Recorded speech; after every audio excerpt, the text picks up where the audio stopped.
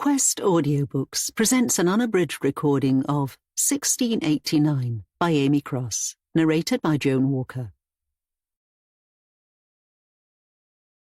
Prologue, January 1689. The sound of horses' hooves rang out through the forest, breaking the silence of a crisp winter morning.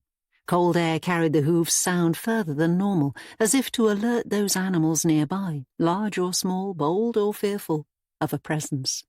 And somewhere further off, toward the edge of a clearing deep in the forest, somebody could be heard hammering a nail.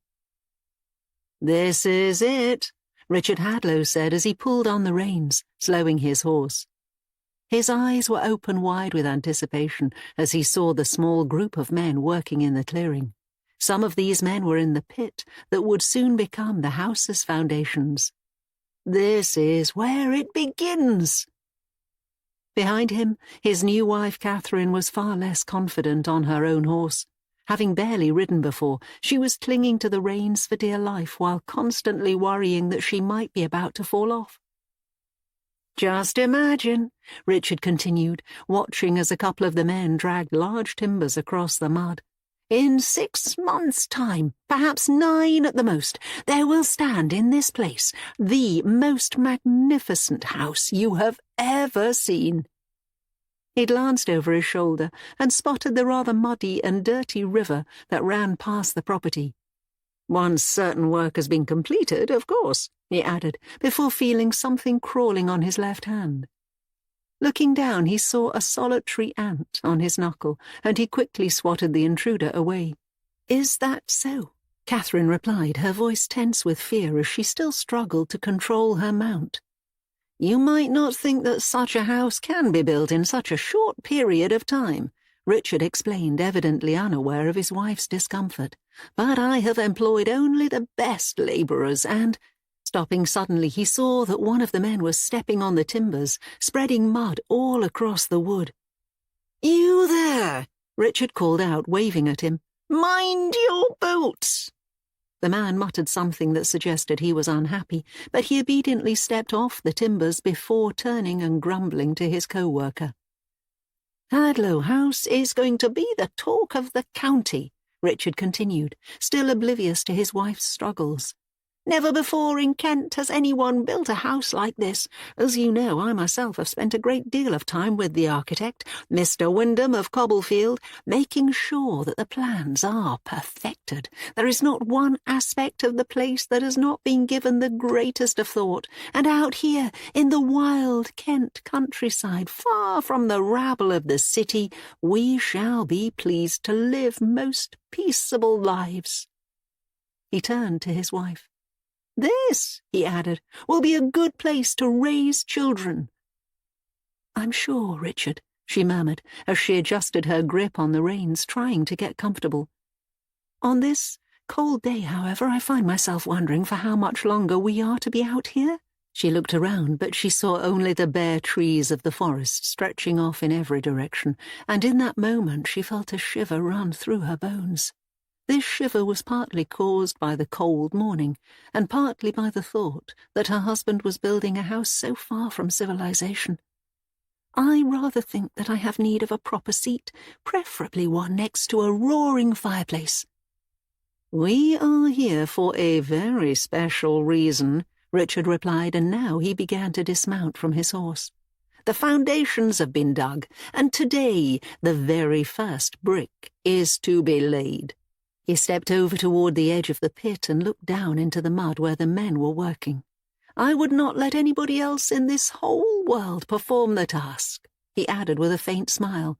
"This is my house. It is to be named after me. I therefore must be here for its beginning." "Yes, of course," Catherine said, looking around once more as she felt the biting air getting even colder. "But I would ask you, my darling, if we can perhaps proceed a little more quickly." Half an hour later, as Catherine remained on her horse near the edge of the pit, Richard held the first brick out in his right hand and admired it almost as if it possessed some religious quality.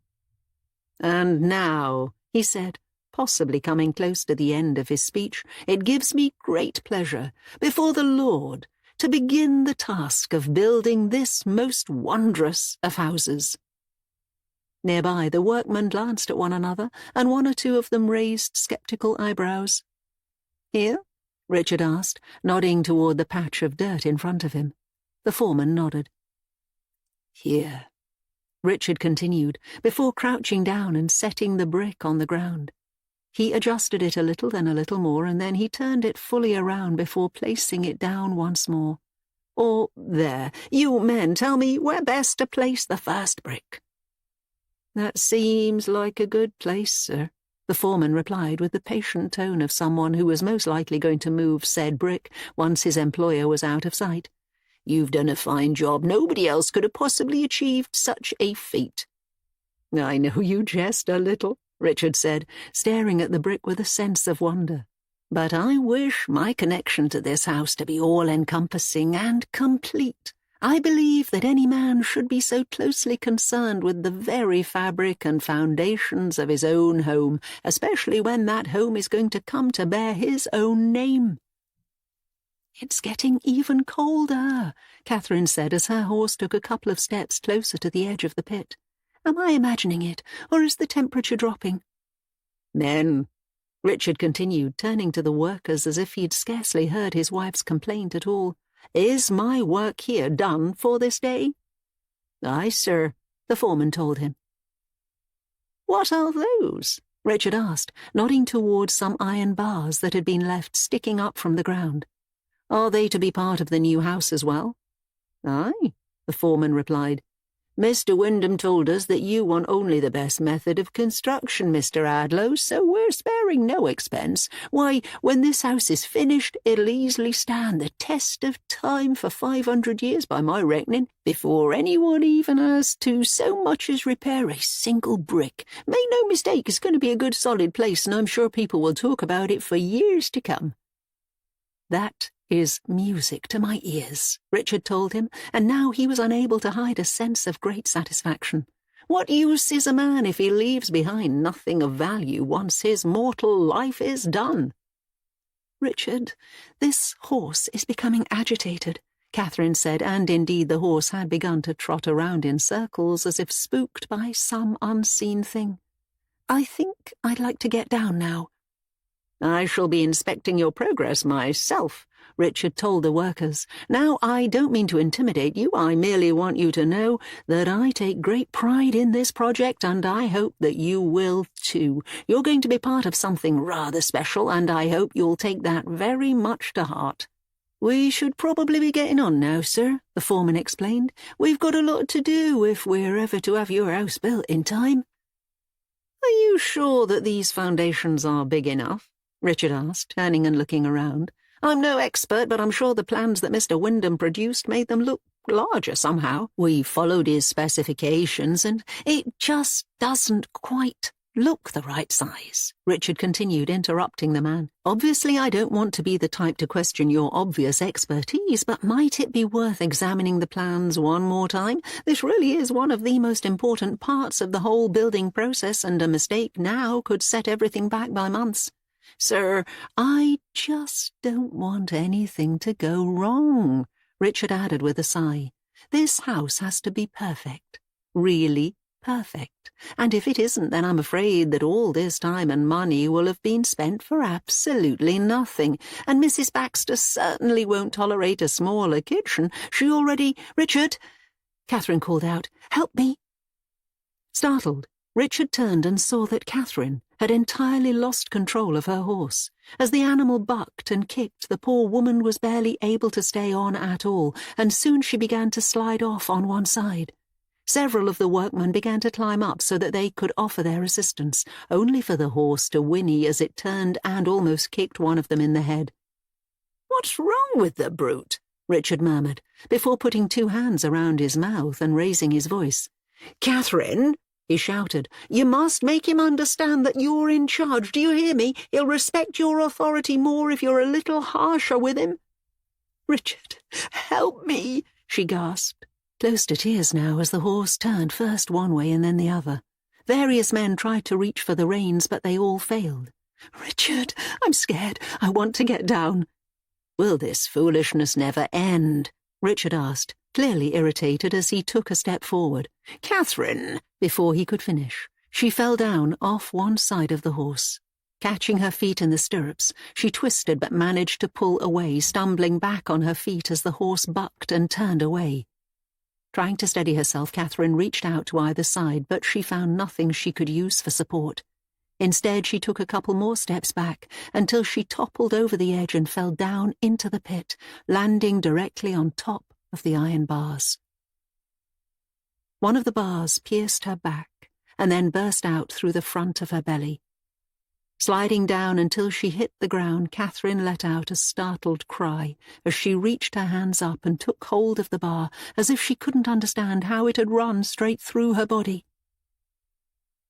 "Richard," she stammered, trying to get up, only to find that she was impaled.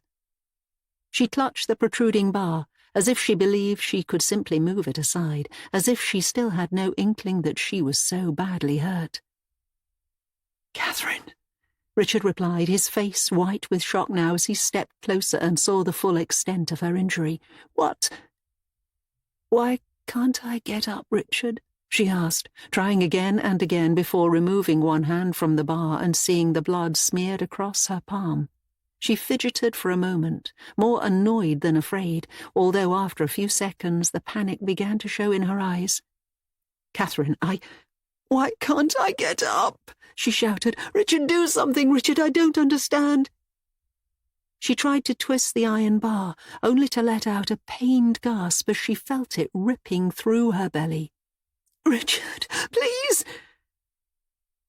In that moment, she reached back and felt the bar running into her body. As her blood soaked into the soil, Catherine's scream rose high into the cold air, filling the space where soon there would stand the mighty edifice of Hadlow House. Chapter 1. And 9 months later to the day, there did stand a house on that exact spot, filling that exact space where the good lady's cry had been heard. Once complete, Hadlow House made for a very impressive sight. Short and squat, with rather rectangular proportions, the house was in truth not that different from many properties up and down the country. On the front, a set of steps led up to the grand front door, with 2 large windows on either side. The top floor showed 5 windows on this aspect, while the gently sloping roof led up to 2 chimneys, one on either side. With its muddy, dark red bricks, the house stood in stark contrast to the greying trunks of the trees in the forest, and also to the green foliage high above. As a gentle breeze blew through that forest, the trees swayed gently and rustled. Past one side of the house, a large oak tree stood slightly separate from the rest of the woodland, as if it was the only part of the natural world that was permitted to encroach upon the clearing surrounding the main building. A crude path ran through the forest, briefly running alongside the dirty little river, before running all the way to the steps at the front of the house. The front door, meanwhile, was large and heavy, although it rattled slightly in the wind. Hadlow House was ready, yet at this moment the place stood entirely abandoned and empty. But not for long, Sir Edward Carstairs said as he sat at his usual table in one of London's more reputable inns. "I don't know when and with how many men, but I feel sure that the last king will make another attempt to retake the crown." "He won't have much luck if he does," his companion, Thomas Donaghy, replied knowingly. "Popery won't be tolerated anywhere in this land, and James Stuart will be swiftly turned back if he tries to return from France. There are those who underestimated King William, but I am not one of them." "And there is another man who should not be underestimated," Carstairs said, looking out of the window and watching as a figure approached the door of a house opposite the inn. "You know who that is, do you not?" "I recognize him from somewhere," Donaghy mused, but for a moment he seemed unable to put a name to the face. "Wait, is it Henry Lumsden?" "You fool," Carstairs chuckled. "It's Richard Hadlow. the dreamer. He turned to his companion. You must know of Richard Hadlow. Everyone in London has been talking about the man of late. He's the fellow who made a great fuss about building his own house down in Kent with the aim of establishing himself as some sort of gentleman. The story rings a bell. They watched as the door of the house opposite opened and Hadlow made his way inside. He took a wife at the end of last year, Carstairs explained, and then in January of this year he made the poor woman accompany him by horse to oversee the laying of the foundation stone. Now, there are various accounts of what happened next, but some sort of accident befell the woman, and she most certainly died out there. His wife? Carstairs nodded. That's very unfortunate, and they had been married for only a few months. Do not pity the man too greatly on that account, Carstairs continued. Now we are in October, and he is already about to marry again. He has found another wife so swiftly. And don't think that people have not been talking, Carstairs cautioned him. The fact is, Hadlow has always dreamed of something he cannot have. He desires a wife and some children of his own, and his own home as well on his own land. The man desires freedom above all else, and he refuses to accept that he can't get it. Why, while the rest of us are busy concerning ourselves with the affairs of our country, I dare say that Hadlow has barely even noticed that there has been a change on the throne. Surely no man can be so insular and blind. I wouldn't put it past Hadlow, Carstairs murmured. Anyway, he has the money to indulge himself in this fantasy, at least for now, and rumour has it that he has indeed found himself a new wife. He took a swig of ale for a moment. Let us just hope, for the sake of everyone concerned, that this one lasts a little longer than the first.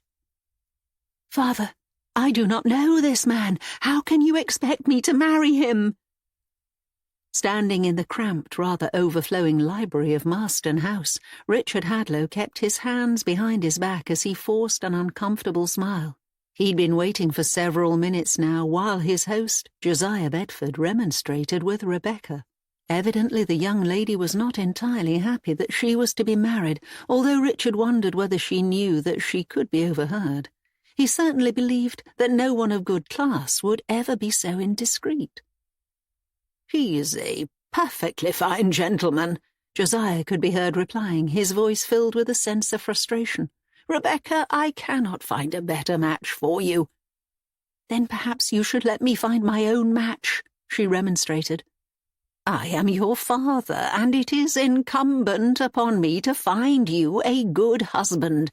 Mr. Hadlow has money, and he has recently finished building himself a fine new home just a few hours from London, and I don't care about any of that, she said, interrupting him. Richard took a deep breath. He'd been struggling for a while to find a new wife, following Catherine's untimely demise, but now he was starting to wonder whether he'd perhaps been a little too eager. Josiah had insisted that his daughter Rebecca would make any man a good home, and that she would be able to give him as many children as he wanted, but now the lady sounded entirely free-spirited and defiant. Richard wanted a wife who would know her place, not one who would cause trouble. At least meet him, Josiah said. I don't want to. You might like him. I promise I won't. If any, I shall make sure that I won't, she added. If you force me to marry this man, Father, I shall endeavour to dislike him, even if he is the kindest soul who ever drew breath. Now I know that you're merely protesting for the sake of it. Father, come on, let us go and meet him, and Rebecca, please try to make a good first impression. Suddenly the double doors at the far end of the room swung open, revealing Josiah Bedford with a big unnatural grin on his face. Mr. Hadlow, he said, switching his tone now and sounding much calmer, or at least striving to give that impression. I'm terribly sorry my daughter was not quite ready, but she is now. She's very excited to meet you. I'm sure, Richard replied, grateful for the older man's lie. As am I, To meet her, I mean. Josiah stepped aside, and Richard couldn't deny a sense of anticipation in his chest as he waited for his new bride to make her first appearance. Every aspect of the wedding had been prepared, and as a widower he felt that he was perfectly entitled to hasten to find another wife. He realized after a few seconds that he was holding his breath, and then, just as he was starting to worry that something might be wrong, he saw a young lady step awkwardly and clearly reluctantly into the doorway. She was by far the most beautiful woman Richard Hadlow had ever seen in his life. Petite, and with thick dark hair running down to her shoulders, she stared back at him with fearful eyes as if she felt absolutely terrified. "Richard Hadlow," Josiah said proudly, "allow me to introduce my daughter, Rebecca. She's so very excited to meet you." "The feeling is mutual," Richard replied, before making his way across the room. Even now he was noticing more and more aspects of Rebecca's appearance that drew him in, such as her big, beautiful brown eyes. "I must confess, when you described her beauty to me, I wondered whether you were perhaps exaggerating a little. As her father, you would have been within your rights to do so, yet—" His voice trailed off, and he realized after a few seconds that he could not look away from such a wondrous creature. "Yet, if anything," he added, "I believe you have understated her appearance. I would be beyond honored to have such a beautiful wife, and Rebecca would be more than honored to be your wife," Josiah replied before turning to his daughter. He waited for a moment, and then he gently nudged her arm. "Wouldn't you, my dear?" Chapter 2. The entrance hallway of Hadlow House had stood in complete silence for several weeks, before finally a key was heard scraping in the lock. After a few attempts, the door shuddered slightly before creaking open to reveal a woman silhouetted against the forest outside. This woman hesitated for a few seconds, staring into the darkness before turning and looking back across the clearing. "There's so much dust," she called out. "Oliver, there's absolutely no way that this house can be ready in time." She watched as her husband made his way out from the forest, carrying some large twigs and branches, which he threw down onto the forest floor. After stopping for a moment to reach around and touch the small of his back, he set off again, heading towards the bottom of the steps and finally looking up at his wife. "Come off it, Fanny," he said with a pained smile. "You'll work your magic just like you've always worked it in the past. When Mr. Hadlow employed you—" "When Mr. Hadlow employed me," she replied, cutting him off, "he failed to describe the total sum of the work he expected. He told me that the house would merely need to be opened up again, but instead it's going to require a full clean." She let out a tired sigh. "He and his new wife are due in a matter of days," she continued, "and I truly don't know how I'm going to have everything ready for them." "But you will," Oliver pointed out with a wry smile. "You always do. Meanwhile, I must deal with the land, and let me tell you that this place is thoroughly overgrown. There's no—" Stopping suddenly, he peered at his wife. She waited for him to answer, although after a few seconds she realized that he was looking not at her but past her. She turned and followed his gaze, but all she saw was the house's gloomy staircase and a window at the top looking out toward the tops of more trees. "I'm sorry," Oliver said, shaking his head. "It was nothing, I just thought—" He sighed, before turning and heading back towards the twigs and branches. "My eyes are playing tricks on me in my old age," he complained. "I shouldn't grumble too much, though. There are plenty who have it worse, and at least I have some work to be doing, for Mr. Hadlow not only wants the forest cleared a little in the house's vicinity, but he also wants me to see what's fouling the river. You're not the only one who has their hands full, Fanny, not by a long shot." Fanny opened her mouth to reply to him before stopping at the last moment. She knew there was no point arguing with her husband, and besides, she supposed that there was no time for much talking. After glancing briefly at the large oak tree, she turned and stepped into the dusty hallway. She looked up at the top of the staircase just to reassure herself that her husband had seen nothing untoward, and then she began to make her way through to the pantry while muttering complaints to herself under her breath. At the top of the stairs there was no sign of any movement, nor was there even the slightest hint of a breath. The carriage bucked and rumbled over a particularly rough stretch of road, and Richard, after a few hours of silence, turned to look over at his new bride. "The roads become less smooth once we are out of London," he observed, hoping to perhaps start some conversation to pass the time. "I don't know if you've left London before, but things are a little different out here. Still, the world would be a boring place if everywhere was the same, just as it would be boring if every person was the same. Sometimes I think that differences, far from being a cause of separation, can actually unite people."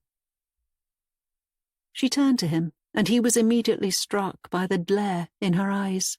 In the week since they'd met, and the 5 days since their marriage, Rebecca had barely said 2 words to him. He'd tried very hard to break through and at least make her laugh once or twice, yet so far she seemed absolutely determined to prove her anger at every moment. Although he understood that she was perhaps not entirely happy about the situation, he couldn't help wishing that she might at least endeavour to make an effort. "The air is very clear out here," he continued, trying to think of a few more positives. "If you're interested in the natural world, there are several species of—" "I'm not," she said abruptly. "I see." They rode on in silence for a moment longer as Richard tried yet again to think of a pleasant topic. He felt sure that he could win Rebecca around if only he found the right way to her heart, and he told himself that he merely needed to surprise her a little. At the same time, he quickly reminded himself that eventually they would be stopping for the night, and that perhaps at the inn he might have a little more success. After all, the bumping carriage was hardly conducive to any kind of relaxation. Satisfied that he was correct in this estimation, Richard turned and looked out of the window, admiring the beauty of the Kent countryside. He felt sure now that as soon as they reached the inn, they would get along much better. The door slammed shut in his face with such force that Richard instinctively took a step back. "I shall be downstairs, then," he said, hoping that Rebecca might be able to hear him still from inside the room. "If you would like to come down later, I'm sure we could—" His voice trailed off as he realized that the evening seemed unlikely to go his way. With darkness having fallen outside, he supposed that he must simply find something to eat and then retire for the night, although part of him still clung to the hope, however faint, that he might yet be able to talk Rebecca round. He understood that she might be a little reluctant to start a new life with him so far from her old home, but he felt sure that she must be wise enough to realize that any young woman of marrying age must eventually settle down. He also knew that his new home could not fail to impress anyone. "Wait until you see Hadlow House," he said, trying to sound confident. "It's really rather magnificent, even if I say so myself." He waited, and he felt sure that she must be able to hear him, even if she was not yet predisposed to reply. "You'll settle in there so very well, I promise," he continued. "Why, I'm sure that many young women would be desperate to have such a beautiful home. It's light and airy, and I've had Mrs. Baxter and her husband go on ahead to open it all up, so you won't have to get straight to work. Did I tell you about the Baxters, by the way? They've been a godsend to me, truly they have. I don't know where I'd be without them. Mrs. Baxter tends to domestic matters, and her husband Oliver deals with the garden area. Well, that's how things worked when they were employed by my father, so I'm sure it'll be the same now that—" His voice trailed off for a moment as he realized that he was straying into potentially uncomfortable territory. "So you won't have the full set of domestic work to do at all," he added, Isn't that good? You'll have a lot of time for things like sewing. Do you like sewing, Rebecca? You seem like a very creative and imaginative young lady. If you sew, I would very much like to see the things that you get up to and—" Again he found himself struggling to finish a sentence, and he worried that he might actually be making things worse. Should he not, he realized now, simply let the poor young lady sleep, so that she might be refreshed in the morning? "I shall be downstairs, then," he said somewhat uncertainly. "I was hoping to share the bed with you tonight, but I wonder now whether I should ask if there is another room available. There's no sense in us crowding one another so soon into our marriage, is there?" He waited, and after a moment he realized that a faint sound was now breaking the silence. Leaning a little closer to the door, he thought at first that Rebecca might be laughing, but he understood after a few more seconds that she was, in fact, sobbing. He opened his mouth to call out to her, yet he knew that there was nothing he could say that might set her at ease. She would simply have to come around to his way of thinking, and eventually realize that she was actually rather lucky. "I shall see you in the morning, then," he added, forcing a smile, even though he was entirely alone on the inn's landing. "Yes, in the morning. Lovely. I shall look forward to the rest of our journey together." Chapter 3. "That oak tree's not looking too good," Oliver Baxter said the following morning as he made his way through to the kitchen at the rear of Hadlow House. "I'm starting to wonder whether it's dying." Stopping in the doorway, he saw that his wife Fanny was standing at one of the windows and staring out towards the trees. He waited, convinced that she had perhaps simply spotted a fox or some other animal, but he realized after a few seconds that his wife seemingly had no idea that he was even in the room with her. He took a moment to clear his throat, and then, when even this failed to attract any attention, he made sure to walk heavily and loudly as he crossed the room. "Fanny?" he said, before reaching out and touching the side of her arm. When, letting out a startled gasp, she turned to him. "I didn't mean to scare you," he told her, although he couldn't help but smile. "You're not usually this jumpy. What's wrong?" "Nothing," she replied, shaking her head. "It's just that Mr. Hadlow will be here later today, and there's still so much to do. The last thing I want is for his new wife to think that I'm in any way unreliable as a domestic helper." "No one in their right mind could ever think that," Oliver told her. "I must admit, though, you've seemed to be not quite your usual self since we got here. Could it be that there's something on your mind?" He watched her face closely, and he knew his wife well enough to understand that he was getting close to the truth. "It's this house, isn't it?" he continued. "Fanny, I noticed before that you seemed to become rather fearful whenever this house was mentioned. Don't you remember that I suggested we could look for other positions? Just because we served Mr. Hadlow's father doesn't mean we have to always stay with the same family. I can't imagine what you don't like about our present situation, but I'm still willing to consider a move. You must say so soon, however, otherwise matters will become more difficult." "A move?" she replied, as if the idea was foolishness itself. "We can't possibly move. What possesses you to say such a foolish thing?" "I'm only trying to help." "You can help by not getting in my way," she said firmly. "Are you finished outside, or do you have more work to do? Remember, if he's made good time, then Mr. Hadlow could be here at any moment." "I'd better inspect that tree some more," he sighed, turning and heading out of the room. "I only came inside to see if you need any help, but evidently you've got everything under control. I might have to talk to Mr. Hadlow about doing something with the oak tree, though. There's going to come a point at which it's unsafe, and if he's set on having children, then obviously—" He continued talking as he walked away, but his voice drifted off until he could no longer be heard by Fanny in the kitchen. For her part, she'd stopped listening to him long before he'd even left the room, and instead her focus was entirely on the window. She was not, however, looking at the trees outside, or at the garden, or at the grey sky above.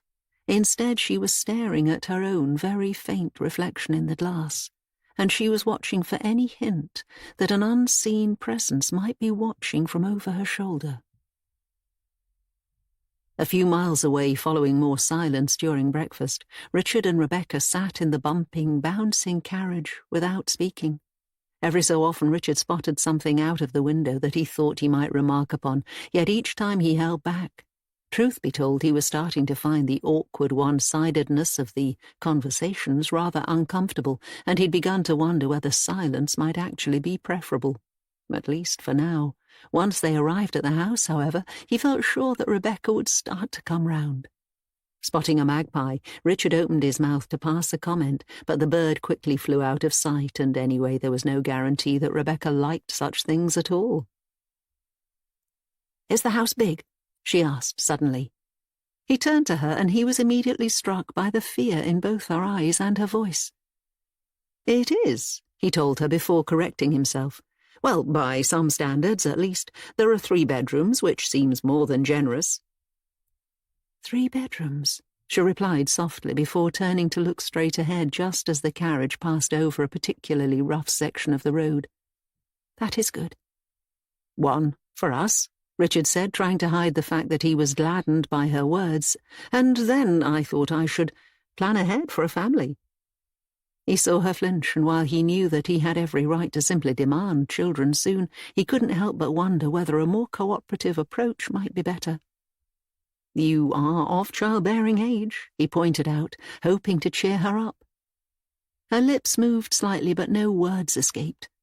She seemed deep in thought, and Richard realized after a few seconds that there was almost an element of panic in her gaze. For a moment he actually caught himself wondering whether she might, out of sheer desperation, fling herself from the carriage. He quickly focused, however, on the idea that this type of thinking was completely foolish. "How far is the house from any neighbours?" she asked. "I have purchased a large tract of land, so there is no danger of us being interrupted on a day-to-day basis." He waited for her to smile. "I thought that would make you feel better," he added. "We can create our own little world at Hadlow House, one in which we are entirely the masters. That way we can focus on what is really important, and we can build our family together. I don't know how much attention you pay to events in the country, Rebecca, but in recent years there has been a great deal of turmoil. My own family has suffered very much during this period, and I believe it is better for a man to keep his family protected from outside events rather than— Well, I believe that a man must look after his family, that is all. I hope that you agree." "Is there a town or a village nearby?" "Cobblefield is close." "Within walking distance?" "Within 10 miles. "So that would take 4 hours, perhaps?" "There really would be no need to undertake such a journey," he told her. "Mr. and Mrs. Baxter will perform most of the necessary tasks, leaving us free to focus on what's truly important." "Is Cobblefield large?" "It's a village," he explained. "There cannot be more than 300 people living there, of that I'm sure. The place would most likely be a culture shock for someone who's grown up in London." 300 people, she whispered, as if she was in awe of that number. How can they live so far from the rest of the world? Do they not feel isolated? There is nothing wrong with a little isolation from the chaos of the modern world. How do they not lose their minds? I imagine they would ask the same question of those who live in London. He paused before reaching for her knee, and then at the last moment thinking better of the idea. He wanted to touch her the way that a man should touch his wife, but he worried that she might become startled. He kept his hand close to her knee for a few more seconds, and then he pulled back. "You will get used to this new life," he said firmly. "Your father was convinced of that. Why, one day you might even be thankful that you came here." She turned to him again, and now the fear in her eyes was, if anything, more pronounced than before. In that moment Richard realized that his new wife was looking at him not as a husband or a saviour, but more as a kidnapper. He quickly told himself, however, that this was wrong, and that he was allowing his imagination to run wild. Finally, unable to look at her for even a moment longer, he turned his gaze so that he could instead see the passing forest. "We will be at the house soon," he told Rebecca, convinced now that the sight of Hadlow House would fill her heart with joy. "I rather sense that you will feel a lot better as soon as we are at our new home." Chapter 4. Just a couple of hours later, Fanny and Oliver Baxter stood outside the front of Hadlow House and watched as the carriage, drawn by 2 horses, approached the property. "How old is Mr. Hadlow again?" Oliver whispered to his wife. "I believe he is in his 30th year. And the young bride is, I believe," she continued, speaking through pursed lips, "that she is in her 22nd year. And the previous Mrs. Hadlow? Is this really the time for so many questions?" she snapped as the carriage rumbled ever closer. "Perhaps not," he admitted. "When you were working near the tree," she said, keeping her eyes fixed on the horses, "you didn't disturb anything, did you?" "Fanny, were you respectful?" "I know exactly what you're talking about," he replied, and now he too sounded distinctly uncomfortable. "And I'd like to think you know me better than to ask such a question. I might not agree with what was done, but that doesn't mean I'd—" His voice trailed off for a moment. "I'm a man of the Lord," he added. "I would never, ever do anything wicked. To be honest, I was too busy trying to swat away all the ants. There must be a nest somewhere nearby." "Good," she replied, as the carriage stopped and the driver climbed down to open the door on the side. She took a moment to check her dress. "Now make sure that you're smart," she added. "You know that Mr. Hadlow likes us to look our best. He's much like his father in that respect." "Mr. and Mrs. Baxter," Richard said as soon as he climbed out of the carriage. "It gives me great pleasure to see you again." "Likewise," Fanny replied, briefly bowing her head slightly. "I trust that your journey was comfortable?" "As comfortable as it might be," Richard said, taking a few steps forward as the carriage's driver attended to the horses. "Rebecca, Mrs. Hadlow, will be out shortly," he added. "She is just taking a moment to compose herself." He looked back into the carriage for a few seconds before heading over to the Baxters with conspicuous haste. "I must inform you," he added, lowering his voice a little, "that she is rather overwhelmed by this change in her circumstances. I'm sure she will settle in well, but a period of adjustment might be required first." "That is only natural," Fanny told him. "She is from London after all. And now here we are in this beautiful, secluded part of Kent," Richard pointed out, as he turned and looked at the garden all around and at the trees further off. "How one could not love this place I cannot possibly imagine. She will come around soon enough." "I wanted to talk to you about the oak tree," Oliver told him. "It's rather—" "Not now," Fanny said firmly, interrupting her husband. "I'm sure Mr. Hadlow is exhausted after his journey down from London. There will be plenty of time later to talk about the house." "Your wife is quite correct," Richard told Oliver, before looking back at the carriage again and still seeing no sign of Rebecca. He waited for a few more seconds, and then he turned to Oliver again. "I do want to get caught up on such matters soon, however," he added. "I did not go to all the trouble of having this house built only to then not immerse myself in the matter of its daily life. Now that Rebecca is here, I intend to—" Suddenly the horses both whinnied loudly, and Richard turned, just in time to see that they were turning and hurrying away with the carriage still attached. The driver was rushing after them, trying to get them to turn back, but the horses, seemingly terrified by something, were heading back the way they'd just come, although after a moment they veered towards the small river that ran past the property. "What's going on there?" Richard asked, his voice filled with concern. "Why—" Before he could finish, the horses turned again, but this time the carriage bucked and began to topple. Before anyone had a chance to react, the entire carriage rolled onto its side and tumbled out of view, crashing down into the dirty river, and in the process pulling the horses down as well. "Rebecca!" Richard shouted, rushing across the clearing as the horses panicked and tried desperately to climb out of the water. "Are you all right?" By the time he reached the river, Richard was in a state of absolute panic. The carriage's driver was still attempting to help the horses in their attempts to clamber out of the water, but the carriage itself was holding them down. The terrified animals were splashing desperately as they pulled and pulled to break free, and Richard had to move around them both before starting to clamber down the river's thick, muddy bank to reach the carriage's open door. "Rebecca!" Looking inside, he immediately saw that there was no sign of his wife. As Oliver and Fanny arrived to help, Richard picked his way past the end of the carriage before splashing down into the water, and at that moment he saw that Rebecca was hauling herself to safety on the river's opposite bank.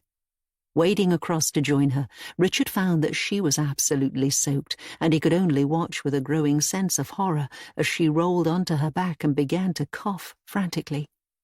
"Are you all right?" he asked, placing a hand on the side of her arm. "Rebecca, talk to me." "I was thrown." Before she could finish, she started coughing again, trying to bring up some of the dirty water that she'd swallowed. She lunged forward, and Richard put an arm around her and tried to support her as she hacked up more and more dirt and mud. At the same time, searching for any sign of blood, he was relieved to see that there was none so far, although a moment later he spotted what appeared to be some dead birds that had been left to rot close to the water's edge. "I was thrown clear," Rebecca gasped once she was finally able to speak. "I was thrown clear out of that thing." "Are you injured?" he asked. "I don't know," she stammered as tears ran down her face. "I'm not even sure exactly what happened once I was in the water." "Let's get you inside and out of these wet clothes," he replied, getting to his feet and helping her up. "Do you think you can manage?" Shivering as her soaked dress clung to her body, Rebecca let him keep an arm around her shoulders as they both waded back across the river. Once they reached the opposite bank, they struggled a little to climb up the steep, muddy slope, until finally Fanny and Oliver were able to grab their hands and haul them the rest of the way. Rebecca quickly slipped and dropped to her knees once she was safe, and she took a moment to cough out more of the river's foul water. "You'll catch your death," Fanny said before turning to her husband. "Oliver, make sure that the fire in the master's study is burning as bright as it can for the poor girl." "Of course," Oliver murmured, turning and limping away, hurrying as rapidly as he could manage back to the house. "You'll be quite all right," Fanny said as she slowly helped Rebecca up. "You've had a real shock and a fright too, but it looks like nothing's broken. I'd rather say that you've been a lucky young lady." "That water tastes filthy," Rebecca gasped, before reaching around and touching the back of her head. "I told Oliver to clean it out," Richard said somewhat helplessly as he watched Fanny helping the shivering Rebecca towards the house. "I told him so many times. It's abominably filthy in there. I don't know what can be done, but I certainly shan't tolerate it remaining that way for much longer. Don't worry, Rebecca, I'll have it dredged and cleaned as a priority." He waited for a reply, but she and Fanny were already climbing the steps at the front of the house, and after a moment they disappeared inside. "I promise," Richard called after them. "It should never have been like this in the first place, but there was so much to do here, and I'm sure it was merely missed." "Can you help me, sir?" the driver asked as he struggled in the river with the flailing horses. "I must unfasten them if they're to have a hope." "Why did they react that way?" Richard snapped angrily. "Can't you control them?" "Something spoke them, sir," the driver replied. "I don't know what. One moment they seemed fine, then they took fright at the same time. It was something over near that big oak tree, perhaps a squirrel or something. Sir, please, they're in such great distress. Can't you come and help me get them free while they can still be saved?" Chapter 5. Half an hour later, Richard stood in the study of Hadlow House, staring down at the hearth's roaring fire. In his mind's eye, he was replaying the horror with the carriage over and over again, albeit with subtle changes. Each time he imagined Rebecca suffering a different agonizing death, and he couldn't help but think of her blood soaking deep into the soil all around the house. How deep, he wondered, would that blood get, and what other blood might already be down there? A moment later, hearing footsteps, he turned just as Fanny stepped into view. He'd known that she was loitering in a nearby room for a while, and that she would check on him eventually. Fanny had been a good worker for his father, and he knew he could trust her with his life. "She's resting," she explained softly, keeping her voice low. "I think she might be sleeping now. She's changed out of her wet clothes, which I'll wash, and I put her in—" She paused for a moment. "I put her in the bed in the larger of the rooms upstairs," she added cautiously. "The master bedroom. I hope that was the right choice." "It was," Richard replied before looking out of the window just in time to see that the horses had been able to climb out of the river. "Thank you for your assistance, Mrs. Baxter. I cannot imagine how such an awful thing happened. I wanted everything to be perfect for Rebecca's arrival here at the house." "It was certainly eventful," she pointed out. "I'm sure she won't forget what happened in a hurry. Still, my old mother used to say that anything that doesn't kill us will only make us that much stronger, and I happen to believe that she was absolutely correct." Richard opened his mouth to reply, but he hesitated for a moment.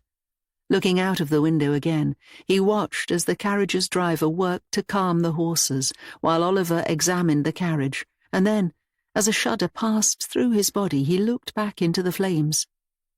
Once again he found himself imagining such terrible fates that could have fallen his beloved Rebecca, although now one particular fate was manifesting more and more often.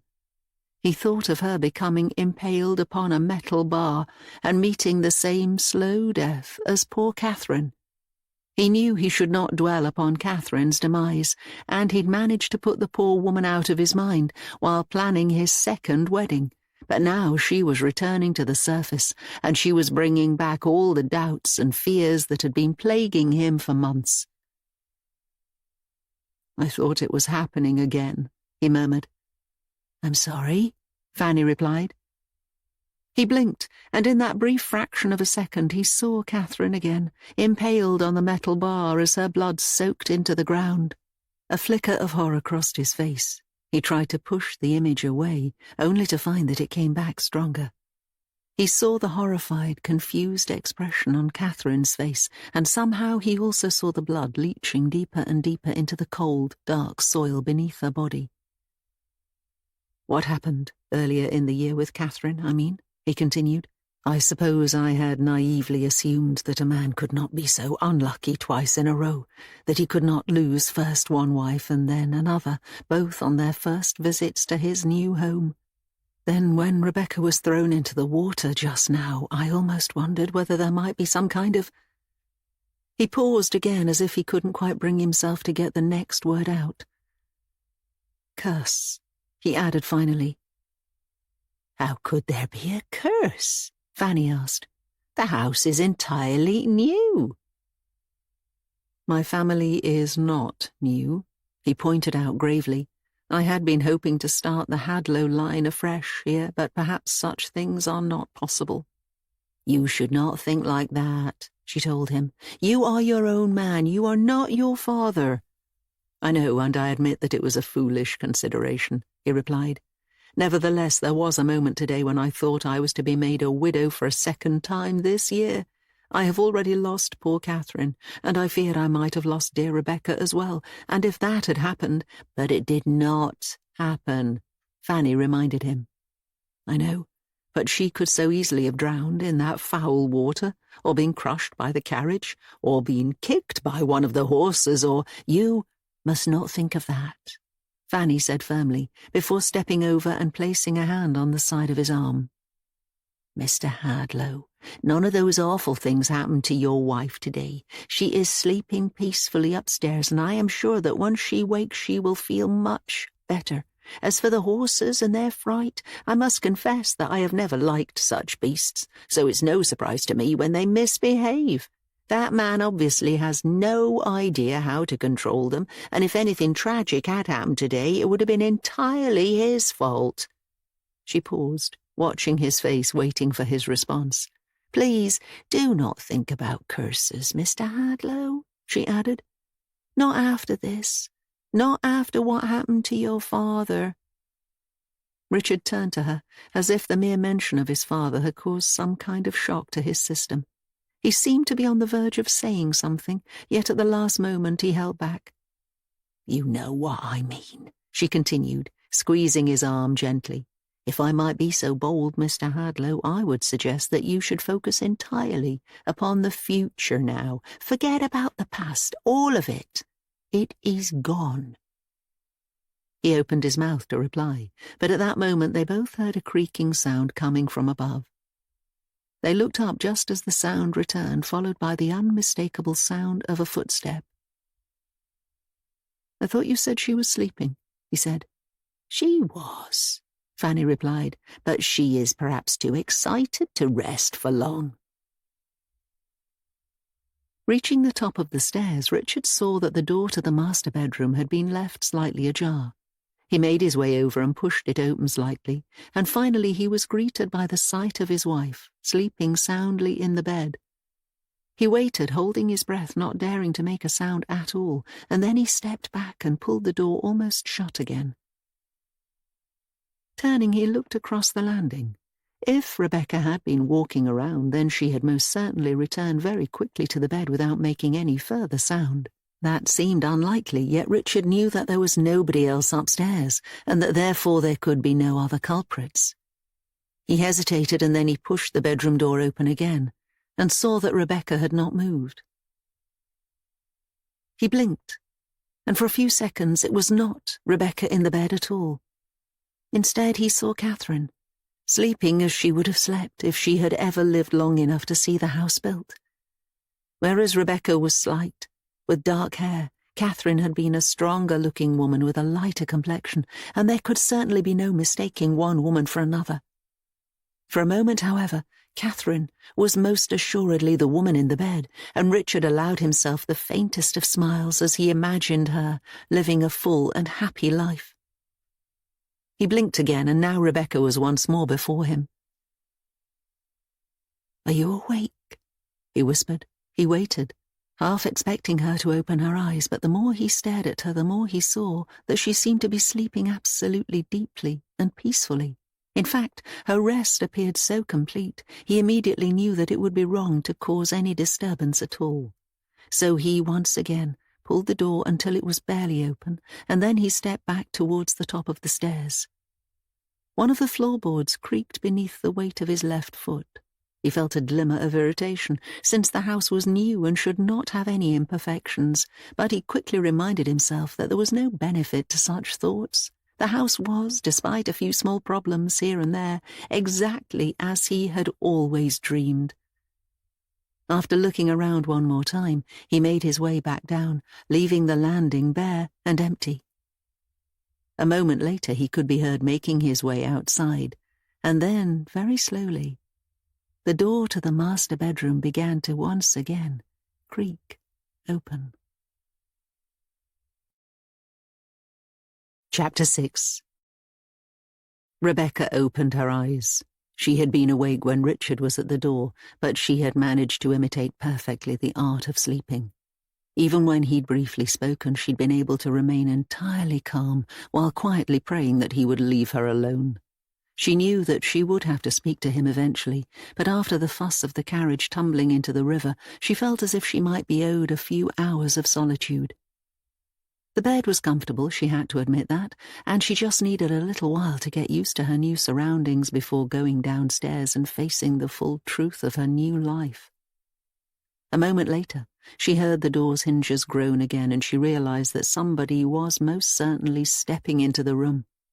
She had believed that Richard was downstairs, that he had perhaps gone outside even, yet now she wondered whether he had returned. She could not open her eyes and look up, of course, since to do so would mean revealing that she was awake. Even if the kind housekeeper, Mrs. Baxter or Mrs. Banford or something like that, was the one who had entered the room, Rebecca preferred to maintain the illusion that she was asleep. She heard soft footsteps moving very slowly around to the other side of the bed. Whoever was in the room, they were now standing behind her. When Richard had been in the doorway, Rebecca had risked opening her eyes very slightly, just enough so that she had been able to peep and see him. She felt sure that he had not realized. Now, however, she knew that this new visitor was much closer, and that her efforts to appear to be sleeping needed to be much more authentic. She wondered why anyone would enter the room and simply stand behind her, but a moment later she had to stop herself flinching as the bed shifted slightly and she felt the weight of somebody sitting behind her. Why can't I be left alone? She thought. Please, is that too much to ask? She swallowed hard, but she kept her eyes shut. If Richard had indeed returned to the room, she could only hope that he might leave soon. If Mrs. Baxter was the visitor, then she assumed the older woman was simply checking on her health. As the seconds passed, however, Rebecca began to feel distinctly uneasy, until suddenly she felt a hand touching her shoulder from behind. She managed, again, not to flinch, but now she couldn't help noticing that this hand seemed very cold, and indeed that the air all around her in the room was growing an icy edge. Swallowing again, Rebecca prayed for the hand to move away, yet it lingered and continued to rest on her shoulder for several seconds. "Mr. Baxter," Richard called out from outside, "might you help me with this?" Rebecca felt a flush of relief. At least this meant that her visitor must be the housekeeper. "Oliver is around the other side of the house," Mrs. Baxter's voice said suddenly, and she too was clearly outside. "I shall fetch him at once." Opening her eyes, Rebecca realized that somebody else must be in the room with her. For a moment she was too shocked to move, and then, wondering whether she had misunderstood the makeup of the household, she sat up and turned to look over her shoulder, at which point she felt the hand fade away. She opened her mouth to speak, only to let out a faint gasp, as she found instead that there was now nobody else with her in the room at all. "There you are," Fanny said, glancing across the kitchen with a smile as soon as Rebecca reached the doorway a few minutes later. "I had thought you might rest for a little while longer." Rebecca watched for a few seconds as Fanny worked the flour on the countertop.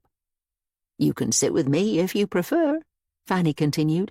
"Mr. Hadlow is outside directing my husband in the commission of some work that suddenly struck them both as being hugely important. I confess that I do not know precisely what." "And what of the other?" Rebecca asked. "Other?" "Who else is here?" Rebecca continued, looking around. "There is another, is there not?" "I am not sure what you mean," Fanny replied cautiously. "Well, Rebecca hesitated, but at that moment she realized that she had perhaps been dreaming. After all, there was no way that anyone could have left the master bedroom so swiftly, and anyway, the hand had felt less solid, as it had pulled away from her shoulder, and more like it had simply blinked out of existence. Still, she could not help but look over her shoulder and watch the gloomy hallway for a moment, before turning to once again watch Fanny at work. "How do you feel now?" Fanny asked. "You must at least have a few aches and bruises after your fall into the river." "I think not," Rebecca said, reaching up and touching the side of her neck. "Some stiffness perhaps, but otherwise I appear to have emerged miraculously unscathed." "For that we must all be thankful." After hesitating for a moment, Rebecca made her way over to the table in the corner. She looked down at the various herbs and plants that Fanny had laid out to dry, and she realized that she had no idea what any of these things might be. Indeed, the more she looked around the kitchen, the more she felt lost in a world of alien things. Her father had tried to teach her about cooking and housekeeping, of course, but she still felt woefully underprepared to take on any kind of duty, and she realized that soon everyone would realize that she was an imposter. Richard Hadlow thought that he had married and acquired a new wife, yet Rebecca knew deep down that she was unable to take on any of the roles that might be reasonably expected of her. She turned to Fanny and almost asked for help, before deciding at the last second that this would be a mistake. Instead, she supposed that she would have to try to learn fast. "There was another Mrs. Hadlow, was there not?" she said cautiously. "Do you know much about cooking?" Fanny asked. "Richard was married before, and I believe it was only this year too. Who was—" "I can teach you," Fanny added, interrupting her this time. "I'm sure you feel rather lost." "There was another wife," Rebecca replied. She lived here, I must assume. I know that she died, but I confess I do not know the details of— You will need to be a fast learner, Fanny told her, cutting her off yet again. All women must. We'll soon have you up and running, though. Please, Mrs. Baker. Baxter, my dear, my name is Mrs. Baxter. Mrs. Baxter, what happened to Mr. Hadlow's first wife? How did she die? What? Suddenly Fanny turned to her, and for a moment the older woman's eyes were filled with rage. After a few seconds, Rebecca looked down and saw the kitchen knife she was holding in her right hand. There is a time and a place for such questions, Fanny said, sounding a little panicked and breathless now. She took a moment to calm herself down a little. This is not that time, she added, or that place. Some things are best left in the past, and you really must try to focus on the task at hand, which is to become the best possible wife for Master Hadlow. She paused for a few seconds. He really is a good man, you know, she added. You mustn't let foolish thoughts fill your head. Instead, you must thank the Lord that you've been given this wonderful opportunity, and you must get to work trying to become the best possible wife. Do you think you can do that? Rebecca hesitated, although she was fully aware that there was only one correct answer to that question. The moment had arrived for her to accept her fate. Yes, she said finally, before resolving to sound a little more determined. Yes, she said again. Indeed. Then let me guide you, Fanny replied, before stepping over to the table. Still holding the knife, she used its tip to indicate a large collection of dark green leaves. Do you know what this is? I confess I do not, Rebecca told her hopelessly. Then I shall educate you, my dear, Fanny said with a faint smile. There's a lot for you to learn here, however, so I hope you'll pay very strict attention. Chapter 7. It's going to be a full week's work, sir, Oliver said as he stood out at the end of the garden, looking down into the sludgy, unwelcoming sight of the river. Perhaps 2, even. That's as maybe, Richard replied, but it must be done. I trust that you have all the tools you require. There aren't many tools that'll be involved, Oliver muttered. It's going to be brute strength that's required.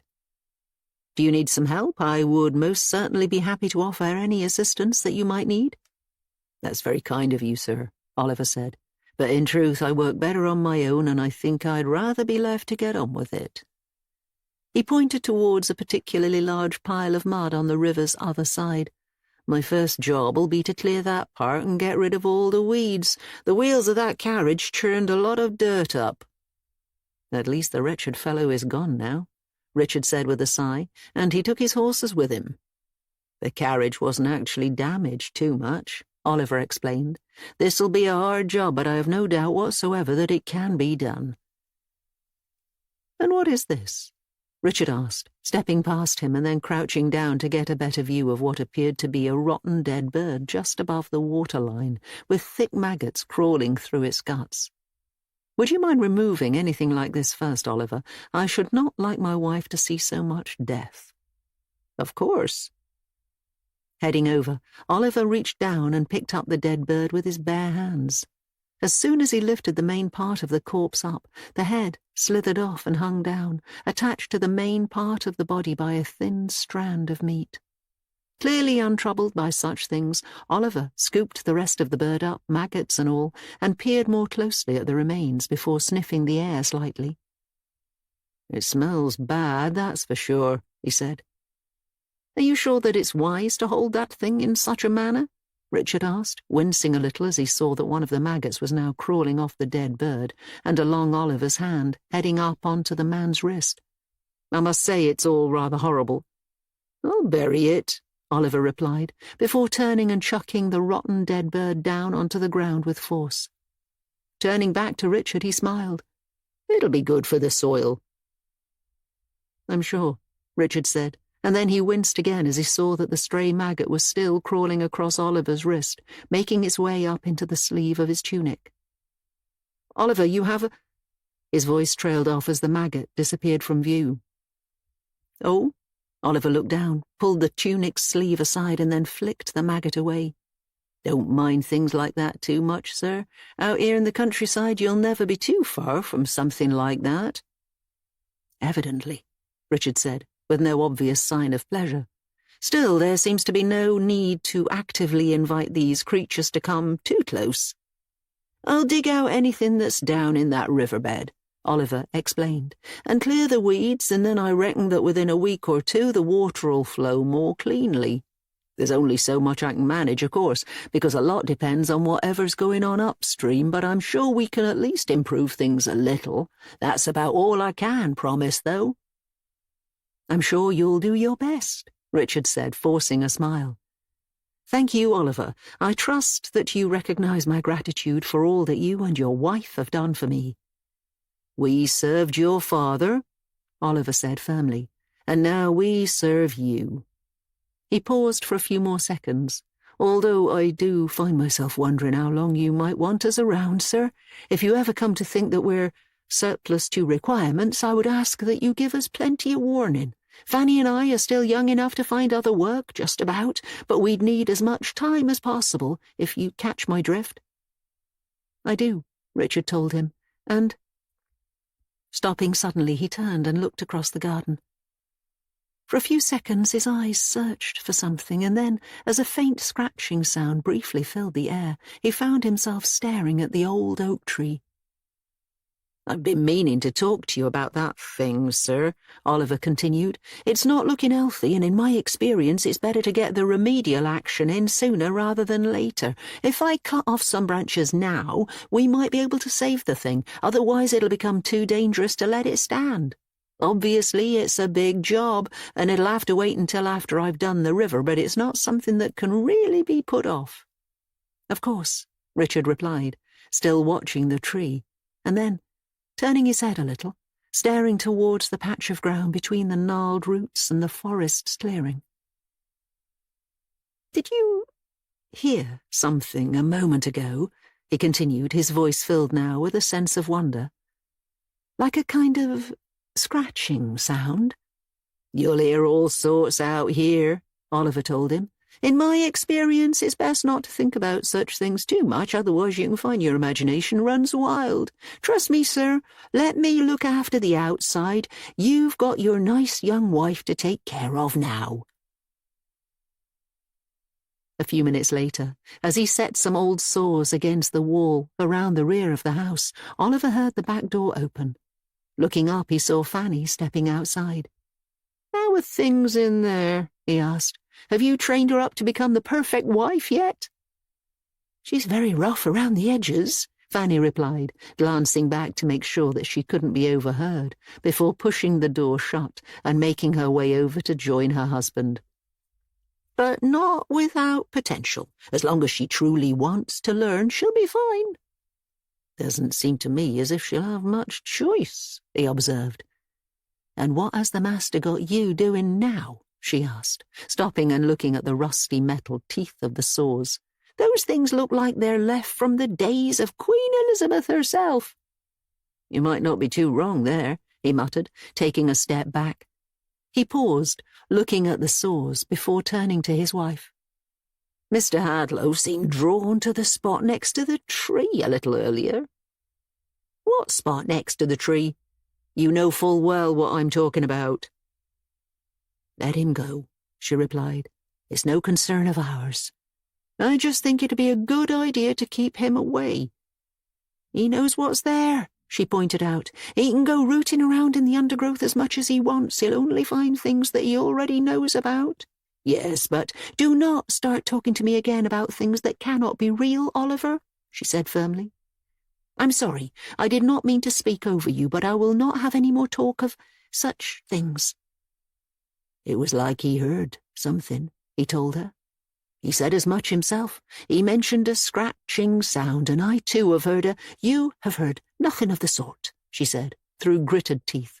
Oliver, you are a good man, and I will not have you dredging up the past in this manner, not when you already have a perfectly good river that needs dredging. Do you understand? There is no— Before she could finish, they both heard Rebecca laughing inside the house.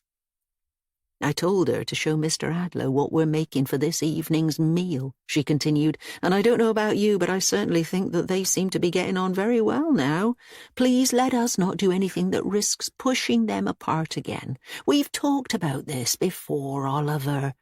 We both know that after everything he has endured in recent years, Mr. Hadlow is more deserving than almost any other man of a fresh start. And I, for one, intend to do everything in my power to make sure that he gets one. She wiped her hands on the sides of her apron before turning and heading back into the house.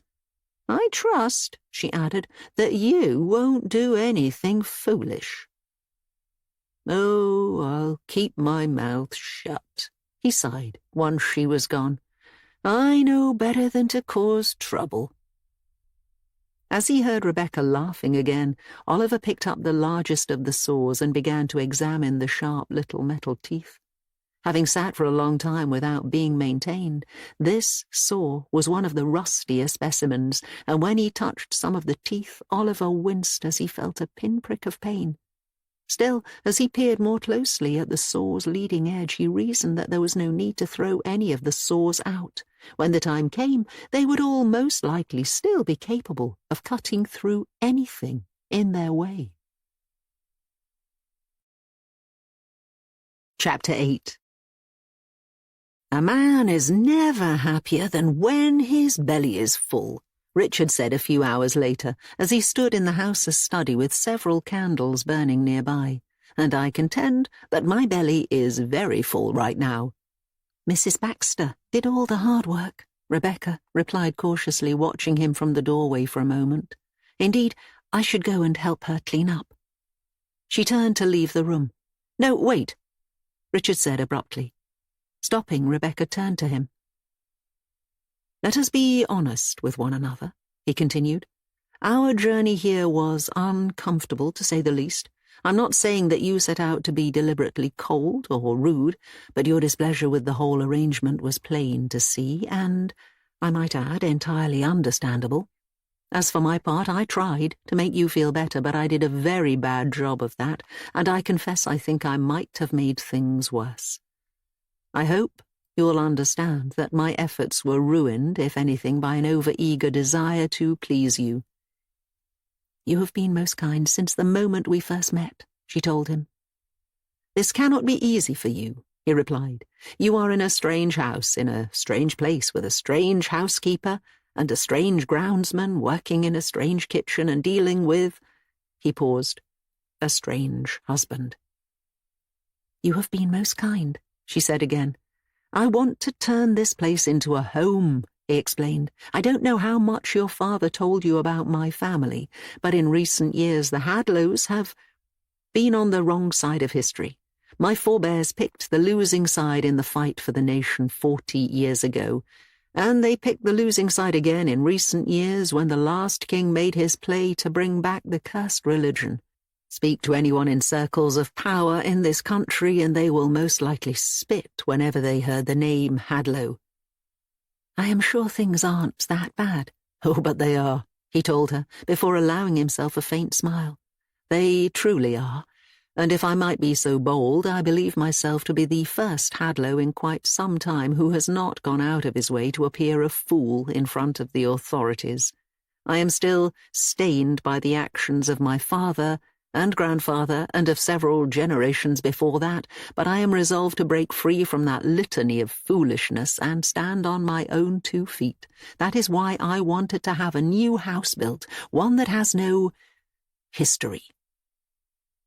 I can understand that, she replied meekly, although she still seemed keen to leave the room. A new house, he continued, and a wife, and hopefully soon some children to fill the empty spaces. At this, Rebecca lowered her gaze a little. These things will take time, Richard told her before making his way across the room and stopping to look down at her face. But I am a patient man, and I hope that even if you feel no love for me now, you will at least remain open to the possibility that you might one day tolerate my company. You are a kind man, she replied, looking up at him again, and now she was blushing a little. I should have been more convivial when we first met and during our journey down here, and for that I can only apologize." "No apology is necessary." "It is," she said firmly, "and you know as much. I think my young age robs me of the necessary maturity at times, but I shall endeavour to find a way to please you better." She paused again, staring into his eyes, and she stayed close to him even though her instincts told her to move back a little. "I still have so much to learn," she added, and now her voice was trembling a little with fear. "But with your good grace and a little patience, I hope to become the sort of wife that you desire." "I'm sure you will," he told her. "You have already tested the marital bed. I hope you found it to your satisfaction." "I did," she said, and she was starting to wonder whether she might be blushing. For the next few seconds, an awkward silence fell between them once more, but this was not the same as the silence in the carriage.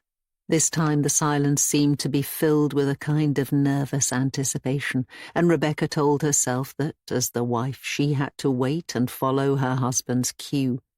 In truth, she had never felt so hopelessly naive and inexperienced as she felt at that moment, and she desperately wanted Richard to take the lead. With each second that passed, however, she began to wonder whether she was doing something wrong, whether she, perhaps, should be the one to show some initiative. And then, just as she was trying to think of some other move, Richard reached out and put his hands on the side of her face, and then he leaned close and pressed his closed mouth against hers. Startled, but supposing this must be a kiss, Rebecca waited. She had never been kissed before, and had never even seen anyone kissing, save for some decorous pecks on the cheeks of a few relatives now and again, but she assumed that a kiss between a husband and a wife must be different in some way. Nevertheless, Richard kept his mouth firmly shut, while the whiskers of his upper lip tickled her face. After a few seconds, supposing that she should make a move, Rebecca opened her mouth and moved her tongue close to her own teeth, but Richard did not reciprocate, and instead he merely pressed his face harder against hers until their open eyes were mere fractions of an inch apart. Finally, after what felt like an eternity, Richard pulled back. Rebecca, completely confused by what had just happened, realized that now she was definitely blushing. "Well," Richard said, forcing a smile, "now we have had our first kiss." "Yes," she replied demurely, supposing that she must have simply misunderstood how kissing worked. "It was good to do that." "We shall do it some more," he told her, "although now I feel that the hour is getting late and we must both prepare for bed. Please check with Mrs. Baxter and see whether she requires anything else from you, and then I shall see you in the bedchamber." "Of course," she said, trying not to appear flustered, as she turned and hurried out of the room. "I'm sorry I should have done that already. Please forgive me." A short while later, having assisted Mrs. Baxter in the discharge of certain duties in the kitchen and pantry, Rebecca made her way up the stairs. She had been dreading this moment somewhat, worried that her wifely duties in the bedroom might prove rather difficult and awkward, but she knew she could delay no longer. Richard was already in the master bedroom, no doubt waiting for her arrival. Reaching the top of the stairs, she hesitated for a moment. The kiss earlier had certainly been unlike anything she had anticipated, and now her mind was racing as she began to wonder what might be about to happen next. She had heard only a few fleeting whispers over the years about copulation, and she felt that her 22 years of life so far had left her woefully unprepared for this moment. Indeed, she worried that she was bound to disappoint her husband, although she quickly reminded herself that he would most likely take the lead. After all, he had known how to kiss. As she stepped forward, she happened to glance out of the window, and she immediately froze as soon as she spotted a figure standing next to the old oak tree. Puzzled, she squinted a little in an attempt to see better. She could tell that the figure was a woman wearing a white dress, although the garden was very dark and she was unable to make out many details. The woman seemed to have quite light hair, and after a few seconds Rebecca felt a shiver pass through her chest as she realized that this was most certainly not Mrs. Baxter. Whoever was out there, she appeared to be staring directly up at Rebecca, almost as if, even from a couple of 100 feet away, she had anticipated her arrival at the window. Rebecca opened her mouth to wonder out loud who might be in the garden, but at that moment she heard a bump coming from the master bedroom. She turned and looked at the half-open door, and then she looked out of the window again, only to find that this time the strange woman was nowhere to be seen. She waited, half expecting the woman to reappear, but now the garden was entirely empty. Chapter 9. The following morning, as she made her way into the house through the back door, Fanny heard a sound that was shocking and entirely unexpected. Laughter. Stopping in her tracks, she listened as muffled voices rang out through the house. Richard and Rebecca were in the study or perhaps the library, and they seemed to be getting along rather well. After a few seconds, Fanny made her way to the table by the window and set her basket down, and then she lingered again as the laughter continued. A moment later, as footsteps suddenly hurried across the hallway, she turned and began to arrange the items from the basket, acting as if she had not even noticed the strange sound. "Someone's having a good morning," Oliver said as he wandered into the kitchen with his heavy work boots thudding hard against the bare wooden floor. "Sounds like they're getting on just fine." "Indeed," Fanny said through pursed lips. "I was meaning to speak to Mr. Hadlow about something," Oliver continued, stopping and looking out of the window. "But perhaps I'll wait until he's better able to focus." He paused before turning to his wife. "He needs to know what happened, Fanny." "What are you talking about?" she asked, attempting to focus on the greens in the basket. "You know exactly what I'm—" "No, I do not," she said firmly, cutting him off as he took her paring knife and began to strip some of the leaves.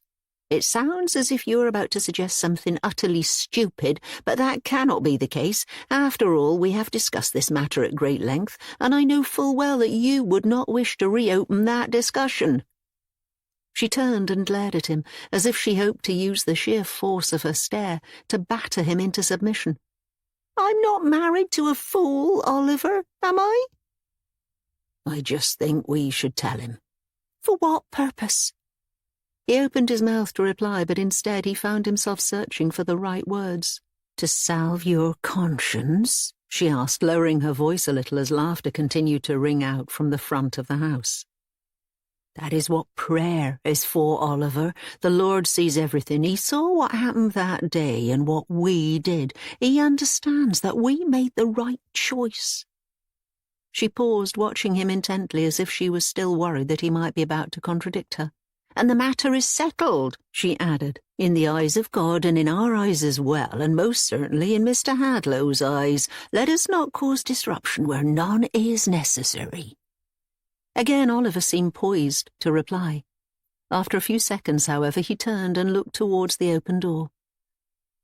"They sound happy," he pointed out finally. "I suppose it would be wrong to do anything that might risk such a miracle."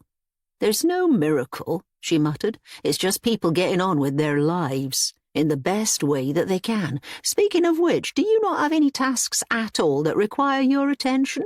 I was under the impression that you had a river to dredge and a tree to fix and all manner of other jobs around the house." "Aye, that I do," he admitted, and then he hesitated yet again. "Fanny, just one thing," he added. "Do you think it was quick? What I mean is, do you think—" "Oliver!" she snapped, suddenly stepping towards him and holding the paring knife up as if she meant to slide its blade into his face. "Will you shut up?" Shocked by his wife's anger, Oliver simply stared at her until, after a few seconds, she lowered the knife. He watched as she rubbed one side of her face and then as she returned to her work with the greens in the basket. "That's quite enough of that," she said, clearly shaken by her own outburst.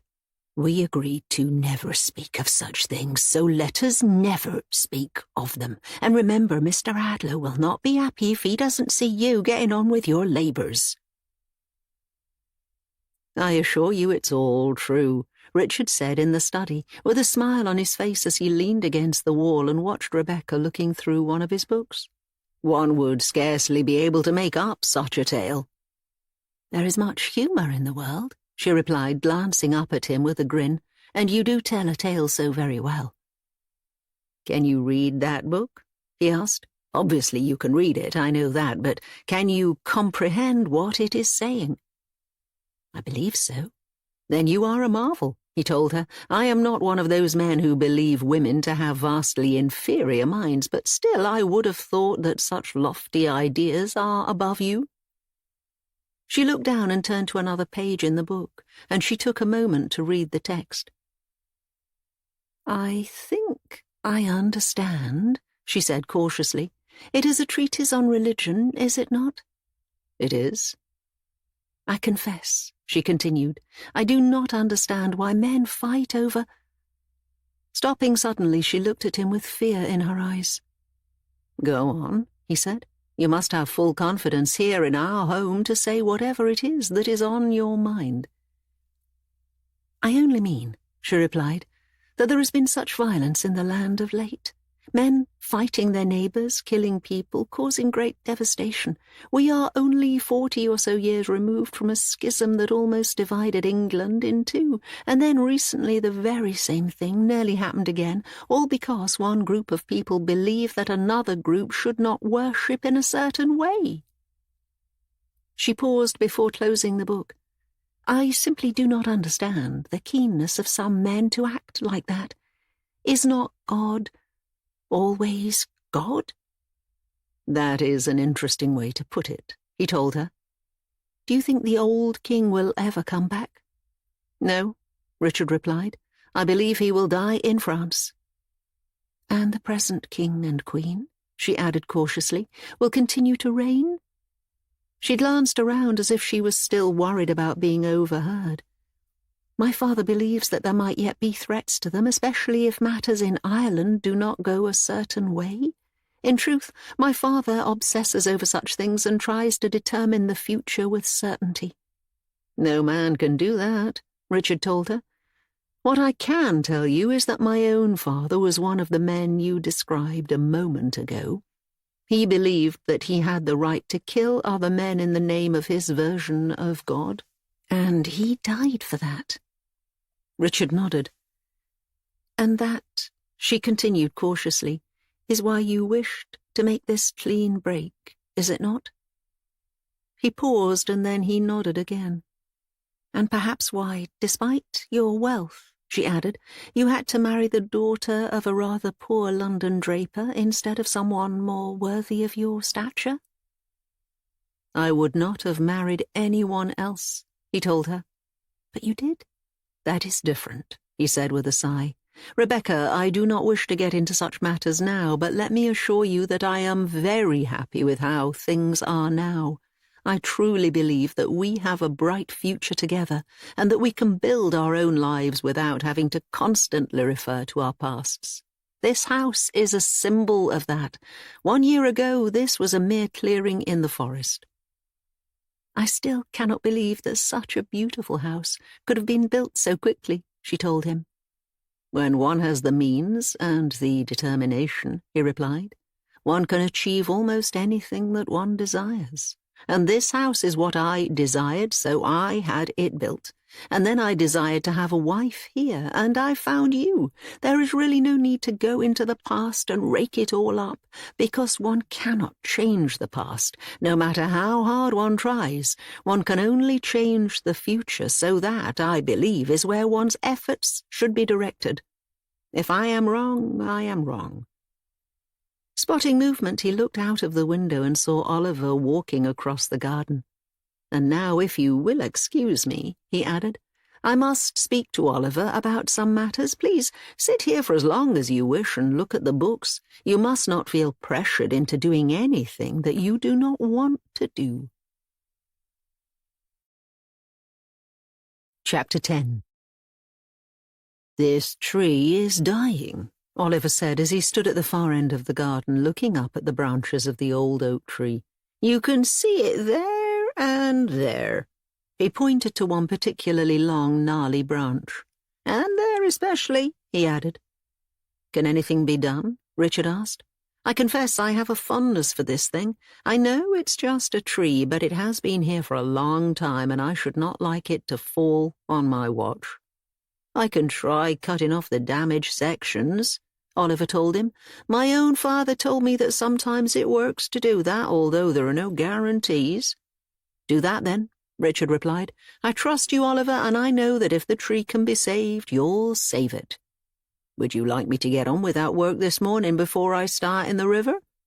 I would not dare to tell you how to organize your time, Richard continued, before patting him on the shoulder. I have been thinking that I might take Rebecca out to show her some of the forest. The area surrounding this house is absolutely beautiful, and it's only fitting that she should see the local wildlife. If you have no need of my assistance, I shall leave you to work in peace. That sounds fitting, sir, Oliver told him. Thank you. He paused. But there is one other matter, sir, he added, glancing at the house and seeing that Fanny was nowhere to be seen. I shouldn't mention it, he continued, lowering his voice, but something has been on my mind. My wife believes that it should be forgotten, yet I think that a man in your position would like to know. What are you talking about? Richard asked.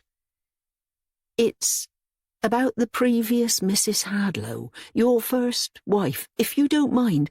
I really don't wish to know, Richard said firmly, cutting him off before he could get another word out. I'm sorry, Oliver, but I don't think that this is the appropriate time to be bringing that matter up. I am extremely grateful to you and your wife for your assistance during that difficult time, but it is in the past, and I think it should be left there.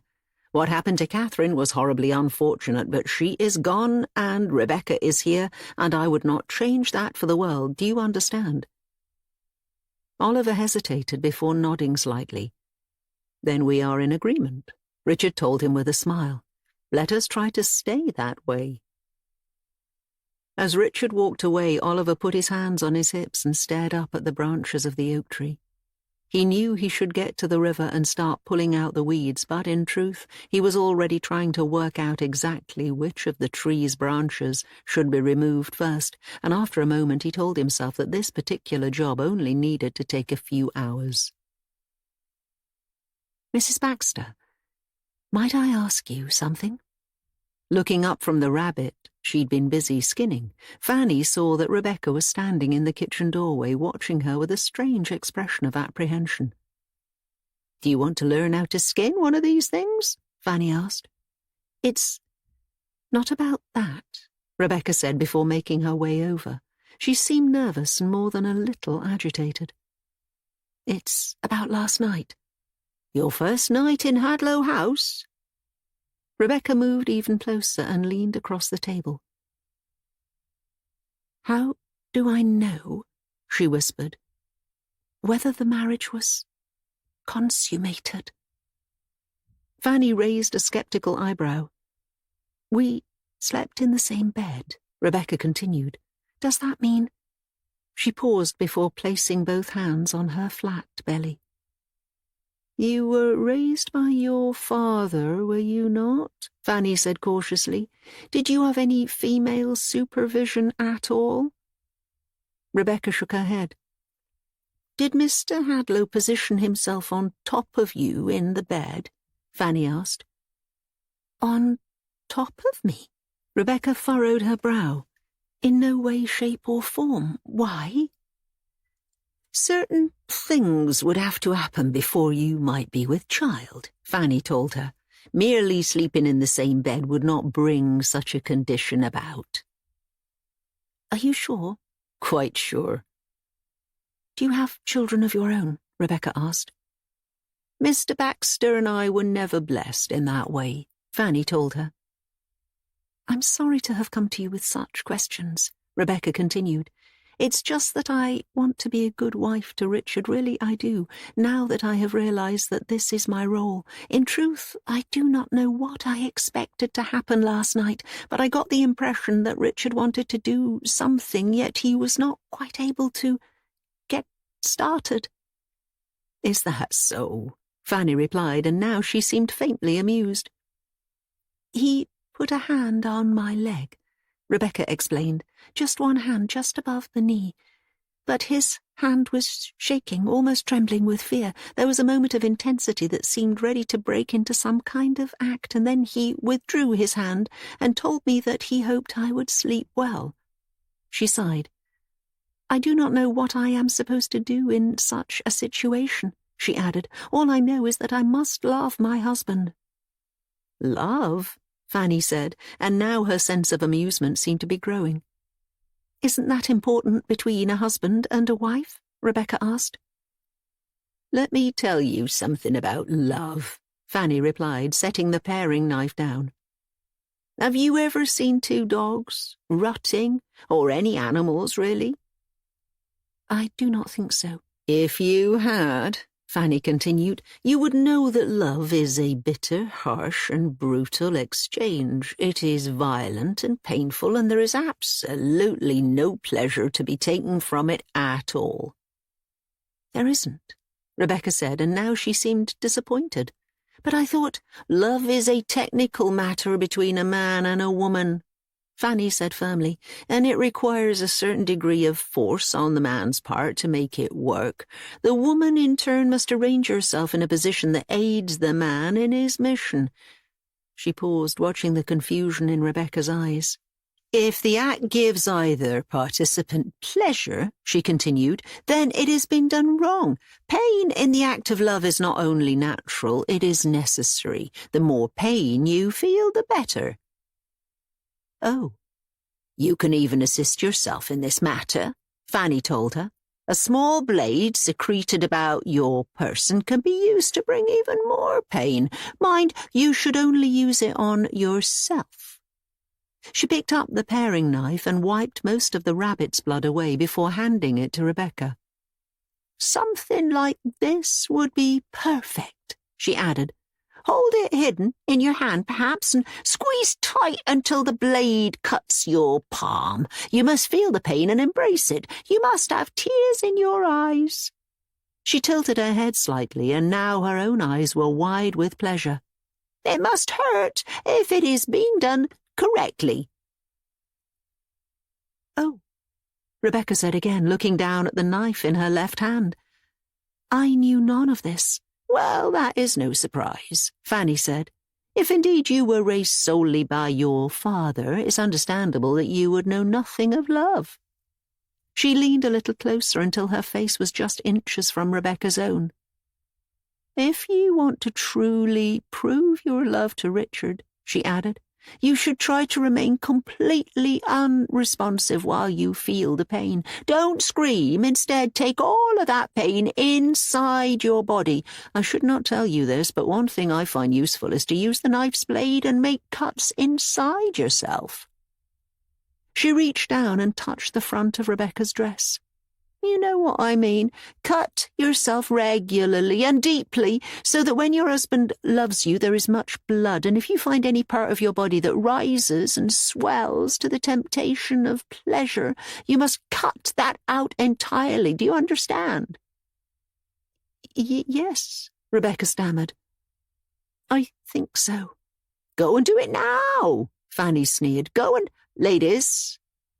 Startled, they both turned to see that Richard was making his way through. Fanny immediately stepped away from Rebecca, who in turn set the knife down on the counter. Rebecca, Richard said, clearly unaware of any tension in the room as he took her by the hand. I was thinking that I might take you for a short walk to show you some of the local area. The wildflowers in particular are quite beautiful at this time of year. That would be lovely, Rebecca replied, allowing him to lead her out of the kitchen. Thank you, Mrs. Baxter, she added, glancing over her shoulder. You have been most helpful. Fanny smiled and waited for them to leave the room, and then she turned and took the knife again before picking up the skinned rabbit. She admired the sinewy muscles and tendons for a moment, before cutting away part of the muscle and slipping the raw meat into her mouth. My dear, she whispered with a smile, you are most welcome. Chapter 11. Damn it! Oliver hissed, straddling one of the oak tree's branches while he tried to cut the next branch along. This thing is too rusty. Taking a look at the saw, he realized that its teeth were far too ragged and damaged. He'd been up in the tree for a few minutes now, cutting like crazy but making little progress. He had several other saws down on the ground, and he knew that most of them would be more effective, but climbing into the tree had taken quite some time, and he wanted to avoid having to go all the way back down. Infernal thing, he sighed, before running a fingertip against the saw's rusty teeth. He felt the sharpness, although he was careful to avoid cutting himself. What are we gonna do with you? You're no good for anything, and... Hearing voices, he turned and looked towards the house just in time to spot Richard and Rebecca making their way past the edge of the garden and out towards the forest. "Sir," Oliver called out, waving at them in the hope that his employer might be able to pass one of the better saws up for him to use. "Sir, might I have some assistance?" He waited, but after a moment he sighed again as he realized that he hadn't been heard. Sure enough, Richard and Rebecca walked off between the trees, laughing as they talked to each other, and Oliver realized that this window of opportunity had closed. "Sir," he called out anyway, just in case he might get lucky. "I'm sorry to disturb you, sir, but is there any chance that you might be able to come over and—" His voice trailed off as he realized that he was too late. "Damn and bother," he complained under his breath. Then again,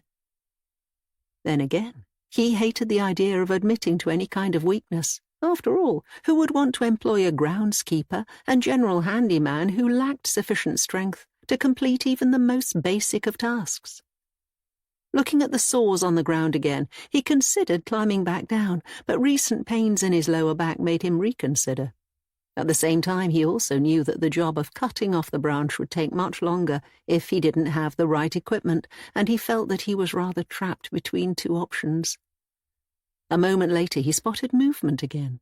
He looked towards the house, and this time he saw that Fanny had made her way around to the side and was pouring some water out onto the ground. "Fanny!" Oliver shouted, waving at her. "What?" She called back to him. "Can you give me a hand with something?" he asked. "Not now," she replied. "I'm busy." "It's just a small thing," he told her.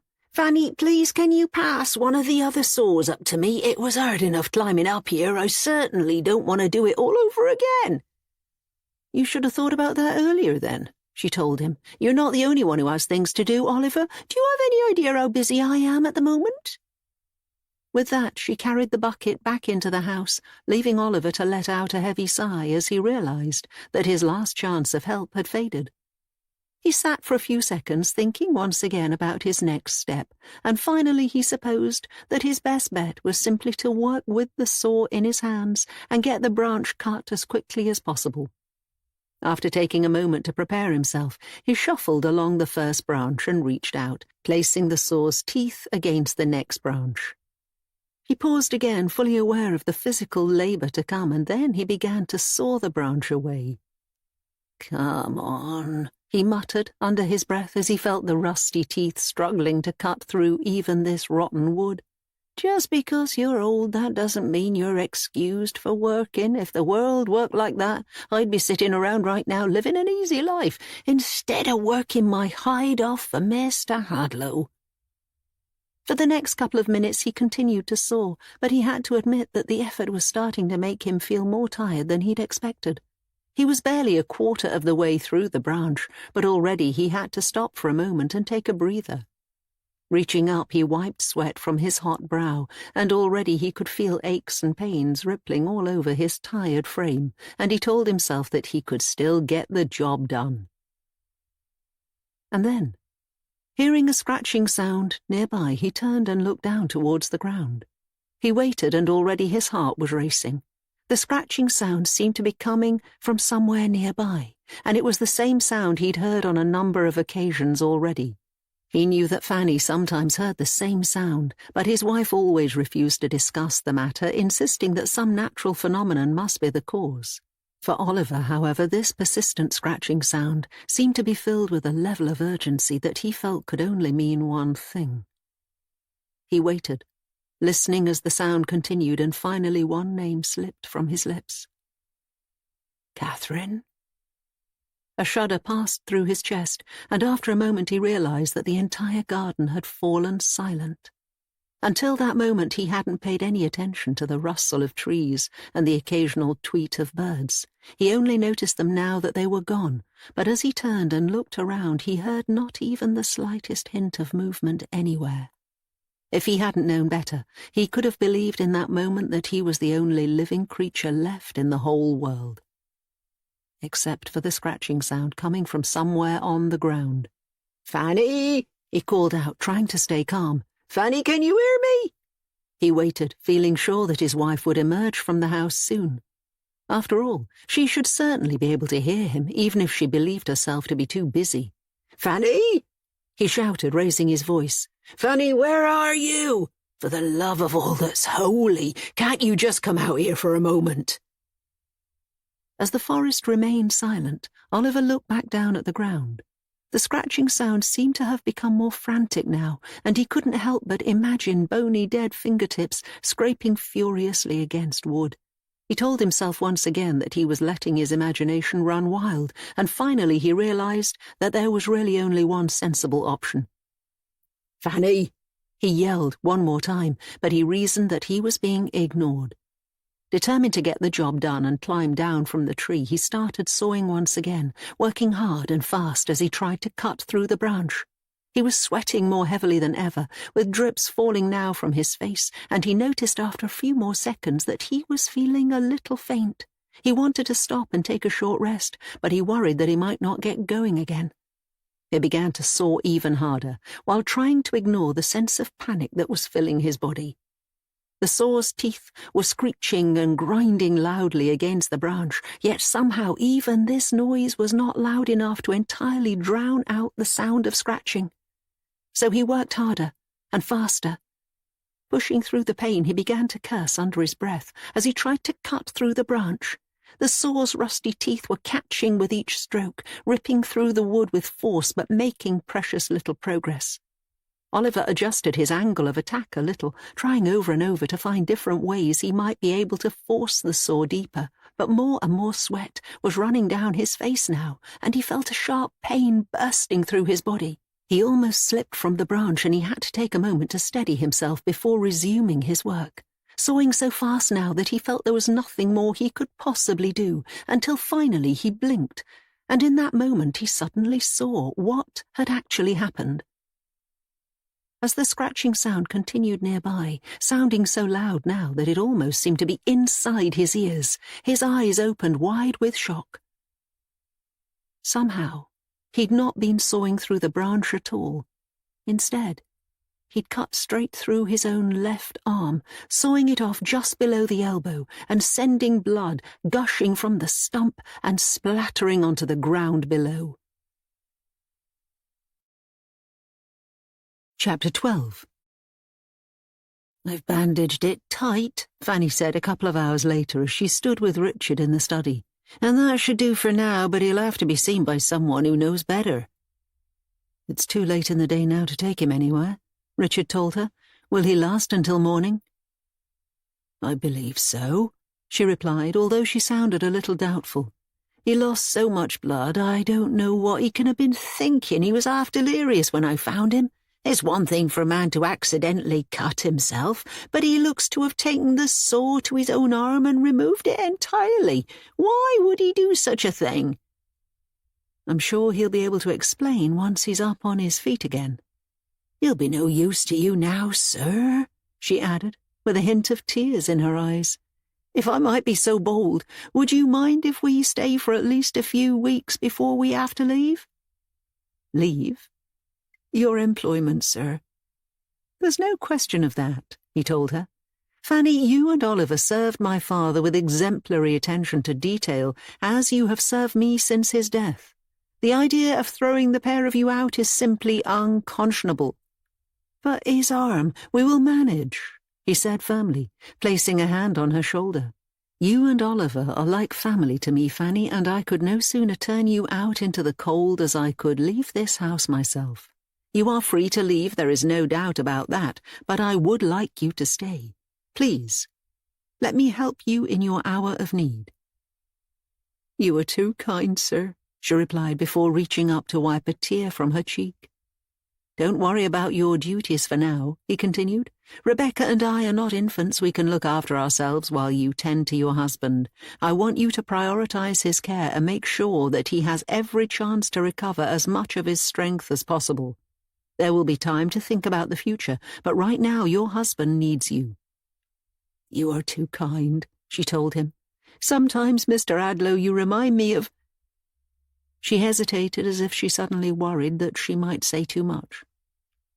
"Well, of your father," she added. "In some ways. In your character, at least."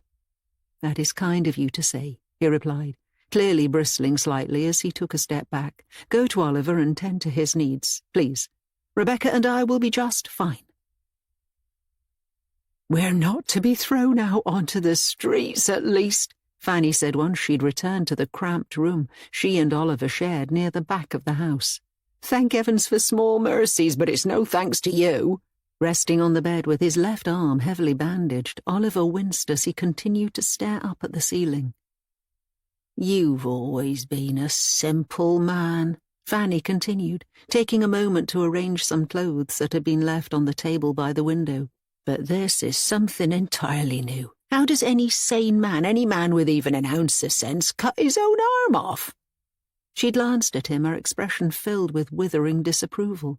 "I cannot fathom what must have been going through your head, but you are evidently a far more foolish man than even I believed, and that, I must tell you, is some revelation." "It was her," he whispered. "I beg your pardon?" "It was her," he said again, still not looking at his wife.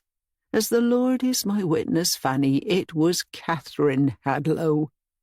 "What are you talking about?" she snapped, before hurrying back across the room and pushing the door gently shut so that they could not possibly be overheard.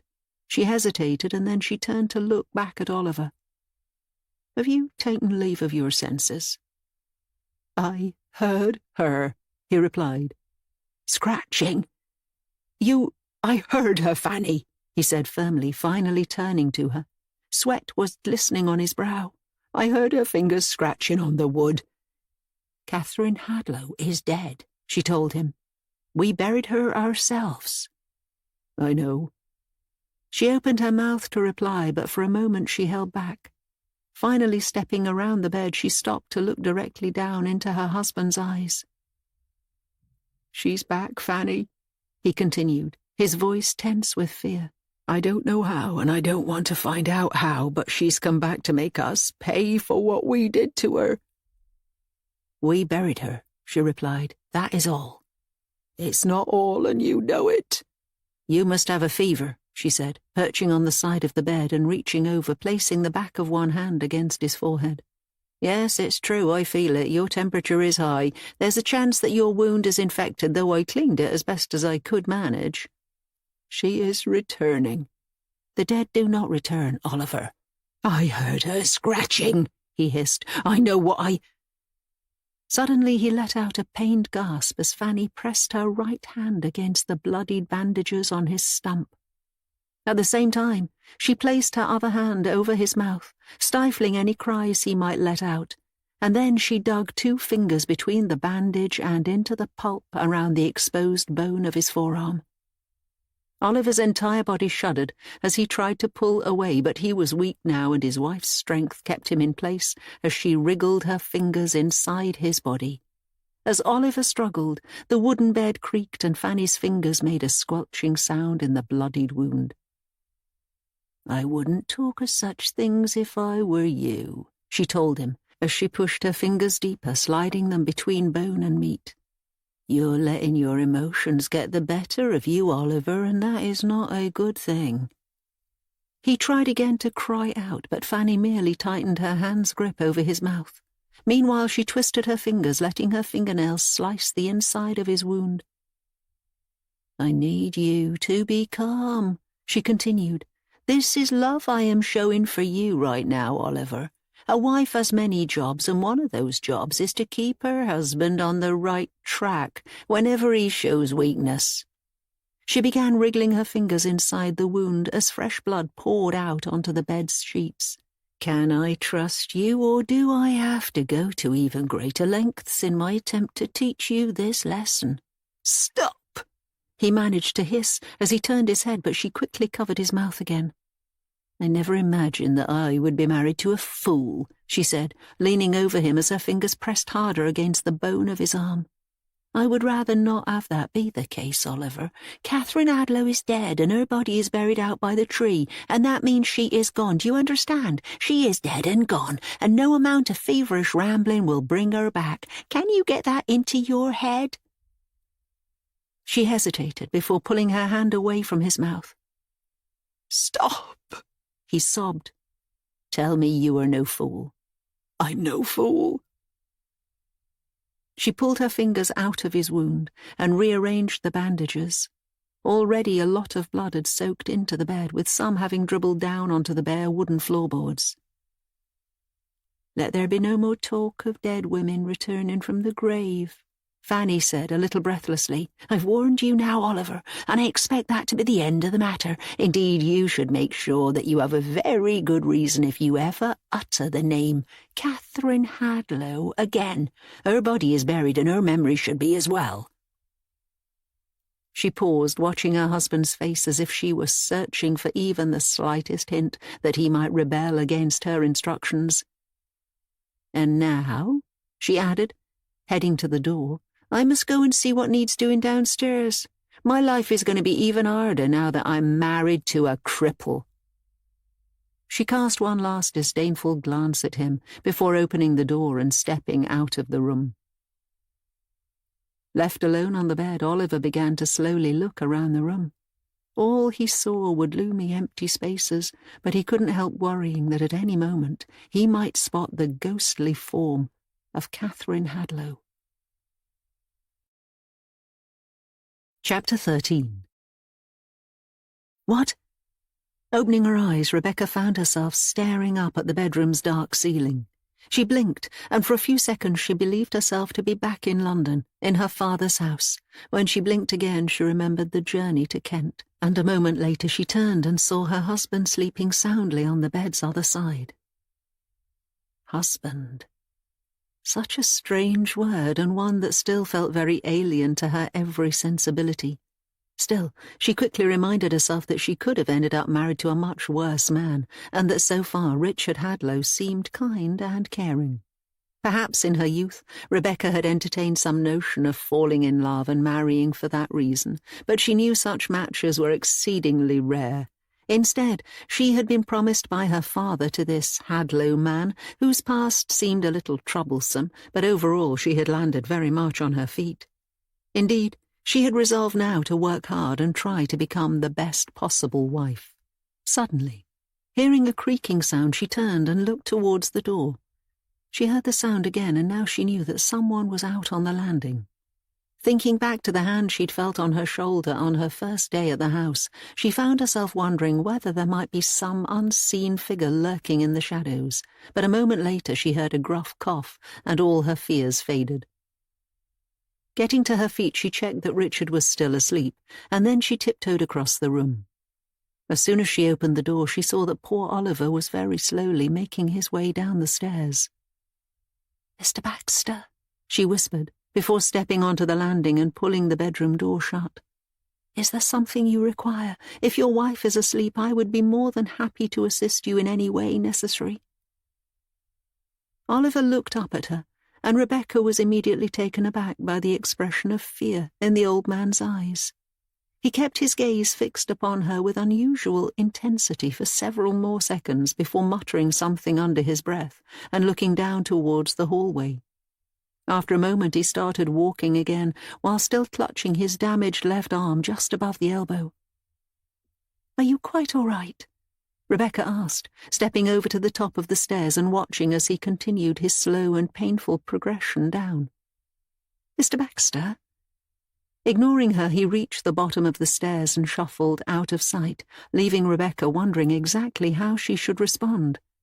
She barely knew Oliver, of course, and she certainly had no great understanding of his character. At the same time, she felt that no man should be up and about in the middle of the night, especially having recently suffered such a grievous injury. A moment later she heard a brief but heavy clicking sound coming from somewhere towards the rear of the house. Recognizing this as the sound of the back door opening, she turned and hurried to one of the windows, and she looked out across the moonlit garden just in time to spot Oliver, slowly walking away from the house. "Where are you going?" she whispered. "Mr. Baxter." Despite the cold temperature, Rebecca had wrapped herself in a gown and made her way out of the back door, and now she'd stopped at the far end of the garden. Ahead, Oliver was standing with his back to her, staring down at a spot of dirt near the old oak tree. "Mr. Baxter," she said again, "can I help you with anything?" She waited again, but she was starting to wonder whether the old man had lost his hearing. Either that, or could he possibly be walking around in his sleep? Rebecca had heard about such things from her father, although she had no idea how she should approach somebody in such a position. A moment later, just as she was starting to wonder whether she should go closer, she saw Oliver slowly getting down onto his knees, and then she watched as he leaned forward and used his one remaining hand to start pulling away some of the weeds. Stepping forward, Rebecca made her way around Oliver and looked down to see that he appeared to be trying to clear an area on the ground. At first, she thought that he could be trying to bury something, but after a few more seconds she spotted what appeared to be an old crucifix that had been partially buried in the dirt. Confused, she crouched down and watched as Oliver ripped away more plants, and then she saw him trying to pull the crucifix up from the ground. "What is that for?" she asked. Oliver murmured something, but she was unable to make out his words. "Can I help you?" she continued. He continued to pull on the crucifix, but with only one hand he was clearly struggling. "Here," she said, reaching over and carefully taking hold of the crucifix's lower end, then using her fingertips to tease it from the dried mud. Sure enough, together they were soon able to lift the crucifix up. Rebecca let go, leaving Oliver to hold the crucifix up in the moonlight. An expression of shock filled the old man's eyes now, as if he couldn't quite believe what he was seeing, and his mouth hung open as a few faint grunts emerged from the back of his throat. "It was Fanny's idea to put this here," he said finally. "I forget her reasoning now, but I think she said something at the time about wanting to show respect. But it can't have been about respect, can it? Not if she then encouraged weeds to grow over the grave." "Grave?" Rebecca said cautiously. "Is somebody buried here?" "Mr. Hadlow insisted," Oliver continued, still admiring the crucifix with a growing sense of awe. "So Fanny said that we had to do it in a certain way. Mr. Hadlow left the details to her, you see, and she went to great trouble to procure this cross, and then she insisted that it had to be placed securely on the grave. I suppose I believed her when she said that it was a mark of respect, but now I find myself wondering if there might have been some other motive. Could this cross have somehow been an attempt to—" He paused before looking down at the dirt. "I heard about something similar once," he explained. "A man in the north, fearful of a haunting, was said to have placed such a cross on the door of his bedroom to ward the spirits away. If that worked for him, then would perhaps it work here too, just in a different way to keep—" He hesitated as a shudder passed through his bones. "To stop something rising up," he whispered. "I've heard her scratching, but that doesn't make sense since she was buried not in a coffin but in a simple sack, so she couldn't be scratching on the inside of a coffin lid, even if that's what it sounded like, because there's no lid down there. Still, I can't help thinking that it's her way of letting us know she wants to come up. Many's the time of late that I've thought she might be nearby, that she's strained to reach out of her grave." He paused before setting the cross down near the base of the tree. "There," he added. "I've done it now, if indeed there's anything to be done at all. If she wants to come up properly, she can do so. I only hope that she can find it in her heart to show us a little mercy." He turned to Rebecca, A man can't hide from such things forever, he told her. The dead will always find a way. There's no point trying to stop them. Besides, if she sees that I'm the one who helped free her spirit, she might be kinder to me, don't you think so? I truly know not what to say, she replied, shivering a little in the cold air. I confess that I am but a simple girl from London. You speak of strange things, Mr. Baxter, of which I know almost nothing. Then keep it that way, he said, and go inside and return to your bed. I shall be back inside presently, I assure you, and in the morning, please, say nothing of this moment to anyone else, especially not to my wife. I'm probably wrong, I'm probably a fool, but— He hesitated, and then he turned and looked down once again at the dirt. But it's better to be safe, he added darkly, and to beg for forgiveness from those that might have been wronged. Chapter 14. I thought that perhaps today I might take you into the village, Richard said the following morning as he set his dirty plate down on the table and turned to Rebecca. You would enjoy that, would you not? Having barely heard a word her husband had said during breakfast, Rebecca continued to stare at the window for a moment before turning to him. Her mind was racing now, and she was dimly aware that he had just asked her opinion about something, and she felt awful for having not paid any attention.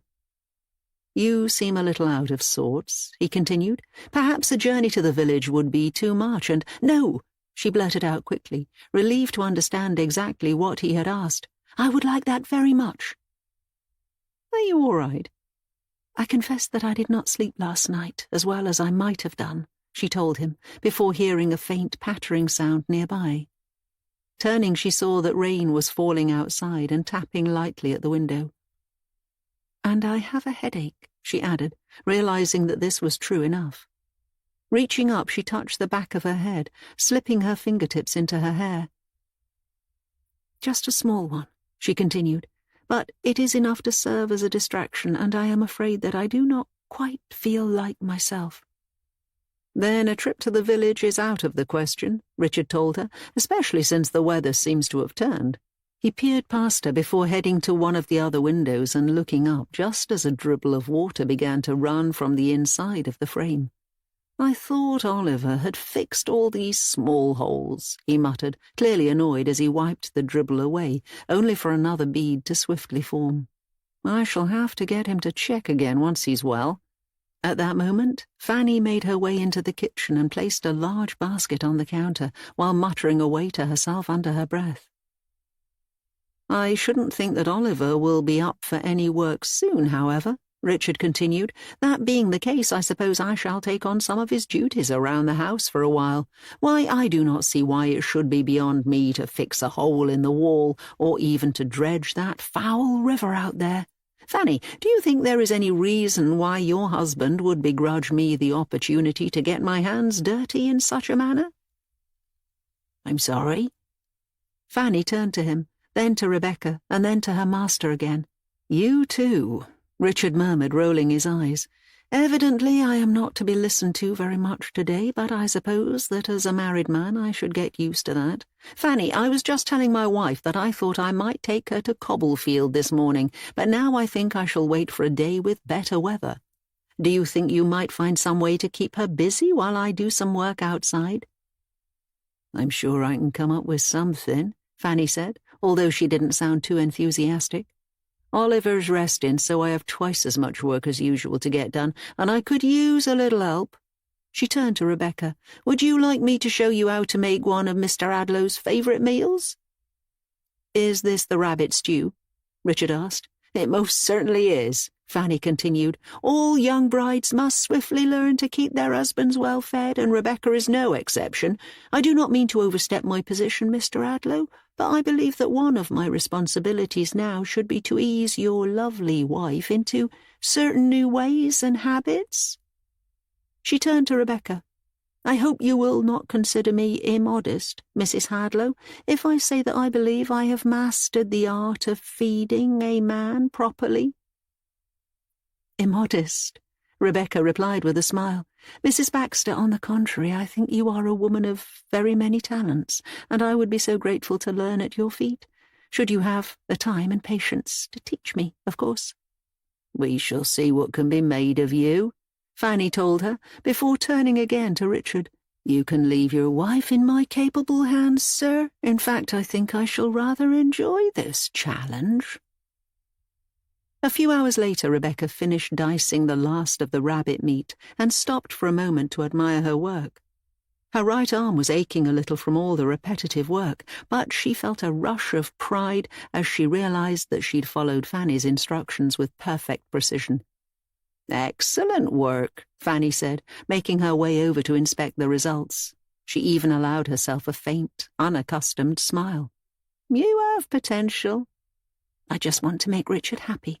"There's still a lot more to do," Fanny pointed out. "Now, can you go through into the storeroom beyond the pantry and find me a pot that will be suitable for the stew? Make sure it's one with an heavy base and a wide open top. Remember that this stew is going to cook for a number of hours, so there will be a reduction in the amount of water." "Of course," Rebecca said, keen to help as she turned and hurried towards the door in the corner. "I'll be quick." "There's no need to rush around," Fanny told her. "Indeed, rushing is one of the surest ways of making a mistake." "Absolutely." Rebecca slowed her pace as she headed into the pantry, and she tried to take this latest lesson on board as she made her way into the storage room at the far end. Spotting various pots and pans, she tried to work out which might be correct, and she couldn't help but feel that this was another small test. She desperately wanted to prove her own worth to Mrs. Baxter, so she took a couple of minutes to examine the various pots before picking it up and, finding it to be rather heavy, turning to head back through. And then, stopping suddenly, she saw a human hand poking out from under a fabric sheet on one of the shelves. Shocked, she froze for a few seconds before setting the pot back down and heading over to inspect the hand more closely. Lifting the fabric a little, she saw to her horror that someone, Mrs. Baxter she assumed, had evidently seen fit to keep Oliver's severed arm in this manner. Wincing slightly, Rebecca told herself that she shouldn't interfere, but after a few seconds she found herself staring at the bloodied stump at the end of the forearm. She hesitated before stepping a little closer so that she could see the discoloured meat packed around the ragged and broken bone. Peering at the damage, she was just about able to make out what she could only assume must be the marrow within the bone. She felt utter shock at the sight of such a thing, but she also began to realize that for some reason she was unable to turn away. Her lips parted slightly. She looked over her shoulder to make sure that there was no chance of Fanny appearing, and then she leaned closer to the severed arm and looked more carefully at the meat. She'd briefly glimpsed a lot of blood when Oliver had first lost his arm, but now the man's arm appeared to have changed colour slightly, and she reasoned that it was most likely beginning the slow process of rotting. That idea horrified her, yet she also found herself strangely fascinated, until slowly she reached out and touched the meaty stump. As soon as she felt the cold flesh, she felt a shiver of anticipation run through her body, and she began to realize that she was filling with the most unnatural urge. After looking over her shoulder again, she began to pull on the torn meat, finally ripping a small chunk away. Holding it up, she realized that it looked not entirely unlike the rabbit meat in the kitchen. She turned this lump of Oliver's arm around, admiring the way that it glistened in the low light, and then, before she could stop herself, she slipped this lump between her lips and bit down on it. As soon as she tasted the old blood, she felt a shiver of pleasure, and she quickly pulled off another lump and set this, too, into her mouth. She chewed for a few seconds, and then she dared herself to do the unthinkable. She swallowed. Although her mind knew that what she was doing was wrong, Rebecca was unable to stop herself. She pulled off another piece of meat, a strip this time, then another, and soon she was chewing several of these pieces at once. The idea of leaving such perfect meat alone seemed impossible, and she began to wonder whether she might be able to chew the arm clean until nothing was left except bone. Deep down she understood that this was a most unnatural practice, that no person should consume part of another, yet as the pain in the back of her head began to throb, she knew that she could not possibly resist such temptation. Finally she picked up the arm and began to chew directly from the flesh, even letting her teeth scrape against the bone. "Rebecca?" Fanny called out suddenly, "Do you need help?" "No!" she gasped, setting the arm down and recovering it, then taking a moment to wipe her mouth before swallowing the last of the meat and grabbing the pot. "I'm coming!" As she hurried back through to the kitchen, she felt filled with shame, yet she was also wondering when she could next go through and eat some more of that glorious meat. Something about its dead cold feel seemed so much more enticing than any rabbit meat.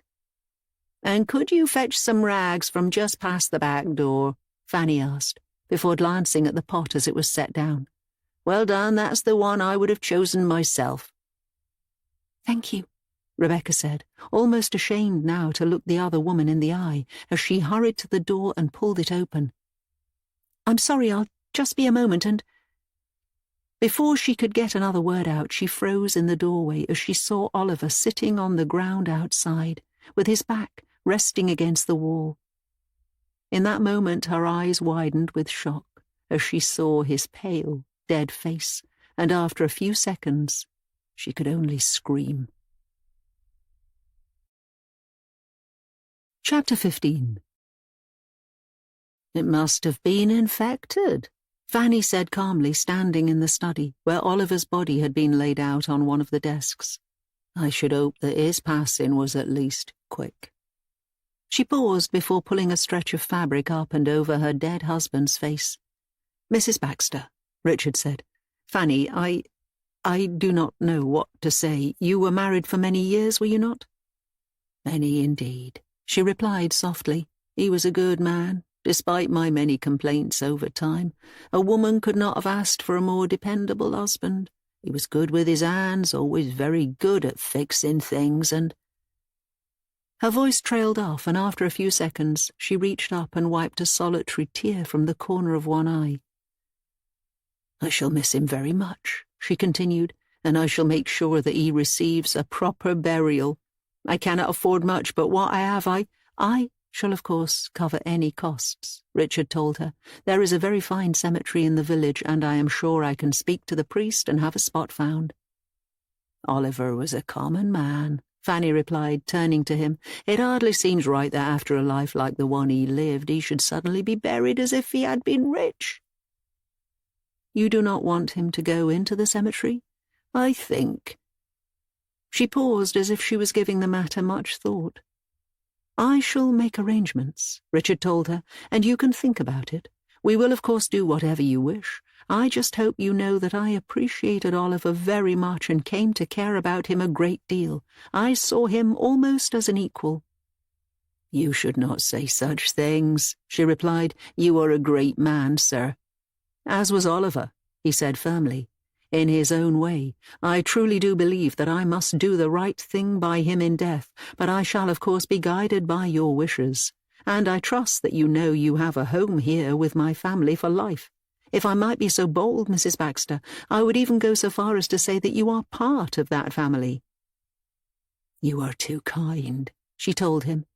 "Mr. Hadlow, I would like to return to my work in the kitchen. The meal can still be saved if I attend to things swiftly. Meanwhile, I believe you have another matter that requires your urgent attention." "Of course," he replied. "I shall endeavour to contact a priest." "While that is a worthy cause," she said, "I was referring to something else. Sir, do you not think that there is someone else here in this house who requires your care?" "Did you see his eyes?" Rebecca whispered, still sitting in the dining room and staring ahead into the darkness as candles flickered nearby. "It's as if the poor man died of fright." "I think we can safely say," Richard replied, "that he lost too much blood to live. Mrs. Baxter also believes that he suffered from an infection, which is hardly surprising given the nature of his injury. I myself suspected that sore and its teeth are beyond repair. But he seemed to have died while looking at something. she continued before turning to him. "Don't you think so? Didn't it seem that way to you as well?" "I think that in the moment of death any man might easily be gripped by great fear." "He was acting strangely in the night," she told him. "I didn't mention it this morning because I didn't want to cause any concern, but during the night I followed him outside and saw him clearing a space on the ground. He told me that—" She hesitated, suddenly aware that her husband might not want her to broach the subject of the previous Mrs. Hadlow. "He said some strange things," she said cautiously, "and he seemed generally fearful." "Then that confirms the fever," he replied, "at least as far as I'm concerned. Oliver Baxter was a good man with a solid mind. He would never ordinarily talk about anything irrational, nor would he go creeping about in the dead of night. If that's what happened, then clearly he was in the grip of some awful change to his constitution." He reached over and placed a hand on her knee. "There can be little doubt about the matter now." "But what if he saw someone?" she asked, "or something?" "There would be nothing to see." "He dug a cross up from the ground," she continued. "A crucifix." If he became superstitious at the end, that only shows that he knew his own death was approaching. People do that, you know. I myself have been with people who are nearing their demise, and they can come out with the most astonishing claims. Rebecca, have you ever been around death? She paused before shaking her head. "Then take this from someone with experience," he continued. "There is little use in searching for logic or reason in the actions of a dying man, for you shall most likely find none. What's important is that you put these concerns out of your mind and try to focus on the land of the living. You have endured a difficult start to your time here at the house, but things will improve rapidly, I'm sure. And soon we shall be able to start creating our own little family here." He squeezed her knee gently. "You are my wife," he added, "and I shall expect to treat you as such." "Of course," she said softly, even though she wasn't entirely sure what he meant. Hearing a tapping sound, she turned and looked at the window. Rain had been threatening to arrive all day, coming and going but never developing beyond a light drizzle. Yet now, as darkness fell outside, the weather seemed to be on the turn. Rain was falling with greater intensity, and a moment later Rebecca noticed another drip making its way through the window's frame. "Mrs. Baxter has everything in hand in the kitchen," Richard told her. "I think that after all this difficulty, tomorrow we should try to turn a fresh page. Do you think you can do that?" "Anything for you," she replied before forcing a smile. "I must go and attend to a few matters," he said, getting to his feet. "Will you be all right here?" She nodded, but then, as she watched him heading out of the room, she was suddenly gripped by fresh concern. "Richard." He stopped and turned to her. "Richard," she continued, "have you ever felt something inside you, some urge or need that you considered to be wrong?" He hesitated for a moment before furrowing his brow. "Whatever do you mean?" he asked. Before she could answer, she thought back to the sensation of human meat in her mouth. She had no idea why she had felt so compelled to tear strips from Oliver's amputated arm. The idea seemed ghastly now, yet she wondered whether she would be overcome once more by that desire if she returned to the storage room. She desperately wanted to ask someone for advice, for she wondered whether her urge had in fact been quite normal, but deep down she worried that she was almost becoming some kind of monster. "Rebecca," Richard continued, "is something wrong?" "No," she lied, feeling all her courage slipping away. "No, I was just thinking out loud about certain things. There's absolutely nothing to worry about." As those words left her mouth, the rain began to batter the window even faster, tapping relentlessly now against the glass panes.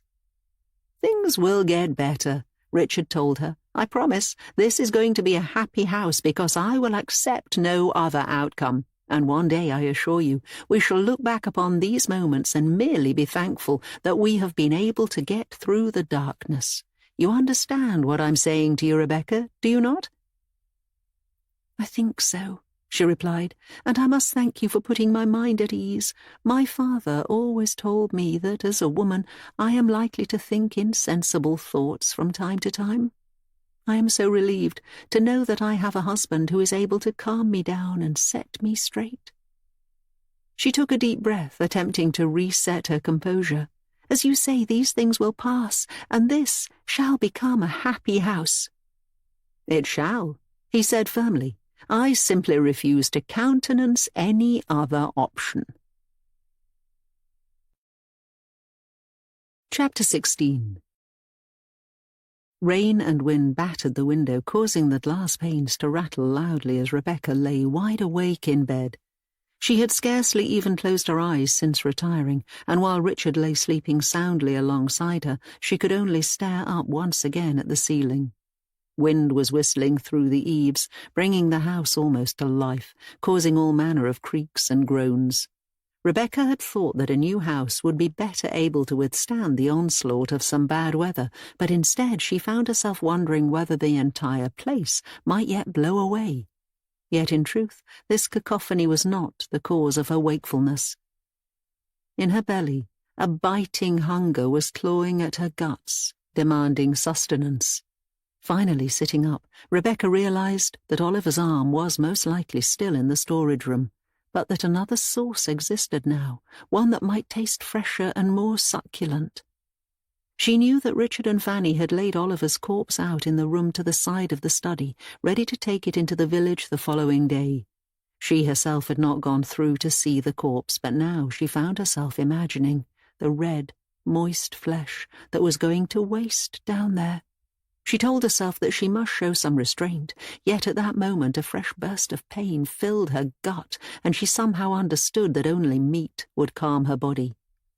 Although she knew that Richard would be horrified, she carefully climbed out of bed and crept across the room, and then she made her way out onto the landing. This time she was wearing only her nightdress, having not even stopped to cover herself with a gown. Once she was sure that nobody else was up, she hurried down the stairs, going as quickly as possible, while taking care to make little noise.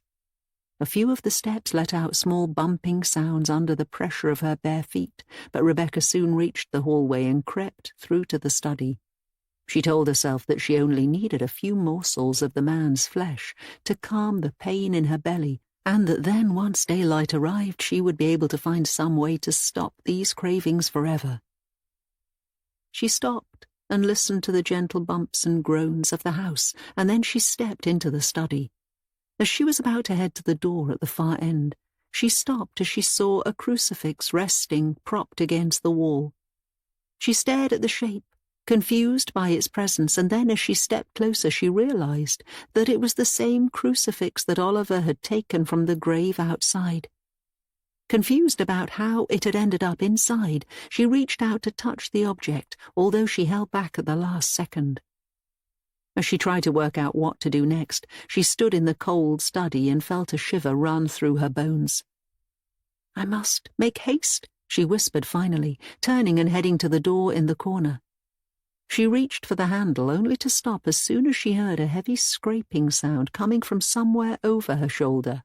She froze for a moment, terrified that either Richard or Fanny might have caught her, and then she turned to look back. Relieved, she saw that there was no one else in the moonlit room.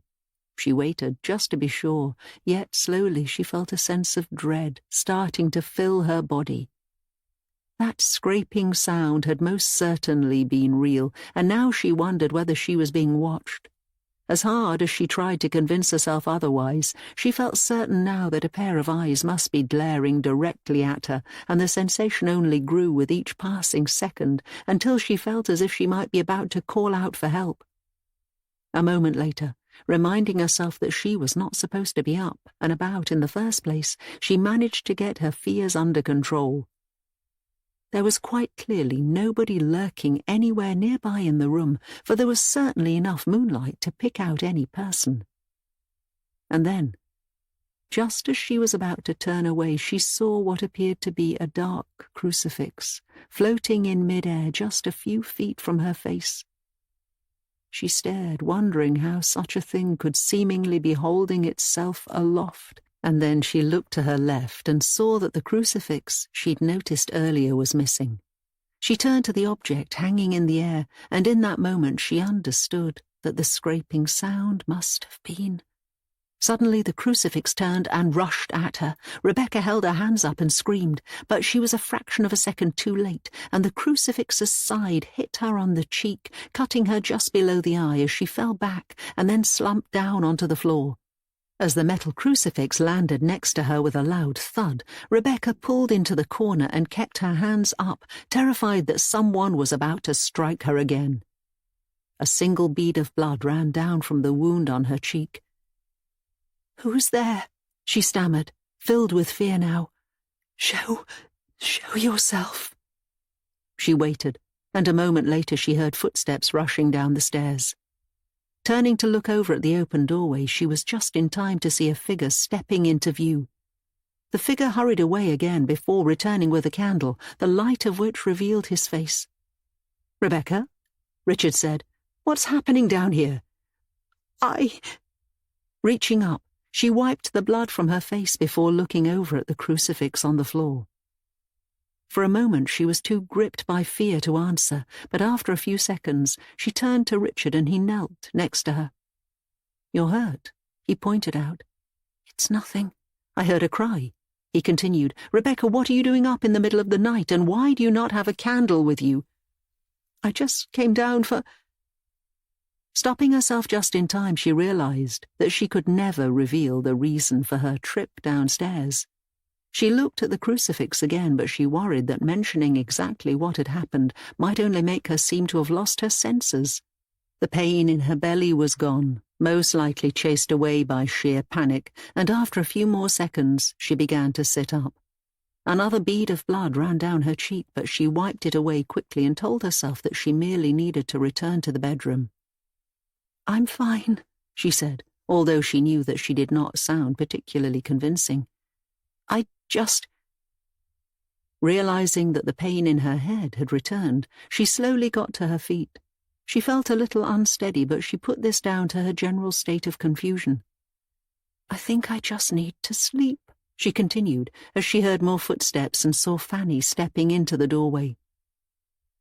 "I'm so sorry to have woken you both like this. I never wanted to cause any kind of disturbance." "What is happening down here?" Fanny asked, and she too was holding a candle. "Just some foolishness on my part," Rebecca said, and now she was on her feet. She stepped past Richard and headed towards the door. "Really, I just want to go to bed and—" Stopping suddenly, she looked past Fanny and saw another figure out in the hallway. This figure was shrouded in darkness, yet Rebecca could tell that she was seeing a woman. Opening her mouth to ask who else was in the house, she held back at the last second, telling herself that she was merely misinterpreting a shadow. And then, tilting her head slightly, she realized that this supposed shadow was most certainly in the shape of a person. "Who are you?" she whispered. "What is that doing here?" Fanny asked, suddenly pushing past her and hurrying across the room. Blinking, Rebecca saw that the figure in the hallway was suddenly gone. A moment later she felt a hand on her arm and she turned to find Fanny glaring at her while holding the crucifix. "What is this doing in the house?" the older woman barked. "Girl, you will tell me at once." Why is it here?" Fanny shouted. "Mr. Baxter brought it in." "Liar!" "I swear he—" In that moment, Fanny slapped her hard across the side of the face, with enough force to make her instinctively step back. Raising her hand, Rebecca felt a stinging pain as she stared in shock at the anger on Fanny's face. "Why did you bring this thing inside?" Fanny sneered. "Why did you remove it from its rightful place?" "I didn't," Rebecca sobbed, before turning to Richard. "I swear, please, you both have to believe me. It was Mr. Baxter who brought that thing inside. At least I think it was. I didn't see it again after he took it from the grave outside." "He would never do such a thing," Fanny told her before turning and looking towards the window. "Would he? Was he really such a fool that he'd interfere like that?" "What is going on here?" Richard asked. "I think both of you need to sit down and speak reasonably about whatever events have transpired here." "It might not be too late," Fanny stammered, evidently having not heard him at all. She hesitated before carrying the crucifix out of the room, hurrying across the hallway. "I might still have a chance to put it back." "What is this madness?" Richard said, turning to Rebecca. "Can somebody please tell me what is going on in my own home?" Chapter 17. Rain was lashing down now as Fanny, wearing a gown over her nightdress, hurried out from the front door and made her way across the garden. In her right hand she was holding the crucifix she'd brought from inside, and she was muttering away to herself as she rushed through the cold night air. A few seconds later, Richard and Rebecca reached the doorway, although they both stopped before stepping outside. Richard held up his candle, although its light was powerless against the night's all-encompassing darkness. "Where's she going?" Rebecca asked, although deep down she already knew the answer to that question. "The woman has quite lost her mind," Richard replied.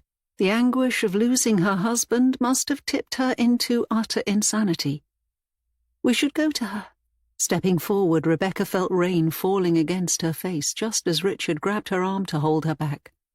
"Wait here," he said firmly. "I should like to deal with this situation myself. There is no need for you to be further inconvenienced." Although she desperately wanted to help Fanny, Rebecca did as she was told. Stepping back into the doorway, she watched helplessly as her husband made his way out into the rain. As he hurried through the darkness, Rebecca looked ahead and saw that Fanny had already dropped to her knees in front of the grave, just a few feet from the foot of the old oak tree.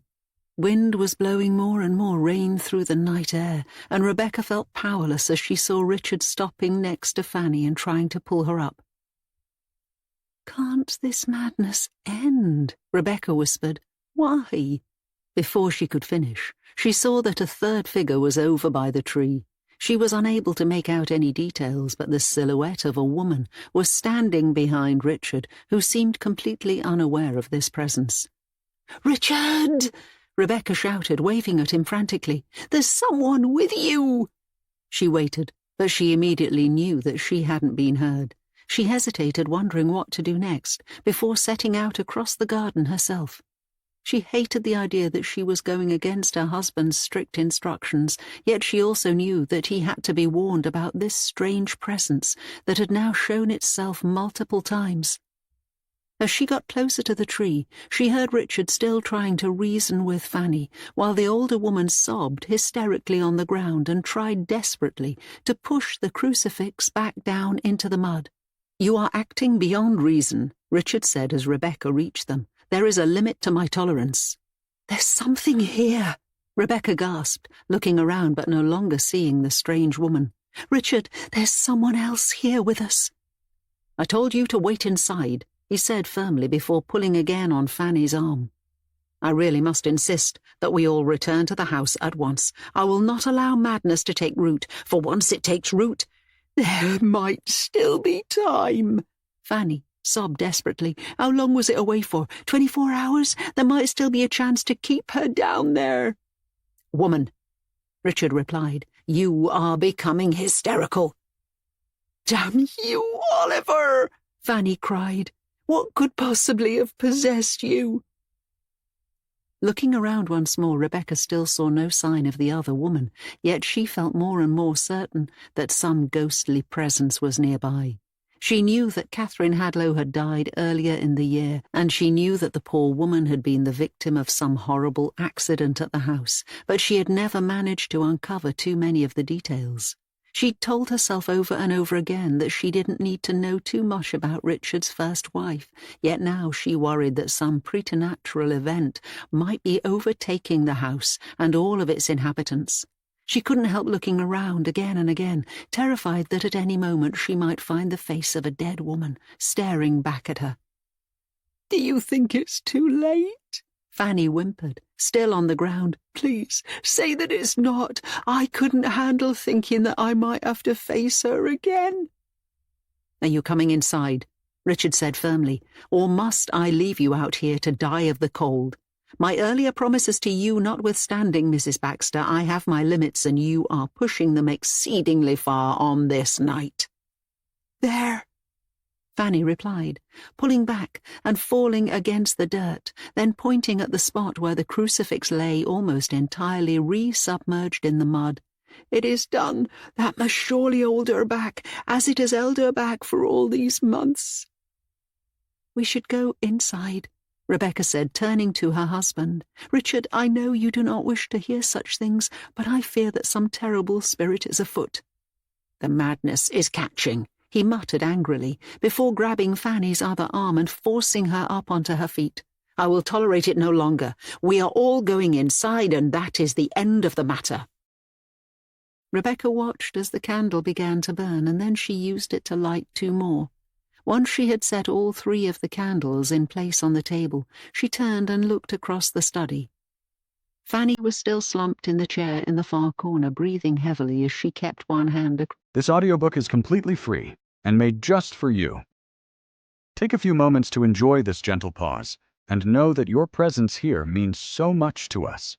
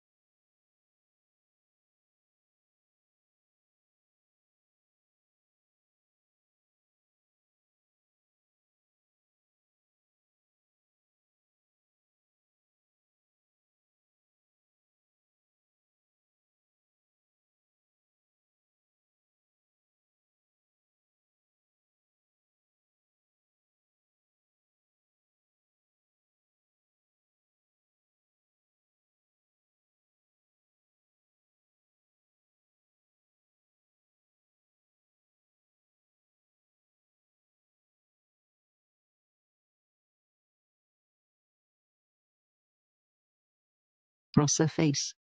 The sight was somewhat surreal for Rebecca, since until that moment she had always considered Fanny to be one of the strongest women she had ever met in her life. Now, however, Fanny seemed to have entirely broken down, as if she could no longer accept reality. Hearing footsteps, Rebecca turned, just as Richard walked across the hallway and into the house's front room. After glancing at Fanny again to make sure that she was unlikely to throw herself from the chair, she hurried out and through to the next room, where her husband was warming himself against a fire in the hearth. The thunderous expression on his face made it clear that he was not happy. "She is resting," Rebecca said cautiously, although she immediately realized that this might not be the correct way to explain Fanny's present condition. "In a way," she added, "she is better than before, at least." "I should have known that this would happen," Richard told her. "A woman is bound by her very nature to suffer like this when her husband dies. I thought Mrs. Baxter might be more resistant than the average woman, yet that has turned out to not be the case at all." He let out a heavy sigh. "I am starting to think," he added, "that it might be better after all if she were to leave this place. Once her husband has been given a good burial, that is." "Do you think that everything she has said is untrue?" Rebecca looked over her shoulder to make sure that there was no sign of Fanny stirring, and then she turned to her husband again. "Richard," she continued cautiously, "I must speak to you of things that might be discomforting. I have refrained from asking too much about the first Mrs. Hadlow, about Catherine, but I feel that now I need to know exactly what happened to her." "There was an accident. The details are not important." "But they might be," she said, taking a step forward. She worried that she was challenging her husband's authority, yet she had to know the truth. "I know she died here, and that she was buried here as well. Did you not give consideration to having her buried in a churchyard?" "I have plans to have the ground here consecrated," he told her. "Next year I shall have a small chapel built on this land, and then Catherine's resting place will be more respectable. But great families do such things, you know," he added, turning to her. "They have mausoleums and such like on their land, in the grounds of their houses. I wish to have the same." He paused for a moment. There is no reason why Hadlow House should be any less grand than the homes of those who spit upon the name of my family. I will be their equal. "I understand," she replied, although this was only half true. "Nevertheless, might it not have been wise to have her buried in a churchyard first, and then move her here?" "Moving her would have been disrespectful," he argued. "Rebecca, I made my decision, and it was the correct one. Do not challenge me on it." "I am sorry." She thought for a moment, trying to work out how else she might get at the truth. "Richard," she added, "can you think of any other reason why Catherine might, in death, seek vengeance? Can you think of any reason why she might not be resting in peace?" "You are speaking of things you do not comprehend," he said darkly. "I have seen her," she replied. "God help me, I wish it were not true, but I have seen her, and I think I even felt her touch when first I was in your bed upstairs. It was shortly after I was thrown from the carriage, down into the water, and someone entered the room unseen by me. It was not you, nor was it Mr. or Mrs. Baxter. I have come to believe that there is only one other candidate." She waited for an answer, but Richard remained silent, and she began to wonder whether she might be getting through to him. At the same time, she could only begin to imagine the agony that he must be feeling at the thought of his dead wife returning to the world. Making her way over to him, she placed a hand on the small of his back and watched the side of his face, and she felt her heart break for his suffering. "If she is here," she said after a moment, "then is it not our duty to find out why, and to try to help her? Should we not attempt to uncover the source of her pain?" Again she waited, hoping against hope that he might agree. "I fear to disturb such things," he told her finally, "to meddle with the darkness of death. Might we not simply wait and hope that this all turns out to be a nightmare? Might—" He froze for a few seconds as if he was too scared to even complete that sentence. "I do not want to know that such things are even possible," he added, his voice trembling with fear.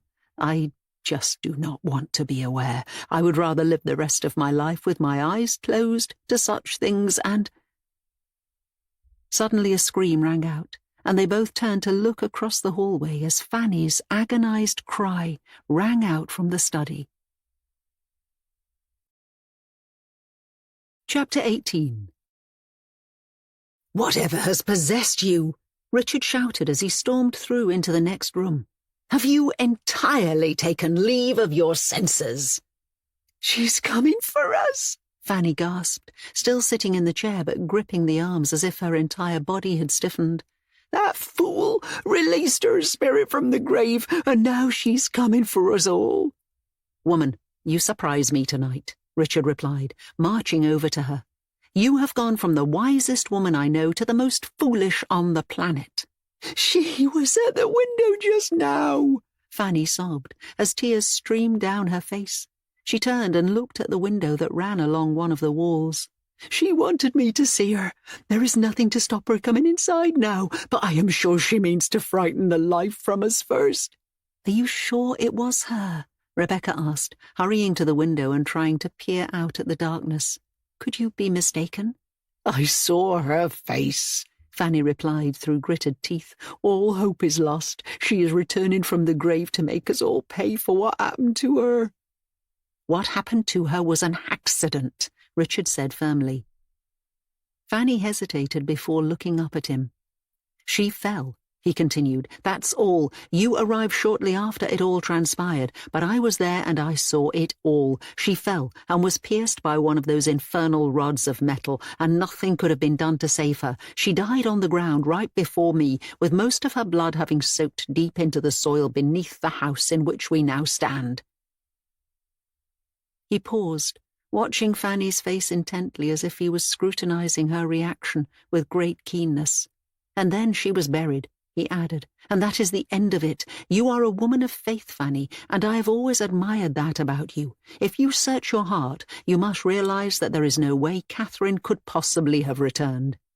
"I don't see anyone," Rebecca said, cupping her hands around her eyes as she continued to look outside. Rain was battering the window now, crashing down through the darkness. "It's so difficult, though. I can see almost nothing at all. For all I know, she could be there." "This madness is contagious," Richard muttered before turning and walking out of the room, his footsteps banging loudly against the wooden boards. "There is no way to fight against her," Fanny whimpered in the chair. "We are all lost." Rebecca turned to her. "There are no secrets to be kept from the dead," Fanny continued. "They know all that we have done, all our sins. They see into our hearts and find the darkness." "Why are you so afraid of her?" Rebecca asked. "Was she really such a fearful woman?" "She was a good woman," Fanny explained, "and she might well have lived a long and happy life here at Mr. Hadlow's house, were it for that awful accident that befell her when she arrived." "But if it was an accident," Rebecca continued, "then why is she angry?" She waited before taking a few steps across the room. She could hear Richard hurrying upstairs now. "Mrs. Baxter," she continued, as wind and rain continued to batter the window behind her, "why might the spirit of Catherine Hadlow feel wronged?" She waited for an answer, but a moment later the banging of the window panes began to change somewhat, become almost a kind of incessant tapping sound. Realizing that this sounded as if somebody was indeed outside, as if some soul was attempting to attract attention, Rebecca slowly turned and looked back at the window. She could still see nothing outside, of course, yet deep down she wondered whether some hidden figure might be lurking in the darkness and tapping gently on the glass. Suddenly a shot rang out from somewhere upstairs. "What was that?" Rebecca gasped, looking up at the ceiling. A moment later, hearing footsteps storming down the stairs, she turned just in time to see Richard hurrying back into the room with some kind of pistol. "What are you doing with that?" she asked, watching as he stopped and examined the weapon. Richard muttered something under his breath. "Richard, what is your purpose with that?" she continued, stepping closer. "What do you mean to do?" "When a dog is mad," he replied, examining the pistol more closely, "it is only fair to put it down. I believe the same mercy should be extended to people. I thought I saw something in one of the bedrooms. I discharged a shot, but I succeeded only in damaging the wall above the fireplace." Rebecca hesitated before looking at Fanny and seeing that the older woman was now sobbing frantically in the chair, with her hands covering her eyes. "You cannot mean that," Rebecca hissed, hurrying to Richard and putting a hand on his arm. "Richard, the poor woman is out of her mind after the death of her husband. You said it yourself. It is only natural that she should suffer. You cannot intend to do her harm." "Her mind is broken, and I fear it will never be repaired," he told her. "She just needs time." She paused before squeezing his arm a little. "This night is horrendous for her soul. Give her until morning, and I am sure she will be calmer." He hesitated before setting the pistol down.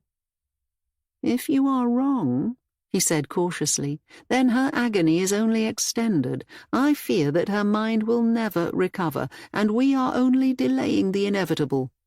"You cannot end her life as if she is some stray animal," she reminded him. "Richard, why do you rush to act in this way? Is there some other reason why you do not want to hear her speak of your earlier wife?" She immediately worried that she had done wrong by even hinting at Catherine's existence, yet at the same time she knew she could not live forever without knowing the truth. And the more she watched her husband's face now, the more she felt that he was hiding from something. "You can tell me," she continued. "I want to know." "Catherine." His voice trailed off. "Yes." Rebecca whispered. "I fear," he continued, "that—" "She is here," Fanny said suddenly, and Richard and Rebecca both turned to see that she was now standing and staring towards the hallway. "She is in the house. Now that she is fully freed from her grave, she is held back by nothing. She can come and go as she pleases, and she lingers only because she wants to torture us." At that moment, one floorboard creaked loudly in the hallway. "She knows exactly what she is doing," Fanny continued. "She knows how to make us suffer. You saw the fear in Oliver's eyes. She's going to do the same to us." Richard reached again for the pistol, only for Rebecca to take his hand, keeping him from picking the weapon up. "We only did what we did," Fanny continued, "because we believed it to be right." Rebecca turned to her. "You have to understand," Fanny added, "that we had little time in which to make a decision, so little time, and we are but fallible people, God-fearing, of course, but fallible, and in that moment we chose to ease the burden of the living, Mr. Baxter, and we did so because we had good hearts. I just wish that Catherine could see that, and that she could understand why we did what we did." "What did you do?" Rebecca whispered. "We made the right decision," Fanny said firmly, even as tears streamed down her face, "and I would do exactly the same thing again." "What did you do?" Rebecca asked again. "It must be so easy for you," Fanny continued bitterly, "who have no experience of the world. You can criticize others, but I know in my heart that Oliver and I made the right choice. Catherine could not be allowed to live." "But what did you do?" Rebecca asked. "Yes," Richard said, stepping past her, approaching Fanny cautiously. "I have trusted you, Francis Baxter, and I still do, but you are giving me great cause for concern. I would know right now if there is any stain, no matter how small, on your soul." "There is no stain, sir," Fanny replied, as a door out in the hallway began to creak open in the darkness. "Only the divine light that comes from knowing that one has made the right choice in the eyes of the Lord." "What did you do?" he sneered firmly. "You will tell me, or regardless of my wife's preference, I will fetch my pistol immediately." "We did what we had to do," she replied, staring up at him with tears glistening in her eyes. "We did what anyone with God in their hearts would have done in such a moment. We made sure, sir, that your desire for a happy home would not become undone." Chapter 19. January 1689. "There will be much to do," Fanny muttered darkly as she and Oliver rode their horses through the forest, approaching the clearing up ahead. "Mr. Hadlow will want everything to be perfect, that is for sure, and we must oblige." "My back has been bad of late," Oliver replied. "I fear it might slow me down." "You must not let it," she told him, as she spotted several workmen in the clearing. "There is—" Before she could finish, she realized that something was wrong. At first, she wasn't able to determine why she felt this way, merely that some secret extra sense was tingling. She saw 2 horses tied to a nearby stake, but after a few seconds she realized that the workmen were all standing idly by, looking down into the pit they had dug as if they were struck motionless by some awful sight. And as she and Oliver made their way ever closer, Fanny realized that a strange silence had fallen upon the clearing. "This is a strange sight," Oliver murmured. "Something is wrong," Fanny said, bringing her horse to a halt and immediately dismounting, before hurrying to the edge of the pit. "I fear—" Stopping suddenly, she saw the horrific sight. Richard Hadlow was kneeling on the ground, tending to his new wife Catherine, whose dead face was turned to look up at the grey sky. Blood had soaked the front of the woman's dress, and Fanny quickly saw that some kind of metal protrusion had burst through her chest, impaling her and leaving her dead on the ground.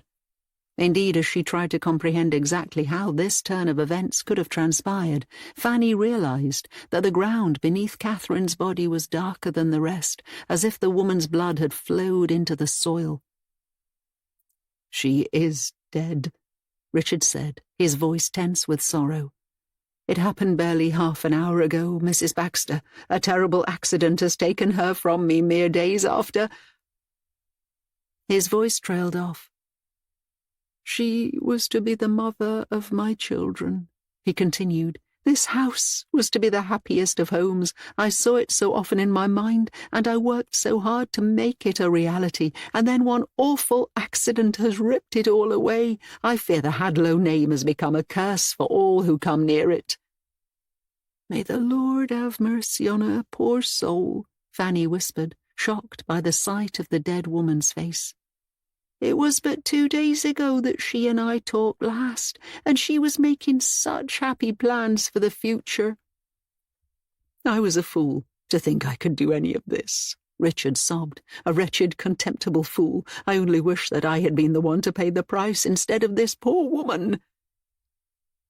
Fanny hesitated for a moment before starting to clamber down into the pit. Ignoring Oliver's attempts to help, she dropped into the mud, and ignoring the fact that the hem of her skirt was trailing in the mud, she picked her way over to her employer and dropped to her knees. Reaching out, she took hold of the side of his face and forced him to turn and look at her directly. "You are not to give up, sir," she said firmly, glancing briefly at the dead woman's closed eyes before turning to Richard again. "You are too good a man to do that. But we shall make this good," she added before he could finish. "And then you shall find yourself another wife. Is that understood?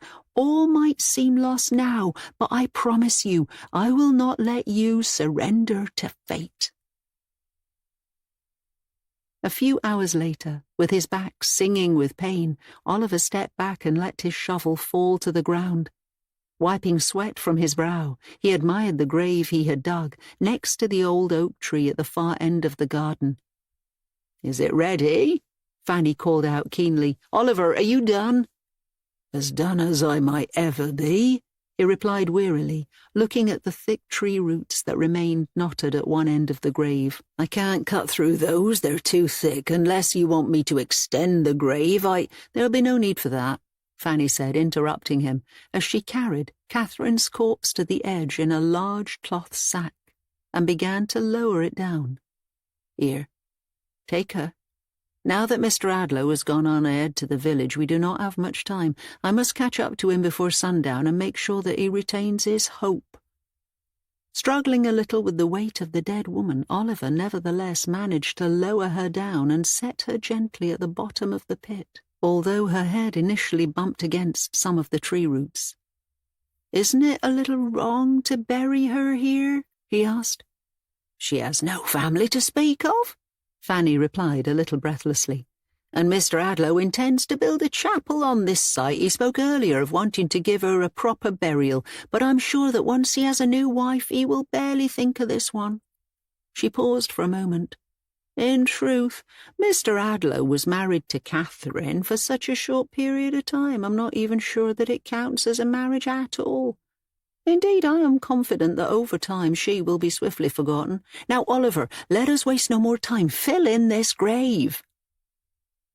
Sighing, Oliver turned to grab his shovel, but at the last second he froze as he heard a faint groan coming from nearby. Looking over his shoulder, he saw Catherine's body resting in the sack. A moment later, to his horror, the sack moved slightly and the groan returned. "Fanny," he stammered, as fear spread through his chest. "Have you got started yet?" she called back to him, having already made her way from the pit's edge. "Fanny, get back here," he said as the sack continued to move slightly. "Fanny, I think we might all have overlooked one matter." "What is it?" she hissed, hurrying back to the edge. "Those workmen have wandered half a mile away. I must get them back here and set them to work again so that—" Stopping suddenly, she too saw that there were signs of life coming from inside the sack. She stared for a few seconds, scarcely able to believe what was happening, and then she clambered down into the pit and stood alongside her husband. "Do my eyes deceive me?" Oliver asked. "Fanny, please tell me that I'm wrong." Fanny hesitated before stepping around the slowly shifting corpse and reaching down. Reaching down, she pulled the top of the sack aside, and she let out a shocked gasp as she saw Catherine's open eyes staring back up at her. "Please," Catherine whispered, "I do not know. What is happening to me?" "You had an accident," Fanny stammered. "We all thought—" Her voice trailed off as she tried to make sense of what she was seeing. "Where am I?" Catherine asked, turning to look around the grave. After a moment she spotted the huge tree roots that comprised the grave's nearest wall. "Where is Richard? Mrs. Baxter, I do not feel well." Reaching down, she touched the wound on her belly. "It is a miracle, to be sure," Oliver said. "I suppose one might survive such a thing, but one would need to have been watched over by the angels themselves." "I feel so strange," Catherine whispered, and now she was starting to panic a little. "I remember falling, and then I think I screamed, and then I remember nothing after that. Mrs. Baxter, I'm scared. Where is Richard? Please, can you tell me what happened?"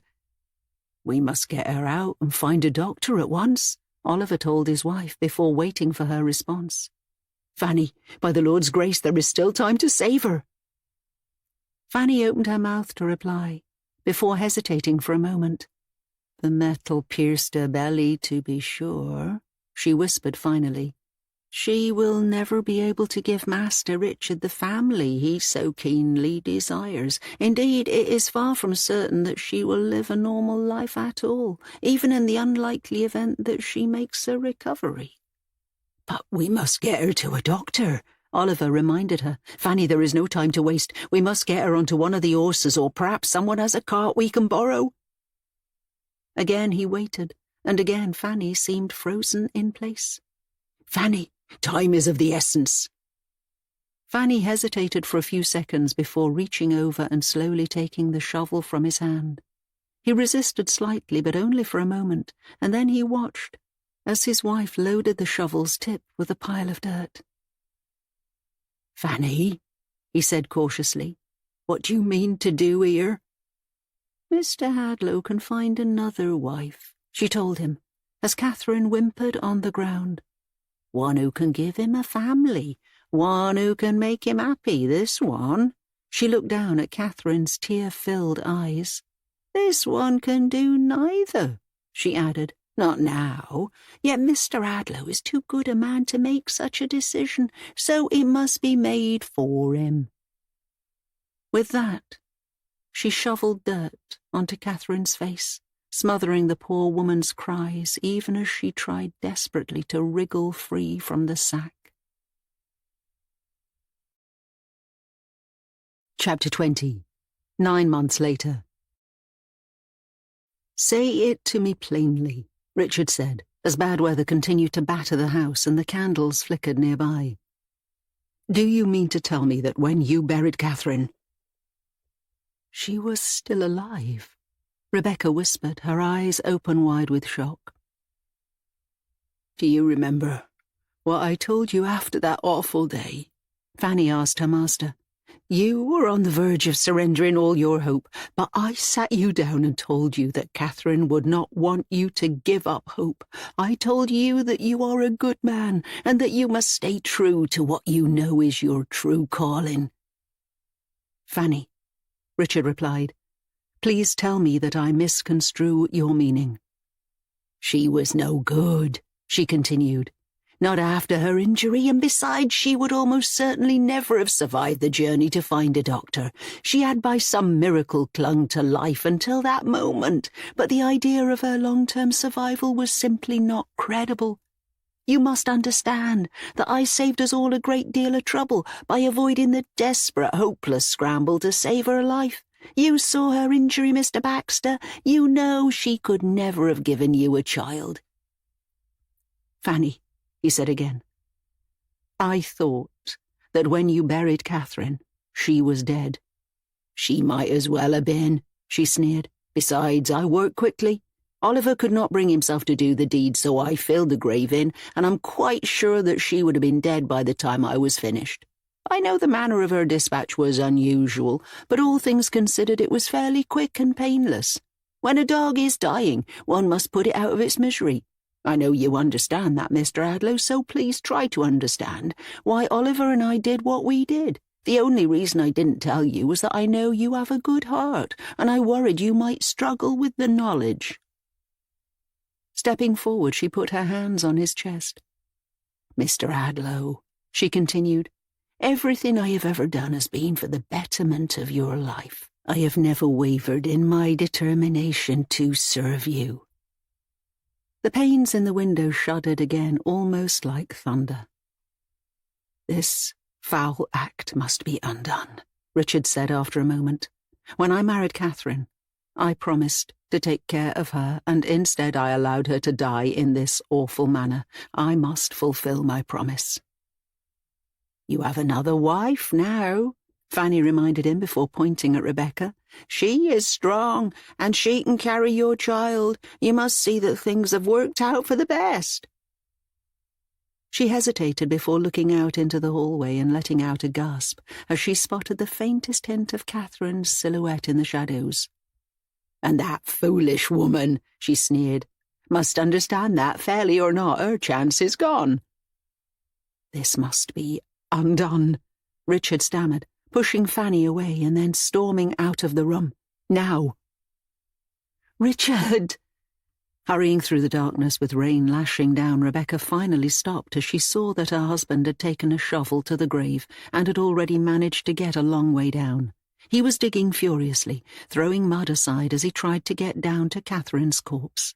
Rebecca watched for a moment, worried that any attempt to disturb him might earn his anger, but after a few seconds, soaked to the skin now as rain continued to fall, she wiped some hair from across her face and took one more step forward. "Richard," she continued, raising her voice a little in an attempt to be heard over the sound of so much bad weather. "what are you doing?" "What does it look like I'm doing?" he asked, breathlessly.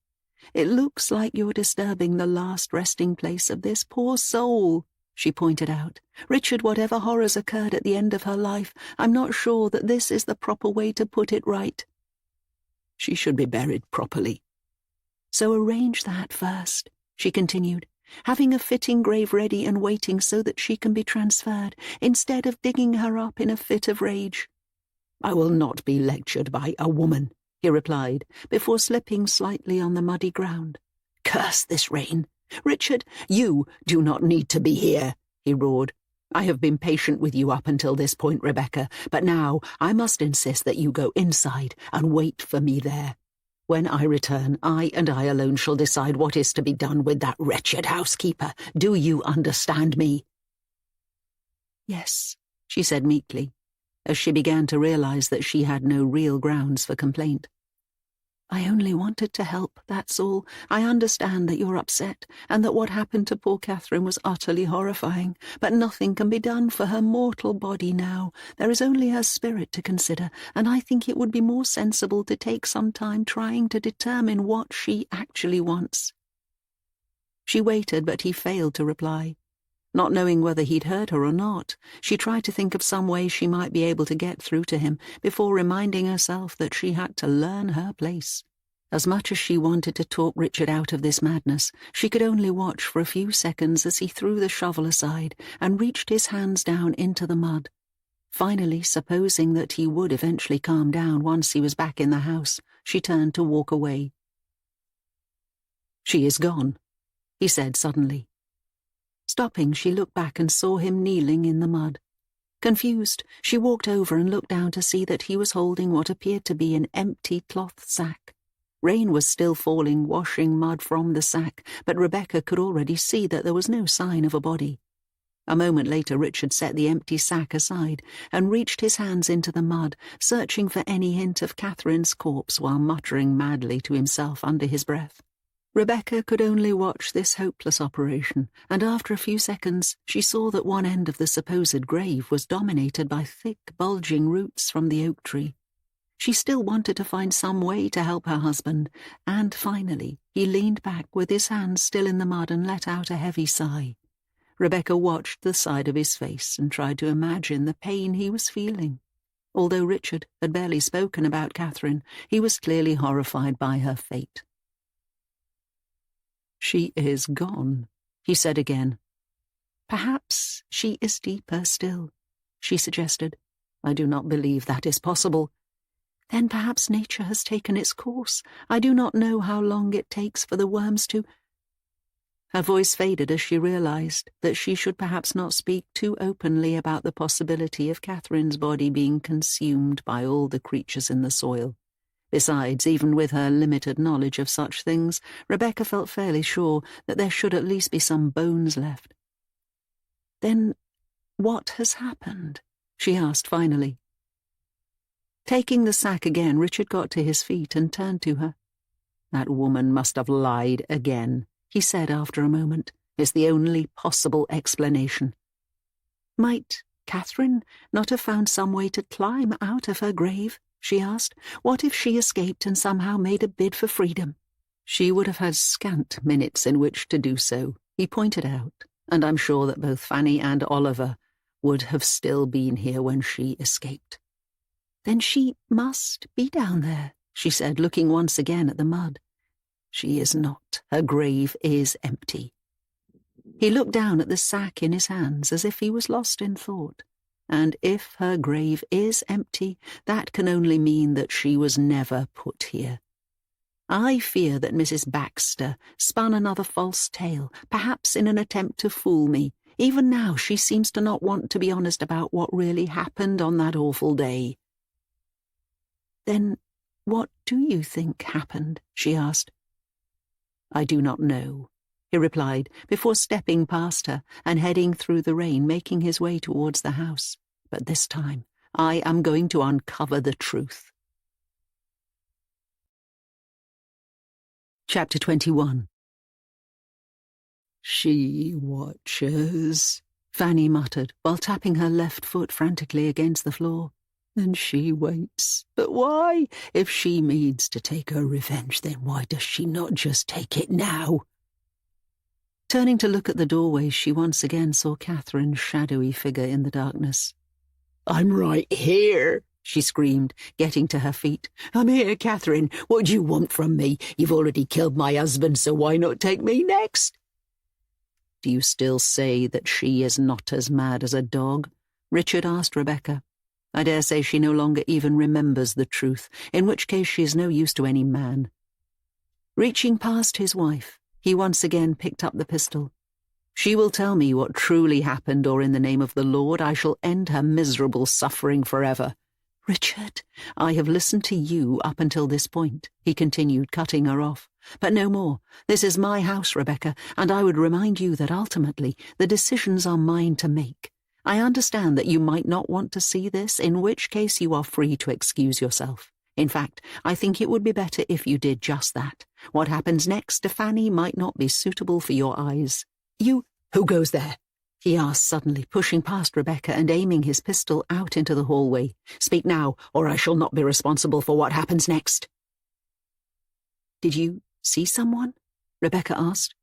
It's her, Fanny said from the chair. She plays with us as a cat plays with a mouse.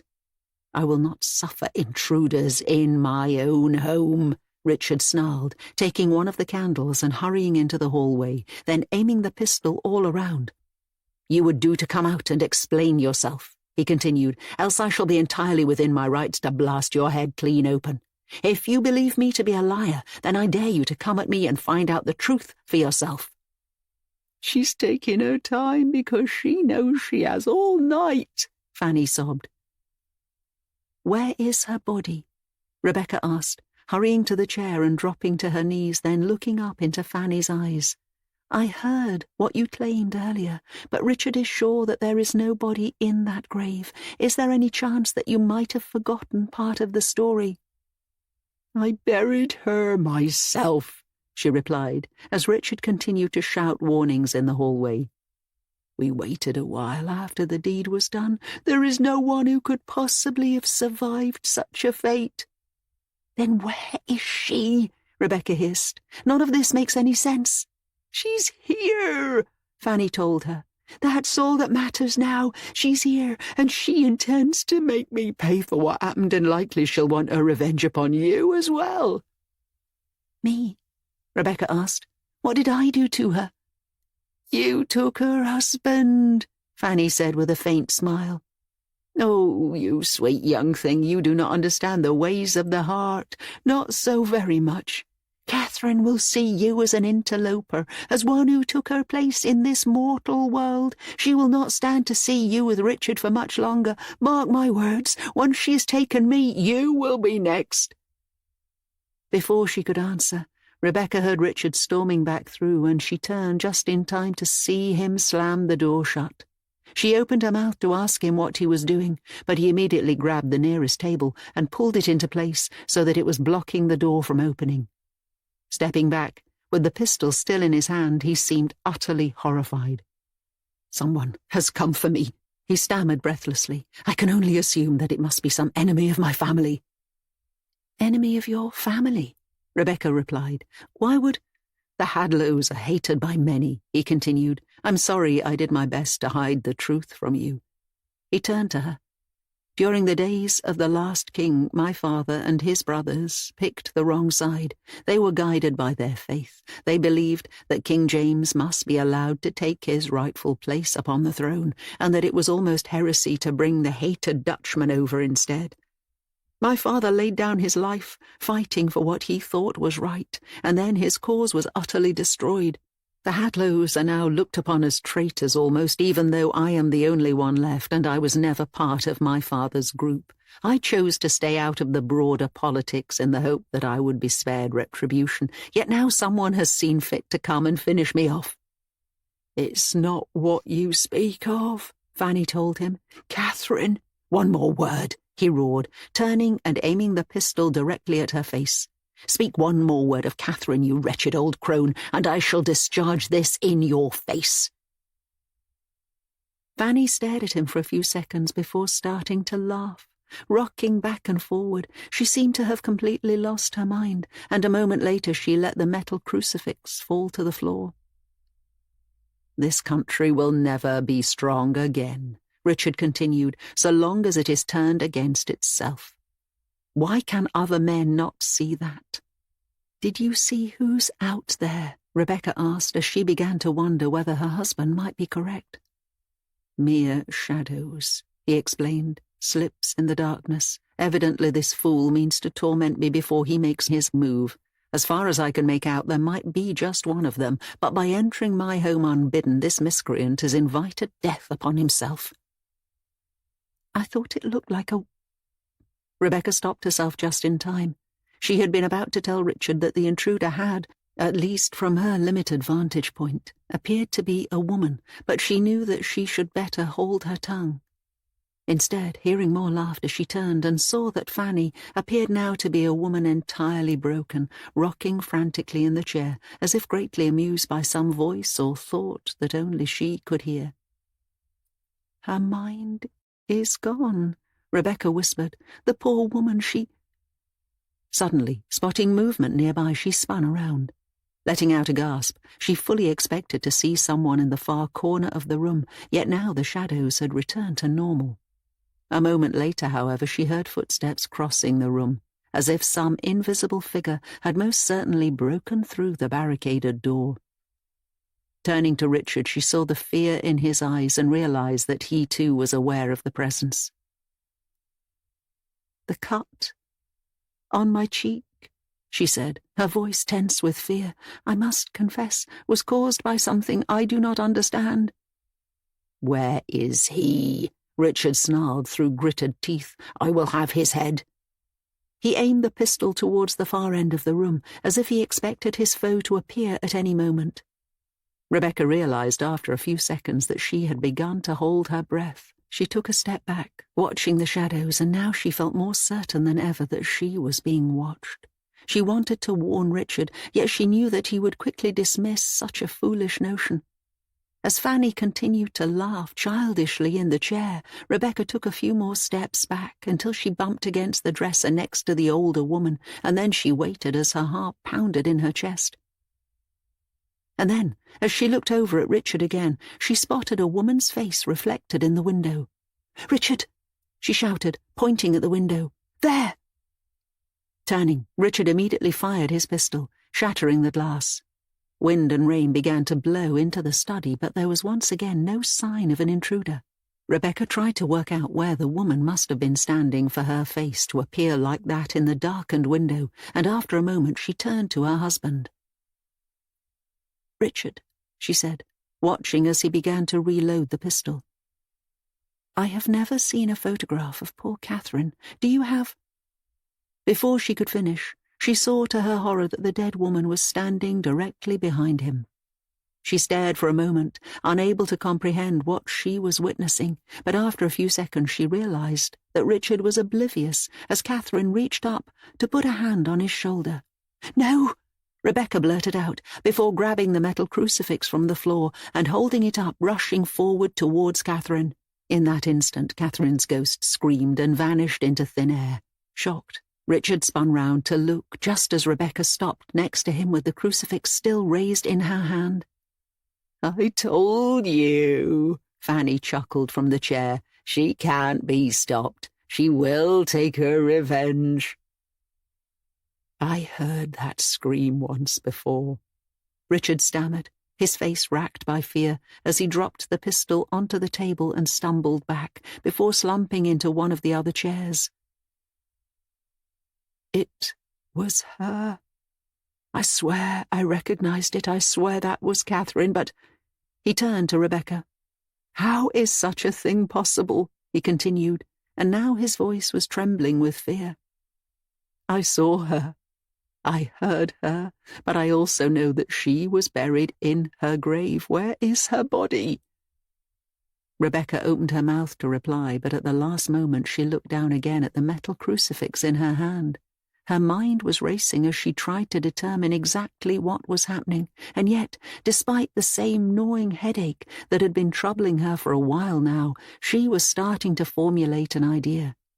She thought back to the seemingly empty grave outside, and to the sack from which Catherine's body had seemingly disappeared, and to the knotted roots of the dying old oak tree. The crucifix seemed to have at least some limited power to chase away Catherine's ghost, but this could not be relied upon forever. Finally stepping forward, she placed the crucifix in Richard's hands and squeezed his fingers tight around the metal. "Keep hold of this," she told him, as wind continued to howl through the broken window. "You might need it, if indeed the ghostly presence is more angry at you and Mrs. Baxter than she is at me. And I—" She paused as she realized exactly what she was going to have to do in order to prove or disprove her plan. "And I," she continued with a shudder passing through her chest, "have need of an oil lamp I can use in the rain." Chapter 22. Pushing her way through the terrible weather, Rebecca held up the brass lantern she had found in the dining room and prayed that it would last for at least a few minutes longer. She almost slipped in the mud, but finally she reached the grave that Richard had dug up. The torn sack had been left on the ground, but it was not this that caught Rebecca's attention. Instead, as she set the lantern down under as much cover as she could manage, she took the shovel and began to dig down into the grave again, hauling as much mud out as possible as she tried to uncover the tree's roots.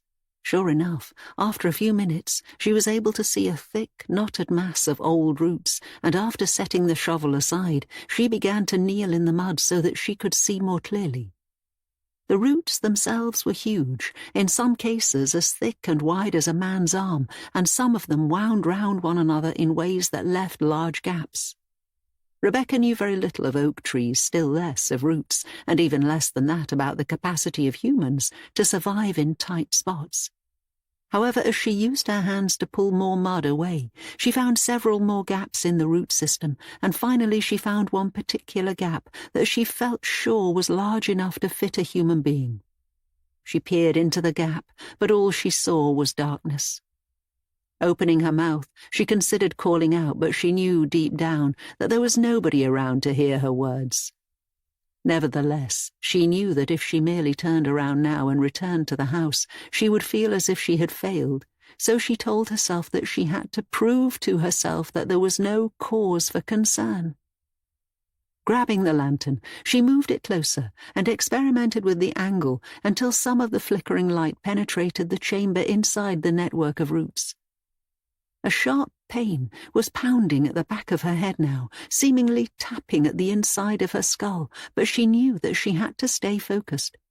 She tilted the lantern as much as she dared, but she still found that she was unable to properly see through into the dark space between the roots. Finally, placing the lantern down again, she took the shovel and began to chip away at the gnarliest of the roots, hoping to make an even larger gap while trying to avoid causing too much damage. "I'm sorry," she said, briefly glancing up and seeing the oak tree rising high above her in the stormy weather. "I hope you can forgive me, but I must be sure." She looked at the roots again, and for the next few minutes she could only bash away at the roots, breaking small sections off thanks to slow and somewhat torturous progress. Her arms were aching, and she felt as if she was making a fool of herself, yet deep down she knew that there had to be a reason why Catherine's body had been missing from the sack, possibly a reason that would not have involved the poor woman hauling herself out of her own grave and then disappearing into the night. Suddenly, a larger chunk of the roots fell away, and Rebecca took the lantern again. She still had to experiment to find the best way of casting the light, but finally she was just about able to see into what appeared to be a fairly large open space that had been left between different sections of twisting root material. At first, she was unable to really understand what she was seeing, but at the last moment, as she was about to pull back and try to come up with another idea, she spotted something that looked awfully like the bones of a human hand. She froze, staring at the bones which appeared to be locked into a slightly curled formation. She told herself that she might be wrong, but then she tilted the lantern a little and saw what looked like the bone of a human forearm. "Catherine," she whispered. Leaning closer, she peered more deeply into the small chamber, and finally she let out a shocked gasp as she saw the true extent of the horror.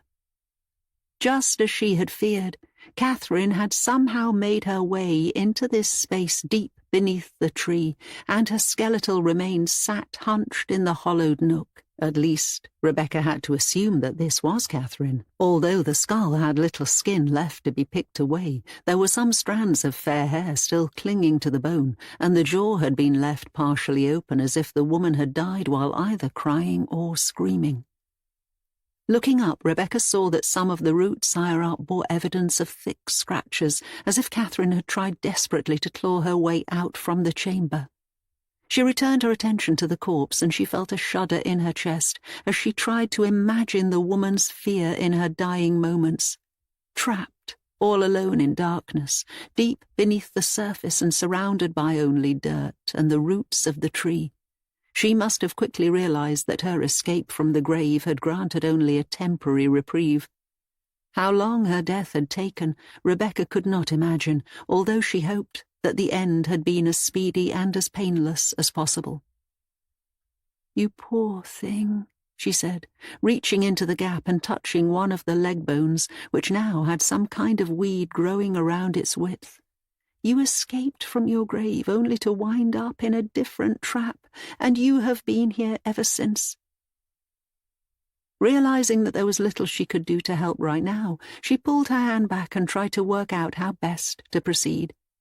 She would have to inform Richard of her discovery, of course, and she reasoned that he would then have to rapidly arrange for the body to be transferred to a proper cemetery. As far as she could imagine, Catherine must be desperate to have a proper burial, and Rebecca told herself that this must be the only sure way to end her anger forever. Turning, she used the shovel for support as she hauled herself up, and then she began to climb out of the grave, only to freeze as soon as she heard a deep splitting sound coming from somewhere over her shoulder. She looked back at the gap in the roots. She was holding the lantern now, but its flickering light no longer penetrated the dark little chamber beneath the tree. The splitting sound continued, however, and slowly twisted as if something inside the chamber itself was breaking. Rebecca looked up, worried that the root system was damaged and that the entire tree might topple over onto her, but a moment later she looked back into the darkness of the roots themselves. The splitting sound continued, but it was a frantic, inconsistent sound that seemed to ebb and flow with varying degrees of strain. Rebecca opened her mouth to call out, but she found that she dared not speak. Instead, slowly she stepped back to the other end of the grave and crouched down. Staring into the dark gap, she told herself, as the splitting and ripping continued, that she merely had to illuminate the gap and prove to herself that the sound was normal. She still hesitated, however, as she felt fear tightening in her chest, and she began to wonder whether she might instead retreat and fetch her husband so that he could deal with the problem. After all, was that not what husbands were for? She lingered, however, and after a few seconds, she began to lean forward. Although she felt terribly afraid, she also believed that even a woman should be able to show bravery once in a while. She held the lantern up so that its glow once again penetrated the chamber, and then, as rain continued to fall, she allowed herself a sigh of relief as she saw that the corpse of Catherine Hadlow had not moved at all. Drops of rain were falling all around the entrance to the chamber, and a few drops were even falling inside as well, but the strange splitting sound had inexplicably stopped. "Well," Rebecca whispered, feeling a little foolish now for having expected anything else, "I suppose we had all better be—" Suddenly, the corpse's head turned until its rotten face was staring straight at her. Rebecca opened her mouth to cry out, but at that moment the dead woman lunged at her, reaching out with a rotten hand and grabbing her by the throat.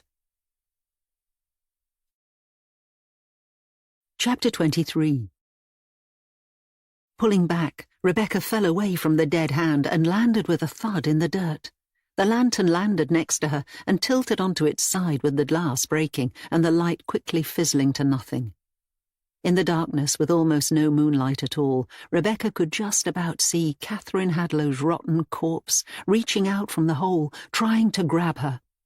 Something seemed to be holding Catherine back, however, and after a few seconds Rebecca realized that roots and vines had grown into and through the dead woman's bones, functioning like strings that held her back. Catherine snarled and tried again to lunge forward, ripping and splitting some of the threads but only managing to break a little further out of the darkness. Snarling again, the dead woman pulled harder, this time causing a slow, cracking sound to ring out. "I'm sorry," Rebecca stammered, filled with panic as she turned and tried to climb out of the muddy grave. "I must fetch—" In that instant she slipped in the mud and crashed back down to the bottom, landing in a soaked pile. She began to sit up, only to feel a gnarled hand grabbing her left ankle. Turning, she saw that Catherine was slowly but surely tearing herself free from the roots and vines that were holding her back. Clearly furious at her restraints, Catherine twisted and wriggled, slowly clawing her way out from her resting place, and a moment later she managed to lunge forward again. Scrambling back to the grave's other end, Rebecca grabbed the shovel and threw it helplessly towards the dead woman. The shovel missed and Catherine snarled again, and this time as she pulled forward once more, she managed to tear away from one of the larger vines that had been running through her chest. Almost halfway out of the chamber now, she reached for Rebecca's leg, furiously snatching at her as her angry growl continued. Realizing that she had to get to safety, Rebecca once again tried to climb out of the grave.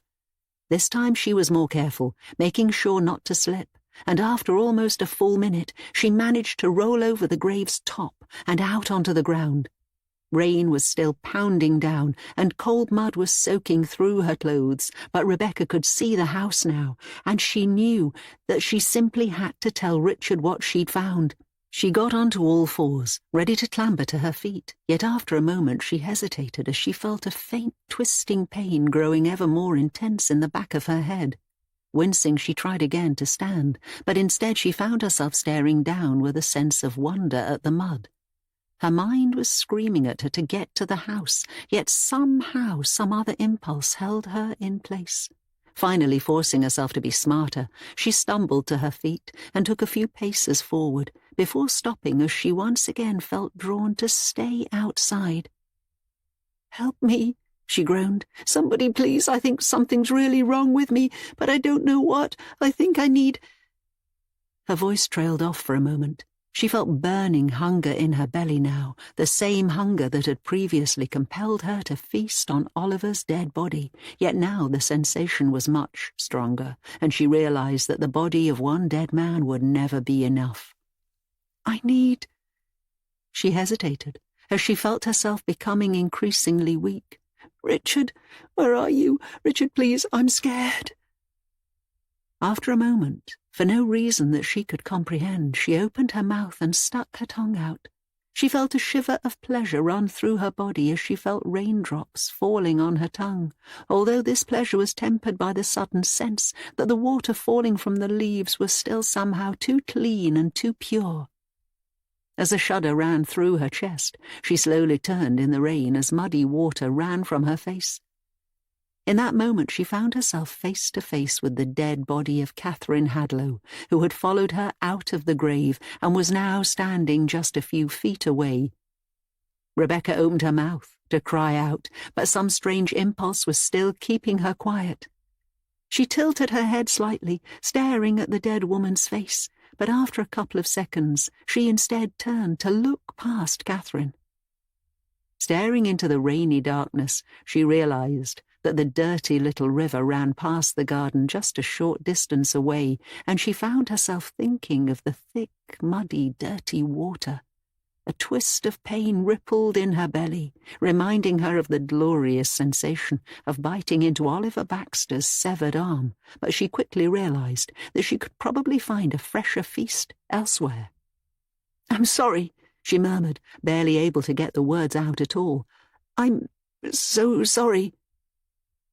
Hearing a faint groan, she turned once again to Catherine. Although she knew she should scream and run, Rebecca instead found herself noticing the scraps of meat and tendons and flesh that clung to the dead woman's body and still somehow held her together.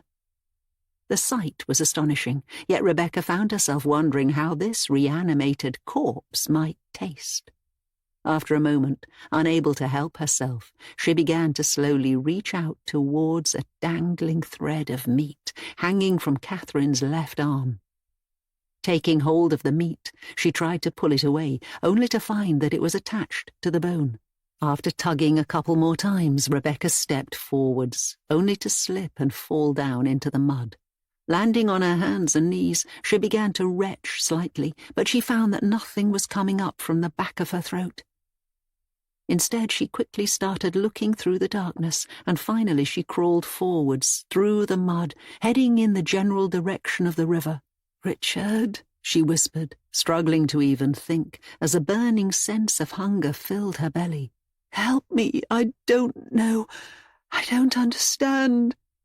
She began to crawl faster, even though she still didn't understand what she was hurrying toward. She felt increasingly determined to get to the river, and after a few more seconds she reached the edge of the riverbank and tried to crawl down. Instead, she began to lose her balance, and she quickly tumbled down until she slammed against a bush and let out a cry of pain. Shivering with pain and hunger now, she somehow managed to sit up. Her cold, wet clothes were clinging to her skin now, and she knew that she risked getting ill if she stayed outside for too much longer. Nevertheless, she could just about see rain peppering the river's surface, and she couldn't help thinking about all the rich water that was waiting for her. "Richard, I'm sorry," she murmured, even though she knew he couldn't hear her at all. "I don't know what's happening to me, but I can't stop myself." Scrambling down through the mud, she finally reached the water and plunged in, immediately crashing beneath the surface. After a few seconds, she came back up, gasping for air in the darkness, and then she reached her hands out and felt the freezing, dirty water all around. Part of her mind was still telling her that she had to get back to the house, yet this part was becoming less and less prominent, fading toward the back of her mind while screaming in an attempt to remain strong. Finally, there was almost nothing left of her former mind at all, and she merely stood waist-deep in the water and smiled, tilting her head a little as she realized that she finally felt as if she was home. Her mouth slipped open, and after a couple of seconds she let out a faint, incoherent string of sounds that rolled together to form muted dirge. Slowly, she began to wade forward, making her way deeper into the river until only her head was still visible above the surface. She turned and looked all around, and her smile grew even wider as she saw all the foliage and detritus that had been left in the dirty water. She held her hands out further and felt scraps of material floating nearby, and as she took a deep breath, her nostrils were filled with a foul, almost sulphur-like scent. She leaned her head back for a few seconds, enjoying the sense of being back where she belonged, and after opening her eyes, she failed even to blink, as raindrops fell against her pupils. After managing to let out a few more unintelligible groans, she began to kneel in the river, slowly disappearing beneath the surface and sinking down into the cold, dark, dirty depths. Chapter 24. "Where is Rebecca?" Richard whispered darkly as he stood at an unbroken section of the window, staring out into the storm-ravaged night. "I should never have let her go out there alone. What kind of husband am I?" "A dead one," Fanny replied. He turned to her. "Soon, anyway," she continued with a leering, delirious grin. "You do know that, Mr. Hadlow, don't you? When it comes to the living and the living don't have a chance. We know only this world, whereas the dead know both, and they have brought back with them dark arts from beyond the veil." "I should have put you down like a dog already," he murmured. "It would have been preferable to letting you live this long." "Oh, please do so," Fanny said, slowly lifting herself up from the chair on weak, tottering legs. "Mr. Hadlow, I saw the fear in my dead husband's eyes, and I do not want to suffer the same fate. You have a fine flintlock pistol there, one I believe that belonged to your father, so why not use it? You would be hastening my departure to hell, but at least you would be shortening my suffering in this world." "Why did you do it?" he asked. "Why did you bury poor Catherine alive?" Smiling again, Fanny reached out and steadied herself for a moment against the table. "For you," she purred finally. "Errant nonsense." "You would prefer to have a crippled wife?" she asked. "One who could not possibly give you children?" "I would prefer that you had not done such a wicked thing to the woman I loved." "But you love Rebecca too," she pointed out. "You don't love each woman individually, Mr. Hadlow, so much as you love the idea of a wife, the idea of children, the idea of the perfect home, the idea that your family's name can be salvaged after all the wrongs committed by your father and your uncles." "You don't know what you're saying," he sneered. "Oh, but I do," she said, taking a limping step forward. "Do you remember all the times I reassured you, Mr. Hadlow? Do you remember all the times I told you that your family's name would recover and that this house would be your salvation?" She paused, staring at him with a growing sense of contempt. "All lies," she sneered. "I told you what you wanted to hear, but in truth this house was an abomination and a mistake from the start. Why, I'm sure that its very bricks are imbued with the pain and desperation that constitutes your pathetic so-called family."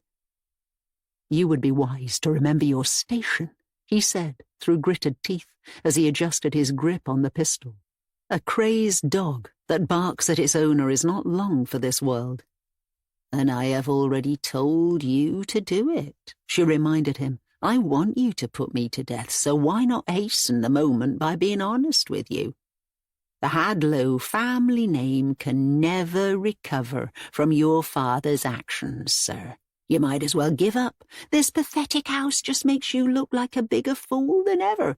Would you really want to bring children into this world who must share the same burden of shame that drags you down? What miserable—" "Stop!" he roared, raising the pistol and aiming it straight into her face. "Do it," she replied. "Save me from—" She stopped as they both heard a heavy thud coming from out in the hallway. "But it is too late," Fanny said softly. "That much is certain now. Catherine's spirit might have failed to get us, but I fear her form itself has now risen from the ground. That will certainly be too much for either of us to handle." Reaching up, she grabbed his hand and tried to force him to pull the trigger. "Do it, sir," she added, as fresh tears filled her eyes. "Save me from her." Richard struggled to keep the gun from firing before pulling it away from her grasp. "Coward!" she spat back at him. "You utter, ridiculous coward! Why can't you do this for me? Why must you leave me to—" Before she could finish, a knock rang out. They both turned and looked over at the door, just as the first knock was followed by another, then another. The door was still shut, but now neither Richard or Fanny could fool themselves into believing that there was nobody on the other side. They both stood in complete silence for a moment before Richard took a step forward. "No!" Fanny hissed, grabbing his hand. "It might be Rebecca." "It's not Rebecca, it's Catherine." He turned to her. "She means to do me harm," she sobbed, before dropping to her knees, still clutching his hand and squeezing much tighter now. "Sir, she means to make me suffer something bad." She tried to take the pistol from him. "Do me the good service of stopping that, sir. Please, I beg you, let me be dispatched before she gets her hands on me, for I know that you at least will serve me my fate quickly, whereas she will take her time in tearing me apart." Barely even hearing the woman's words, Richard stared at the door with a growing sense of fear. A moment later, he heard another knock, then two more, and a shiver rippled through his chest. "I just want to die," Fanny whimpered, clawing at his hand now, trying to make him use the pistol. "Oh, sir, I can't face her. Not after what I did. I can't face the abomination of the dead." "Then you should not have earned her ire," he replied, still keeping his gaze fixed on the door. "I'm begging you," she cried, leaving the pistol alone now and resorting to hugging his legs as tears streamed from her face. "Show me mercy, Mr. Hadlow." "Yet is she wrong to come after you, Fanny?" "Sir!" "You buried her alive, certain to cause her great suffering. For all your claims to have been trying to do something good, you condemned her to the most awful death possible, and no amount of warbling can excuse your actions. You and Oliver both turned a blind eye to something so awful, so heinous, that I can scarcely comprehend how—" He flinched as he heard another knock, then another, and a third. "Has she not earned her moment of justice?" he asked. "Who am I to deny her? I loved her once. Indeed, I love Rebecca now, but I remember my love for Catherine. I remember its shape and feel, and I would grant her, if it be in my power to do so, her moment of resolution." He paused before stepping towards the door, only for Fanny to hold tightly on his leg in an attempt to keep him back. "This thing seems unnatural," he continued, "but I believe there is naturalness in it, if only we seek to find it. There are many in the land of the living who would seek vengeance upon my family, Fanny, and in some ways that is simply the way of the world. Why should it not be so for the dead?" "Don't let her in!" she screamed, still holding his leg tight. "Sir, I'm begging you." "Leave off me," he muttered, trying to kick her away. "I shall deliver you to her." "You can't," she cried. "I saw the horror in Oliver's eyes. You can't let the same thing happen to me." "I cannot stand in the way of what is right," he said, before looking down at her. "Fanny, you surprise me. I thought you would at least meet your fate with some honor. Before she could finish, he reached down and grabbed her by the shoulders. She struggled to twist free, but he quickly threw her back against the wall before turning and heading towards the door. Just as he reached for the handle, he hesitated as he heard another 3 knocks coming from the other side. Don't do this!" Fanny screamed. "Dear Lord," Richard whispered, trying to find the remaining strength he needed, "grant that aside from my many errors as a man, I have always tried to do the right thing." He held the handle for a moment before turning it and slowly opening the door. And in that instant, finally he found himself face to face with the rotten, standing corpse of the woman he had last seen as she lay impaled in the pit of the house's foundations. "Catherine," he stammered, as Fanny screamed behind him, and as tears flowed from his eyes. "Fanny Baxter is here. If you want her, she is yours." Chapter 25. January, 1689. "Mr. Hadlow can find another wife," Fanny told Oliver as Catherine whimpered on the ground. "One who can give him a family, one who can make him happy. This one—" She looked down at Catherine's tear-filled eyes. "This one can do neither," she added. "Not now. Yet Mr. Hadlow is too good a man to make such a decision, so it must be made for him." With that, she shovelled dirt onto Catherine's face, smothering the poor woman's cries even as she tried desperately to wriggle free from the sack. Turning, Catherine tried to find some way to crawl to safety. She reached out, but her hands felt only the thick roots of the oak tree as more and more dirt rained down upon her, crushing her beneath its increasing weight. She cried out again, screaming for help, begging Richard to appear and save her. But after a few seconds her cries turned to sobs as she realized that the weight of dirt was now almost stopping her from drawing breath. She managed to pull her knees up and get onto her front, using her back to bear the weight while she desperately gasped for air. Wincing as the dirt tried to push her down, she reached again, out through the top of the sack into which she had been placed. She felt the twisted roots, but a moment later her hand dipped into a gap. Instinctively she lunged forward, throwing herself into this gap and finding to her surprise that it seemed to have no limit. She grabbed the roots and pulled hard, wriggling out from the sack and squirreling her body from beneath the dirt.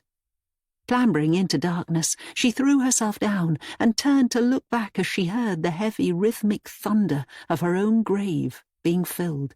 As she waited, she realized she could hear the sound of distant, muffled voices. She looked up, and to her surprise, she spotted the tiniest gap of light somewhere above. Getting onto her knees, she leaned up closer to this gap. She could not see out, not properly, but now she was at least just about able to make out the voices a little more clearly. "And good riddance to her," Fanny was saying, her voice thick with spite. "In truth, Oliver, I feel now that Mr. Hadlow should easily find himself a better wife." Do you think she is no more now?" "She is buried," Fanny replied, as the regular shovelling thuds came to an end. "How long can she possibly hold her breath? If she's not dead already, she will be in a matter of seconds." Catherine opened her mouth to call out, to tell them both that she had survived, but at the last second she held back.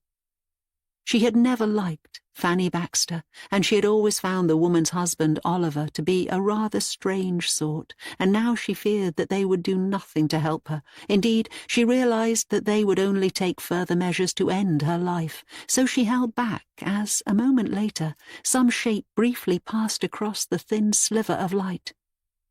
Holding her breath, she heard what sounded like a shovel being rested against the tree above. "We will tell Mr. Hadlow nothing about this," Fanny continued. "We will tell him nothing that might slow his search for a new wife. That is understood, Oliver, is it not?" "Yes, but your first word there is correct. Your second is not," she said firmly. "Oliver, we must make haste and find Mr. Baxter in Cobblefield, where he is surely trying to recover from today's horror. He might very well require our assistance, and then we shall never mention the wretched name of Catherine Hadlow ever again." As she heard them walking away, Catherine made again to call for help, Again, however, she realized at the very last second that to do so would only invite more injury. She waited as the tramping footsteps faded into the distance, and then she reached out and felt with her fingertips the knotted walls of her prison. She was deep in the root system of the old oak tree, in a small chamber that seemed by chance to have formed some distance beneath the soil. Telling herself that there must be some way out, she turned and tried to crawl away, only to immediately bump against another section of the root network. She fumbled, trying to work out which way to go, but in every direction her path was blocked by thick, twisted roots that were larger and stronger than any she had ever imagined. She knew that there had to be some way out, yet so far she could find none. And all the while, the pain in her belly was getting worse and worse, and she began to feel hot blood leaking from the wound. "Richard," she stammered finally, even though she knew he was unlikely to be around. "Richard, can you hear me? I'm still alive. Richard, I'm not—" Before she could finish, she felt something moving on her left arm. Instinctively pulling back, she froze in the darkness, but a moment later she felt the same sensation again, this time on one side of her face. She pulled away in the other direction, and then, looking up at the thin sliver of light, she spotted something small scurrying along one edge of a root section. Leaning up, she peered more closely, and she saw several ants scurrying down from the light to join her in the dark. Indeed, with each passing second at least 20 or 30 were joining the gathering, and moments later Catherine felt several of them falling onto her face. "No!" she shouted, trying to brush all the ants away. "Leave me alone!" As she reached down to her belly, she felt fresh blood on the front of her dress, and her sense of panic immediately increased. She tried to get to her feet, only to slam her head against the roots above, and now she started reaching out and trying to break away sections of the chamber walls. Every time she pulled on one of the roots, however, she found that they were far too solid to even move, and she began to realize that she was trapped. She still tried to break free, yet she could already feel herself weakening, and after a moment her knees slipped in some of the fresh blood that had leaked from her wound. Finally, filled with terror, she looked up again at the tiny gap as more ants flooded down into the chamber. "Help me!" she shouted, supposing that even Fanny would be better than being left to bleed and starve to death. After all, she might yet be able to reason with the woman. "Mrs. Baxter! Mr. Baxter, I'm down here, please. You have to come back." She pulled again on the roots, but they felt more solid than ever, and she knew that she would be unable to tear her way to freedom. "Mrs. Baxter!" she continued, and now she found that she could barely raise her voice above a whisper. "Please, I'm still alive down here. You have to come and get me out.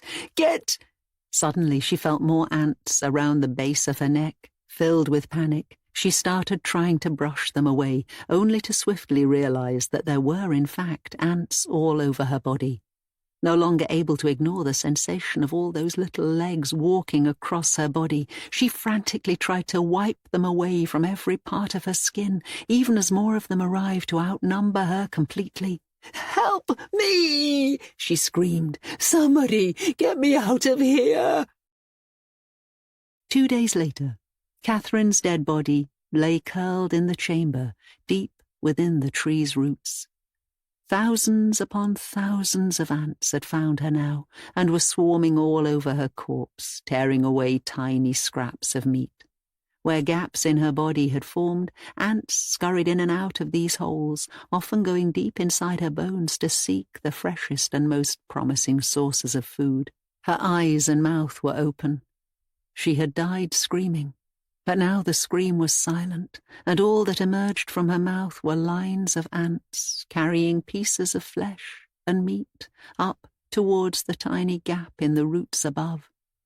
Some of the ants had even begun to bite Catherine's eyeballs, tearing at the surface with their mandibles, breaking apart the surface and crawling deeper and deeper inside the eyes themselves. And all the while more and more ants were arriving to join the feast, eventually covering Catherine's body in such numbers that barely any part of her face could still be seen. Up on the forest floor, lines of ants scurried to and from a few small gaps at the base of the old oak tree. Chapter 26. 9 months later. Richard stared at Catherine's ravaged face for a moment, horrified by the sight of the damage done to her features, before slowly stepping aside and gesturing towards Fanny on the floor. "I shall not stand in your way," he said, his voice trembling with fear. "If it is her that you want, then you must satisfy yourself. I know better than to argue with the dead, and then—" He paused, looking down, unable to meet her gaze. "And then," he whispered, lowering his voice, "you will leave. There will be nothing more for you to take from this world. You will be done here." He waited, and a moment later Catherine stepped into the room. At the same time, Fanny crawled on all fours to the far corner, shivering with fear as she desperately tried to get as far as possible from the dead woman. "Please," she sobbed, "have mercy on me. I have never willingly done wrong. I have always sought to make peace in the world for myself and for others. I have always tried to do the right thing." "I will have no part of this," Richard said darkly as he watched Catherine stepping slowly towards Fanny. "You will do to her whatever must be done, and then that will be the end of the matter." He hesitated, watching as Fanny tried to hide behind the chair, and then he turned to leave the room. "Pray be done with her quickly, and do no more harm than—" "Richard." Stopping in the doorway, he realized that this voice belonged not to Fanny, but that instead Catherine had somehow managed to speak. He desperately wanted to hurry away, to avoid any further contact with the dead woman, but after a few seconds he turned. Deep down, he was still hoping that his assessment might be wrong, yet he quickly found that Catherine had indeed turned her head so that she could look at him directly. "Are you leaving?" she asked, as several ants crawled across the exposed bone and rotten flesh of her face. "Did you not miss me?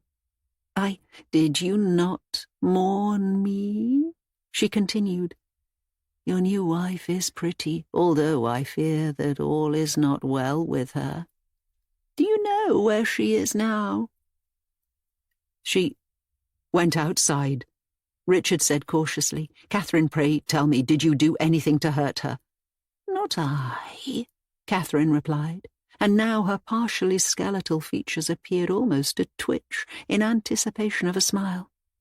"Not I, but another who perhaps was blind when he needed to see."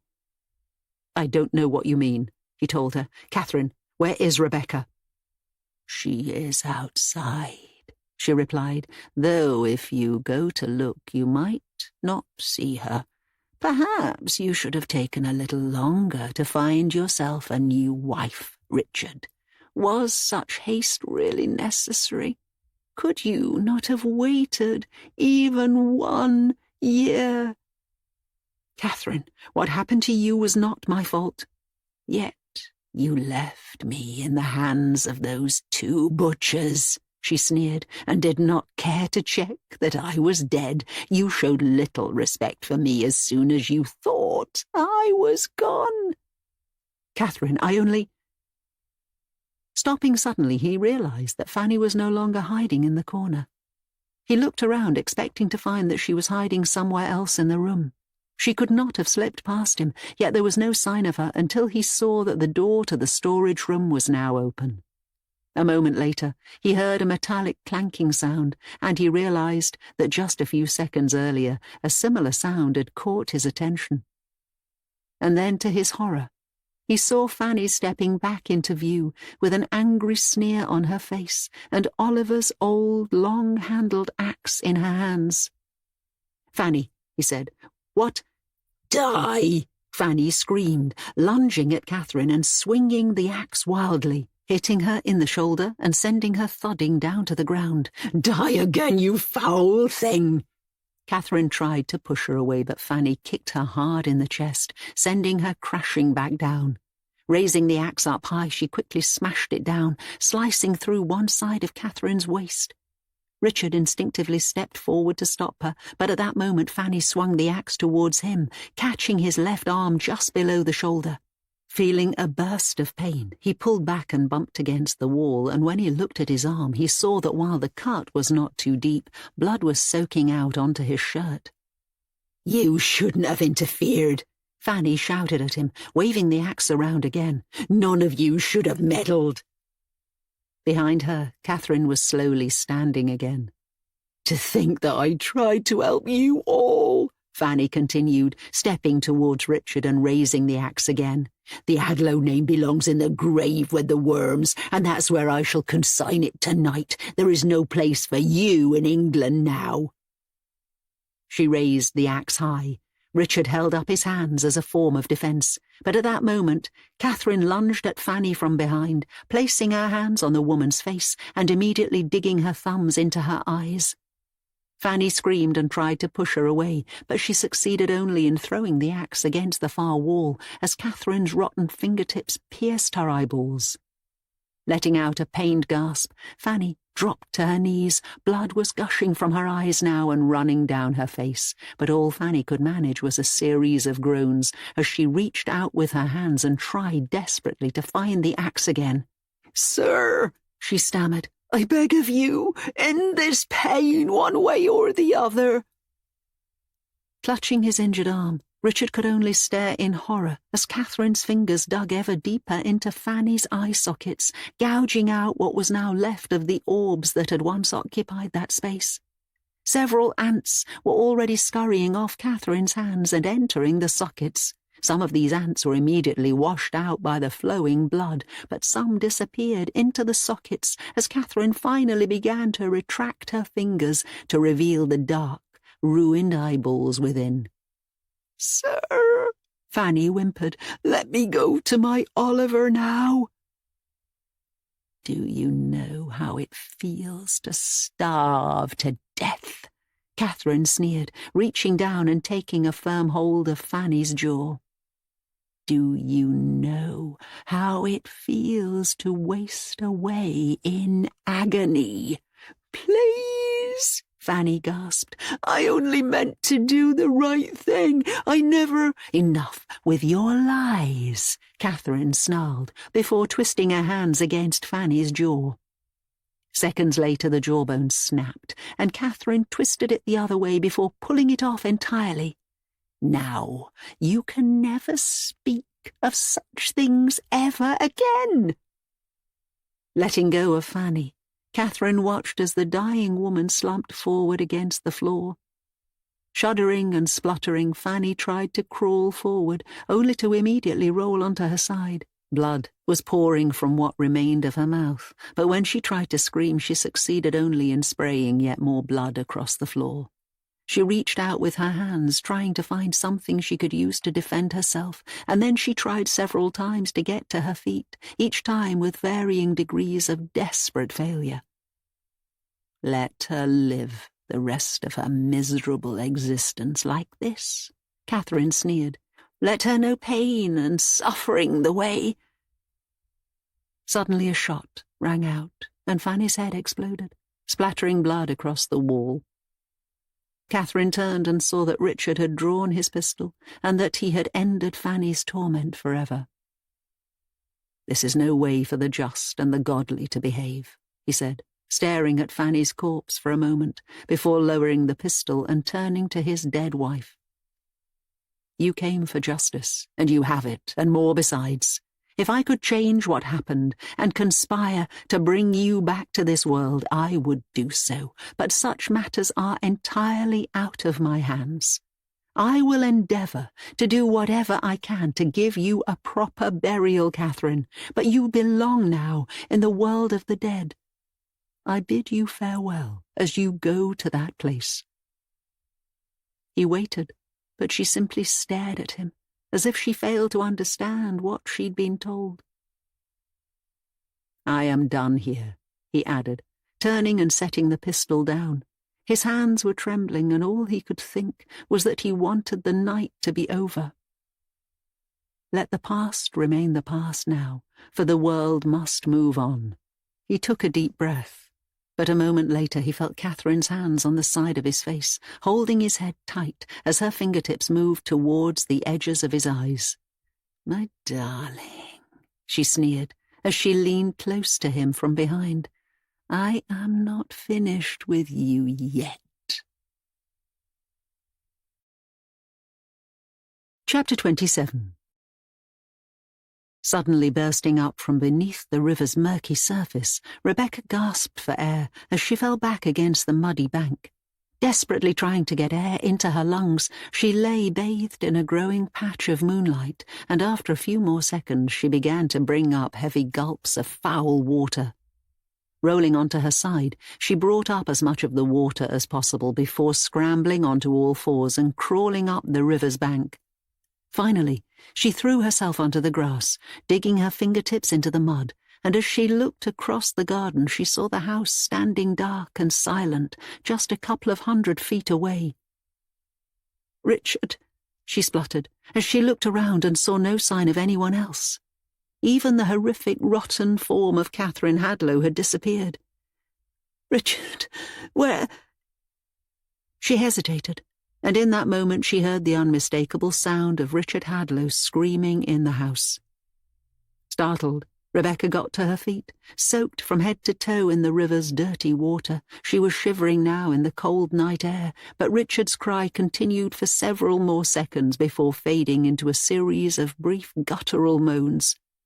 "Richard!" Rebecca shouted, pulling the hem of her soaked dress up as she began to run across the lawn, racing back towards the house. "Richard, what's happening? Richard, I'm coming!" Stumbling into the darkened house, barely able to see a thing as she hurried across the hallway, Rebecca finally reached the door to the study. "Richard!" she called out. "What—" Stopping in her tracks, she saw Fanny's bloodied corpse on the floor with most of its head missing. A moment later, hearing Richard's gasps, she looked towards the far side of the room and saw to her horror that her husband was on his knees. The rotten corpse of Catherine Hadlow was standing behind him, slowly pressing her fingertips into his eyes as he tried in vain to pull away. Somehow she seemed able to keep him in place through sheer force of will alone, and after a moment Rebecca saw the first trickle of blood run from the corner of his right eye. "No!" she shouted, racing forward and grabbing him, pulling him away from Catherine, and then making sure to stand between the two of them. "Leave him alone." "I thought you'd drowned," Catherine replied. "You seemed so intent on throwing yourself into that river. Do you know why?" "Get back," she stammered, spotting the metal crucifix. She grabbed it and held it up, hoping that it would warn Catherine to stay away. "He didn't do anything to you." "He left me to die," she pointed out. "He's a good man," she said firmly, through gritted teeth. "He doesn't deserve to suffer like this." "Do you love him?" Stopping suddenly, Rebecca realized that she wasn't sure how to answer that question. In truth, she barely knew Richard at all, and she also wasn't entirely sure how love felt. Her father had insisted that Richard was a good man, certainly the best man she could ever expect to marry, and that the black mark against his name would be more than offset by the fact that he retained his family's wealth. After a difficult start, she felt secure with Richard, and she wanted to become the perfect wife, but she had no idea whether any of those impulses actually constituted love. "I did not love him," Catherine continued. "He came to my father and asked for my hand, and my father accepted. I can't imagine that things were very different for you." "I don't know him," Rebecca sobbed. "And yet you stand here defending him." "He's a good man," she said again. "How can you be sure of that?" "I just know it in my heart," Rebecca continued. "I don't understand quite how, but he's a good man who just wants to build something here. He's built this house, and now he wants to create a family to live in it, and in order to do that, he brought me here to live alongside him, and—" She paused for a moment as she tried to understand exactly how she felt. "And I'm proud to do that," she added, "because I believe that his intentions are pure, and because he has fought for the chance to start something new. That's what this house is. It's a beginning, and it's going to stand for a long time. It's going to stand here for many years after he and I are long gone. It'll stand after all the rumours and lies have faded as well. This house, Hadlow House, will always stand as a testament to something that Richard Hadlow keeps secure in his heart." She paused before swallowing hard as she finally knew exactly what she meant. "Hope," she added finally. "And do you believe?" Catherine replied slowly, her voice creaking slightly as she struggled to speak at all. "That you are going to live long enough to see all of this come to pass?" "That is in the hands of my Maker," Rebecca told her, feeling a newfound strength that was quite alien. "But that is my desire, yes, to be his wife and to grow to love him." She turned and looked at Richard. Blood ran from cuts on his face, but his eyes were intact as he stared back at her. "Then who am I to stand in your way?" Catherine asked, taking a step forward. "You are blind to so much, but I shall not tell you all these things." Rebecca turned to her again. "You can discover them for yourself," Catherine continued, and once again she seemed to be on the verge of a smile. "And I wish you great luck in doing so, for you do not understand that your fate is already set, just as my own fate was set from the moment I fell from my horse." She stepped closer to Rebecca and reached out, placing a hand on the side of her face before running her fingertips around to the back of her head. "Interesting," she purred. "I was right." "What do you want?" Rebecca asked, too scared to push her away just yet. "I want you to face the truth," Catherine told her. "But I think perhaps you will have to do that in your own time. Tell me, though, do you know the greatest secret that religion hides from the world?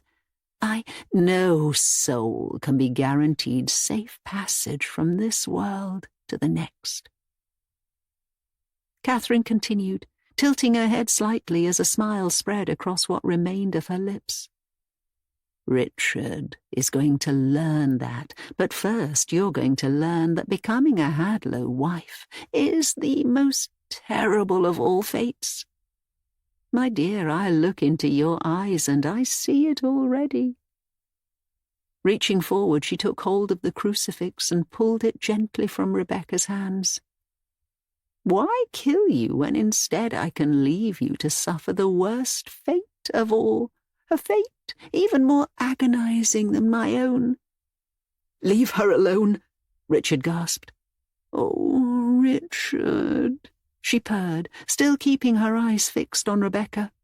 "Didn't you learn yet? It is possible to be a good man, the best man, the greatest man, and still burn in hell."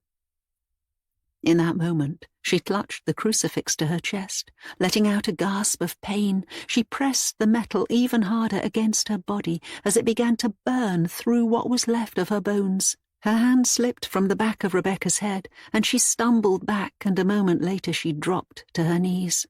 Bending forward until she was on all fours, she kept the crucifix held tight against her rotten chest until her ribs shattered inward and the metal crashed into her body.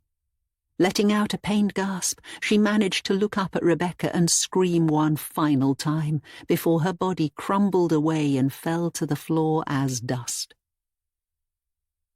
Stepping back, Rebecca stared in horror at the spot where Catherine had been. Wincing, she reached up and touched the side of her face, and for a few seconds she still felt the dead woman's cold hand on her skin, before this sensation faded to nothing. And then, hearing a gasp, she turned to see Richard trying but failing to get to his feet.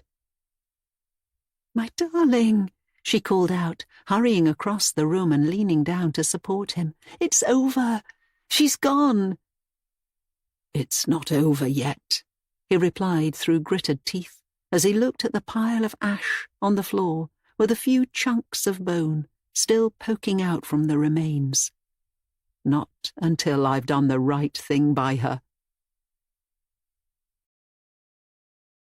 Chapter 28. 1 week later. "You are a good man, Mr. Hadlow," Father Ward said as they stood in the cemetery behind St. Leonard's Church in Cobblefield. "Any souls buried here shall surely rest in eternal peace."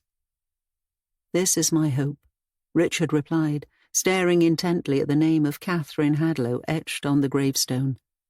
"I had hoped to bury her on my own land, but I see now that she should have been here all along." "And your servants, too," Father Ward added, looking past him. "It is rare that a man provides so fully for the final resting place of such." He hesitated, as if he wasn't quite sure how to complete that sentence. "Well," he added awkwardly, "those of lower social standing are not always afforded such dignity in death." "They were people too," Richard said, turning to look at the graves of Fanny and Oliver Baxter. "I confess that I do not entirely understand the ways of the world, but I feel there is a reason we bury the dead in such a way. There must be some satisfaction, some comfort that they receive in the next world that prevents them coming back to us here. At least, that is what I hope. Do you believe that there is any sense in my words, or do I sound like a rambling madman?" "I think you are very wise," Father Ward told him, "and I know for a fact that St. Leonard's will put your kind donation to good use. I really must thank you again, Mr. Hadlow. Out here, so far from any large town, we are rather short of benefactors, although of course everyone gives as they can." Richard turned and looked beyond the low cobbled wall, and for a moment he could only watch the thatched cottages of the little village and wonder about the lives of their inhabitants. A little further along the curved lane, he could just about see the villager's one inn, the shoemaker, and he told himself that most likely many of the villagers would be in that place whenever they had a spare moment.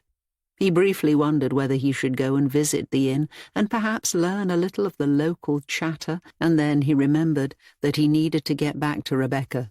Besides, he was unable to shake the fear that most people would recoil from his presence once they knew his surname. "I should be going," he told Father Ward. "Thank you again for providing the service today, even if I was the only one who attended. I'm afraid my wife is still a little weak." "I hope to see you again soon." "You most certainly will." With that, Richard turned and began to walk away. "I shall bring Rebecca to one of your services soon, once she is better." "I look forward to it," Father Ward replied. "Mr. Hadlow, you are a good man." Stopping as he neared the gate at the top of the steps, Richard turned to him. "Why did you say that?" he asked. "I'm sorry? That's 3 or 4 times today alone that you've called me a good man." Richard pointed out. "Is there some reason?" "There is no reason at all, sir," Father Ward replied, "other than the fact that it is plainly evident to me. You have provided well for these poor unfortunate souls who recently lost their lives. Many men would not, and for that, Mr. Hadlow, I am quite sure that you have the Lord's eternal gratitude." It is possible to be a good man, the best man, the greatest man, and still burn in hell. As he finished putting the final bolt in place a few hours later, Richard could still hear Catherine's dying voice echoing in his thoughts. In truth, those particular words had never really left him over the previous week, and they had instead been echoing in his thoughts, constantly returning to the front of his mind, even when he tried to focus on something else. He had told himself that eventually they would fade, yet every so often some other element, such as the priest's words, brought the phrase back. It is possible to be a good man, the best man, the greatest man, and still burn in hell. Forcing himself to stop worrying, he climbed down from the ladder and took a few steps back. A delivery that morning had brought the one final touch that he had long intended to make to the grounds, and he felt a flicker of pride as he saw the arched iron rail that ran over the top of the main gate.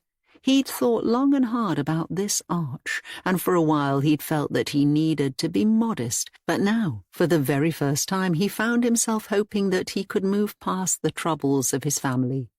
He'd made a last-minute change with the ironmonger in the village, and the result of that change was now visible to anyone who came near the property. Hadlow House, he whispered, reading the name from the arch. Yes, this is how it should be. A man should not have to hide away from the world, especially when he has done everything within his power to do things the proper way. One day, the name Hadlow will be spoken of fondly again, and I can only hope that I am alive when that day arrives. Looking towards the house, he spotted a face at one of the windows. Rebecca was peering out at him. She had been behaving strangely for a while now, seemingly slipping into regular phases during which she seemed not to be quite herself, and what had started off as merely a case of apparent weakness now seemed a little more serious. She was often aloof and withdrawn, and sure enough, a moment later she stepped out of view, disappearing into the darkness of the house's interior. Richard allowed himself a faint, sad smile. He really had no idea what was truly wrong with Rebecca, but he felt sure that she would eventually feel better. Time, he had always believed, was the greatest healer of all.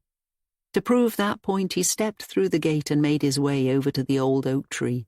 Now that Catherine had been properly buried, the tree appeared to have recovered much of its old health, and Richard had hopes that it would soon be back to its best. Somehow the tree had come, in his mind, to symbolize much that was good and important about Hadlow House. The importance of the place was based not just on the house itself, but also on the large walled garden that had been created. In this sense, Richard felt that he had finally achieved his goal. He had created his own private paradise. Reaching out, he touched the bark of the tree. He knew very little of such things, of course, but he couldn't shake the feeling that the tree looked and felt so much healthier, as if it was thriving in the environment that had been created. He couldn't help but push gently, admiring the tree's sturdiness, and it was at this moment that he realized he had created something that would, with any luck, long outlast his own life. Indeed, as he turned and looked all around, he thought of generations to come. There would be people, families, descendants of his own line with Rebecca, living at Hadlow House for many years. He tried to imagine what these people of the future would be like, and how the house might look 100 years in the future, and then even further. 1798, 1898, 1998. How might things change? He could only hope that there would be improvements, and that Hadlow House would forevermore be a happy corner of the world.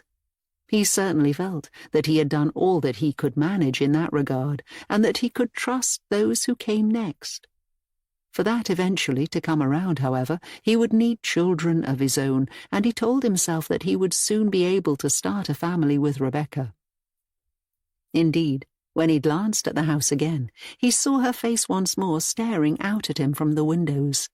He smiled at her, and although she immediately pulled back out of sight, he knew that his happy life with her was just beginning, and soon Hadlow House would fill with the cries of happy children running around. At that moment, Richard Hadlow felt absolutely certain that the worst of times were truly in the past, and that the future was filled with brightness.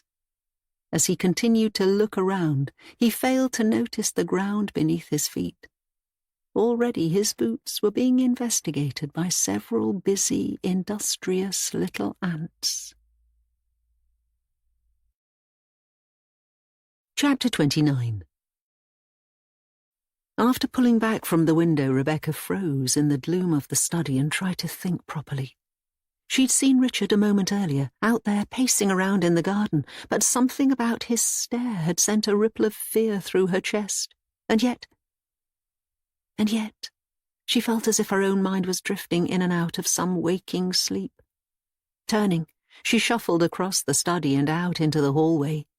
She knew she needed to find some way to make her thoughts latch onto something real, but instead she realized that she was almost drifting through the world. She stumbled past the foot of the stairs and entered the dining room, and then she stopped in her tracks as she felt her mind starting to fade again.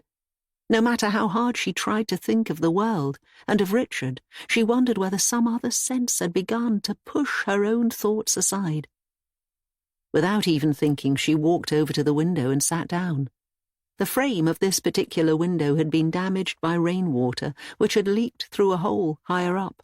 The wood remained a little moist and damaged, and after a few seconds Rebecca reached out and began to use her fingertips to pull flakes of this wood away. Soon she was holding in her hand several fairly sharp little pieces, and as she stared at them she began to feel a rippling pain in her belly.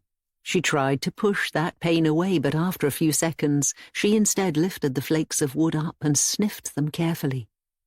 Something about their wetness made her feel ravenously hungry. "Why?" she whispered, briefly regaining control of her senses again. "What am I to—" She stopped suddenly, and then she raised her hand to her lips and slipped the pieces of wood into her mouth. She began to chew, crushing the slivers and ignoring any pain whenever they cut into her gums. She enjoyed the slightly mouldy taste and the sense of so many tiny flecks all over her tongue, and then she swallowed. As soon as most of the wood had gone down her throat, she began to peel more away from the window's frame, and she could feel her hunger intensifying as she told herself that soon her belly would be full. She slipped more wood into her mouth and chewed, but then she turned and looked across the room as she realized that there was something else that might satisfy her urges more quickly. Getting to her feet, she hurried through to the pantry and then to the small storage room at the side of the house. She looked over her shoulder just to make sure that she wasn't about to be interrupted by Richard, and then she rushed to the corner of the room and crouched down. After moving aside the pots and pans that she'd placed there earlier, she pulled aside a roll of fabric to reveal the rotten remains of Oliver Baxter's arm. She'd managed to conceal this arm from Richard, who believed that it had been buried with the dead man, whereas, in fact, Rebecca had gone to great lengths to keep it for herself. Peering more closely, she saw maggots crawling through the greying flesh. Her first thought was to brush these maggots aside, but at the last moment she realized that there was really no point. She watched their little yellow-white bodies for a few seconds, mesmerized by the sight of them, and she realized that in some ways she was envious. They were able to go about their business without having to hide their intentions, while she had to constantly watch out in case Richard arrived. Now sure that she was alone, she leaned down and began to sniff the severed arm, and she found that different sections had vastly different aromas. She searched for a few minutes, trying to find the best possible spot, and then she leaned closer, and while holding the arm in place with her hands, she began to chew at the scraps of meat. She felt some of the maggots fall into her mouth, but this didn't stop her, and soon she was half chewing and half sucking on the meat and bones. "Rebecca?" Suddenly hearing Richard's voice, she turned and glared towards the open door. She heard footsteps far off in the house, so she quickly covered the arm again and wiped her mouth before getting to her feet and hurrying first into the pantry and then out into the kitchen, where she found that Richard was examining some fruit. "There you are," he said, with a smile. "Will you be able to amuse yourself for a few hours? I'm afraid I must complete one of the larger jobs that Oliver never really started." Several hours later, Richard hauled another thick patch of vegetation from the river and threw it up onto the grass. His back and arms were aching with the effort, but he knew that the job had to be completed, and he certainly had no desire to wait until he might find another labourer. Besides, he rather enjoyed doing the work himself. He looked over at the gate and saw once again the name Hadlow House in black metal letters. and he reasoned that if the house bore his own title, then he should not be ashamed to get his hands dirty. When he looked down at his hands, however, he saw a couple of thick maggots wriggling on his palms, and he quickly flicked them into the nearby mud. "Are you busy?" Startled, he looked up and saw Rebecca standing at the top of the muddy slope. Silhouetted against the grey sky, she was staring down at him with the same intensity that she'd exhibited much of the time since arriving at the house. "I'm cleaning out the river," he announced proudly, "or trying to, at least.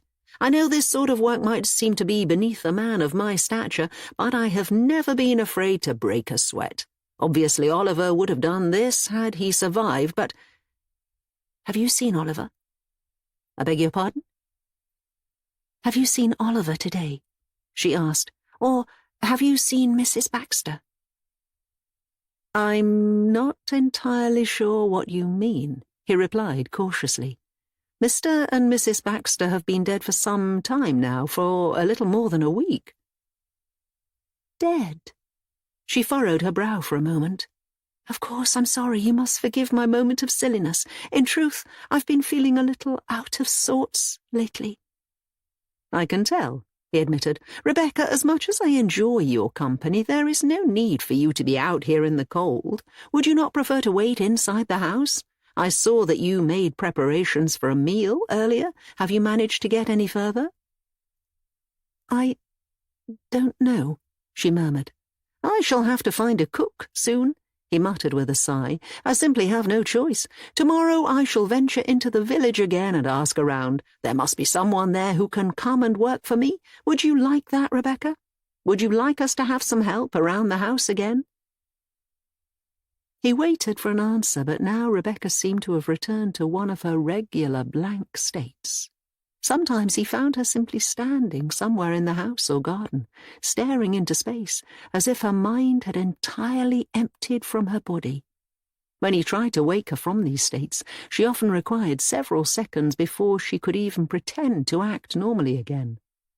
Although he'd been telling himself that eventually she was bound to come round, and that she was merely struggling after the horrific events that had occurred a week earlier, Richard couldn't help but wonder whether something more serious might be wrong. "Rebecca," he said after a few more seconds, "can you hear me?" Turning to him, she blinked impassively as if she didn't even recognize her own husband. "Rebecca," he said again, "it's me. Are you sure you wouldn't like to see a doctor?" "I'm quite all right," she replied uncertainly. "At least I think I am." She paused before smiling and shaking her head. "Yes, of course I'm all right. There's really no need to be concerned. My darling, I shall return to the kitchen and prepare you a rich and hearty meal, just the sort of thing that you deserve." Richard opened his mouth to call after her, but she was already heading back to the house, and he realized after a moment that he should perhaps just continue to give her some space. Instead, he returned his attention to the river, and after a moment he spotted a dead crow on the muddy riverbank.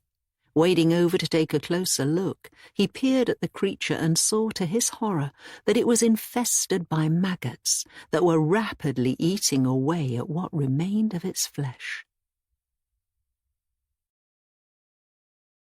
Chapter 30. "That's one day done," Richard said several hours later once the fading sun had forced him to end his work for the day. "The river is utterly filthy. I can only hope that it will recover eventually." Stopping in the hallway, he realized that the house seemed strangely quiet. He had expected to hear the sound of Rebecca working in the kitchen, and to smell something cooking. Instead, there was only silence, and his wife had even failed to light any candles. Confused, Richard removed his gloves before looking through into the study, and then he tried the front room. He stopped for a moment, wondering whether Rebecca might be upstairs, and then he headed past the dining room and through into the kitchen. "Rebecca?" He stopped again as he realized that there was still no sign of her. He looked around, more puzzled than ever, but after a few seconds he heard a faint squelching sound coming from the pantry. He walked to the door, and then he made his way across the room and headed into the small storage room at the side. "Rebecca?" he continued. "What?" As soon as he saw her, he froze. Rebecca was on her knees in the gloom, frantically chewing on some kind of meat. For a few seconds Richard was unable to quite make out what he was seeing, and then, as his eyes adjusted to the poor light, he realized that one end of this meat was still just about connected to a dangling human hand. In that instant he finally understood that his wife was gnawing on the severed arm of Oliver Baxter. Looking up at him with frantic eyes, Rebecca still had strands of meat in her teeth. "What are you doing?" Richard stammered before turning and hurrying out through the pantry and into the kitchen. Stopping, he tried to make sense of what he'd seen, but a moment later he spun around as he heard Rebecca's footsteps. She hesitated in the doorway, staring at him with wild eyes. "What were you doing just now?" Richard asked as he saw flecks of meat on her chin. "Rebecca, for the love of all that's holy, why were you—" His voice trailed off as he realized that something about her eyes was very wrong.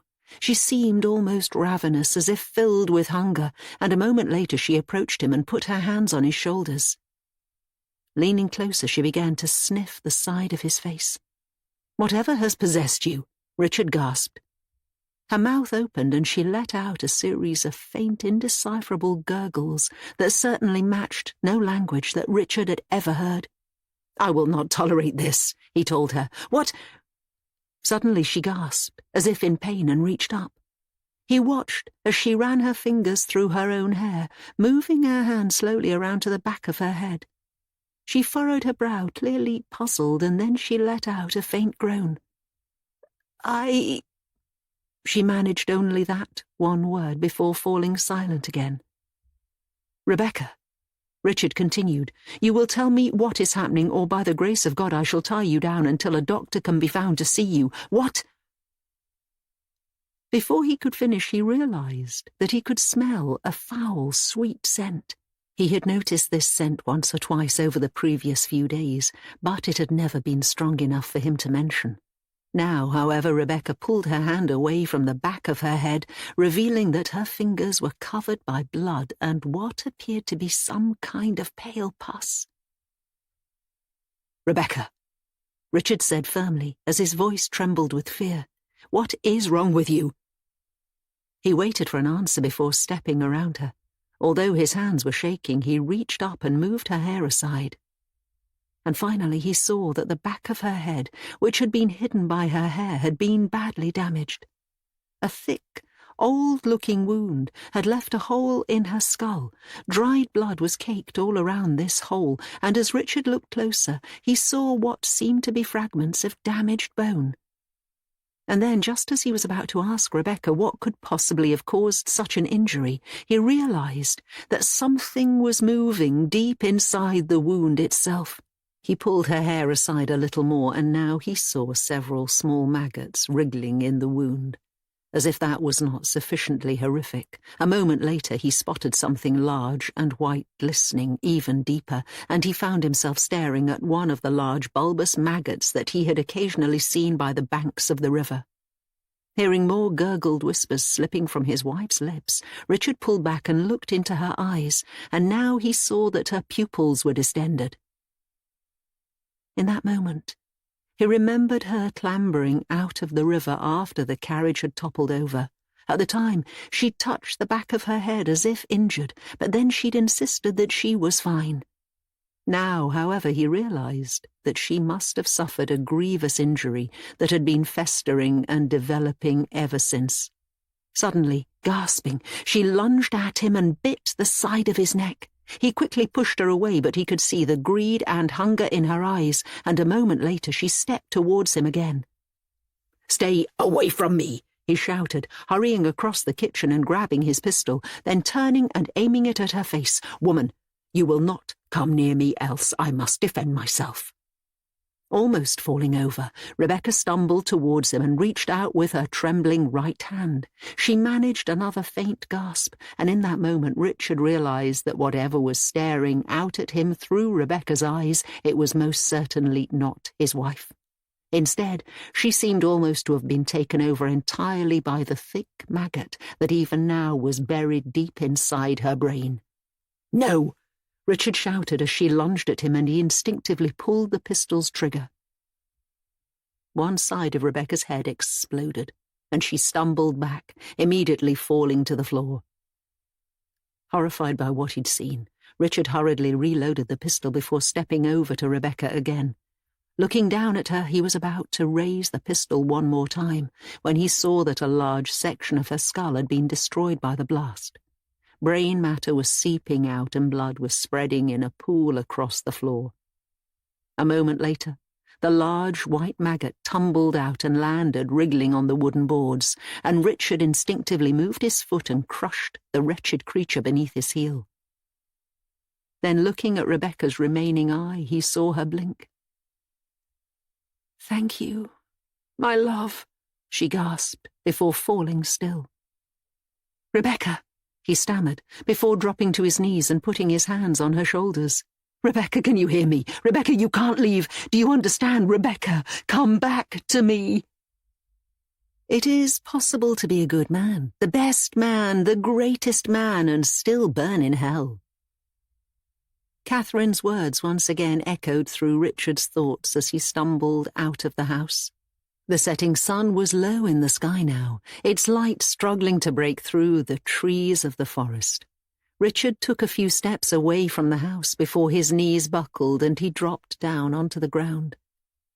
He stared ahead for a moment, but all he could see in his mind's eye was the sight of Rebecca's one remaining eye filled with the most awful fear. "Rebecca," he whispered as a shudder passed through his body. "Please."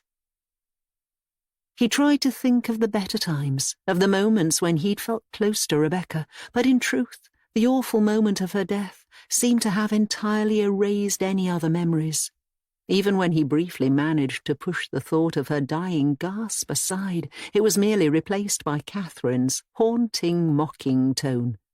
And as tears ran from his eyes and down his cheeks, Richard realized that ever since her fall into the river, Rebecca must have been struggling to maintain her thoughts as that awful creature had burrowed deeper and deeper into her mind. Indeed, although he could scarcely comprehend the idea, he found himself wondering if the creature had begun to take her over entirely.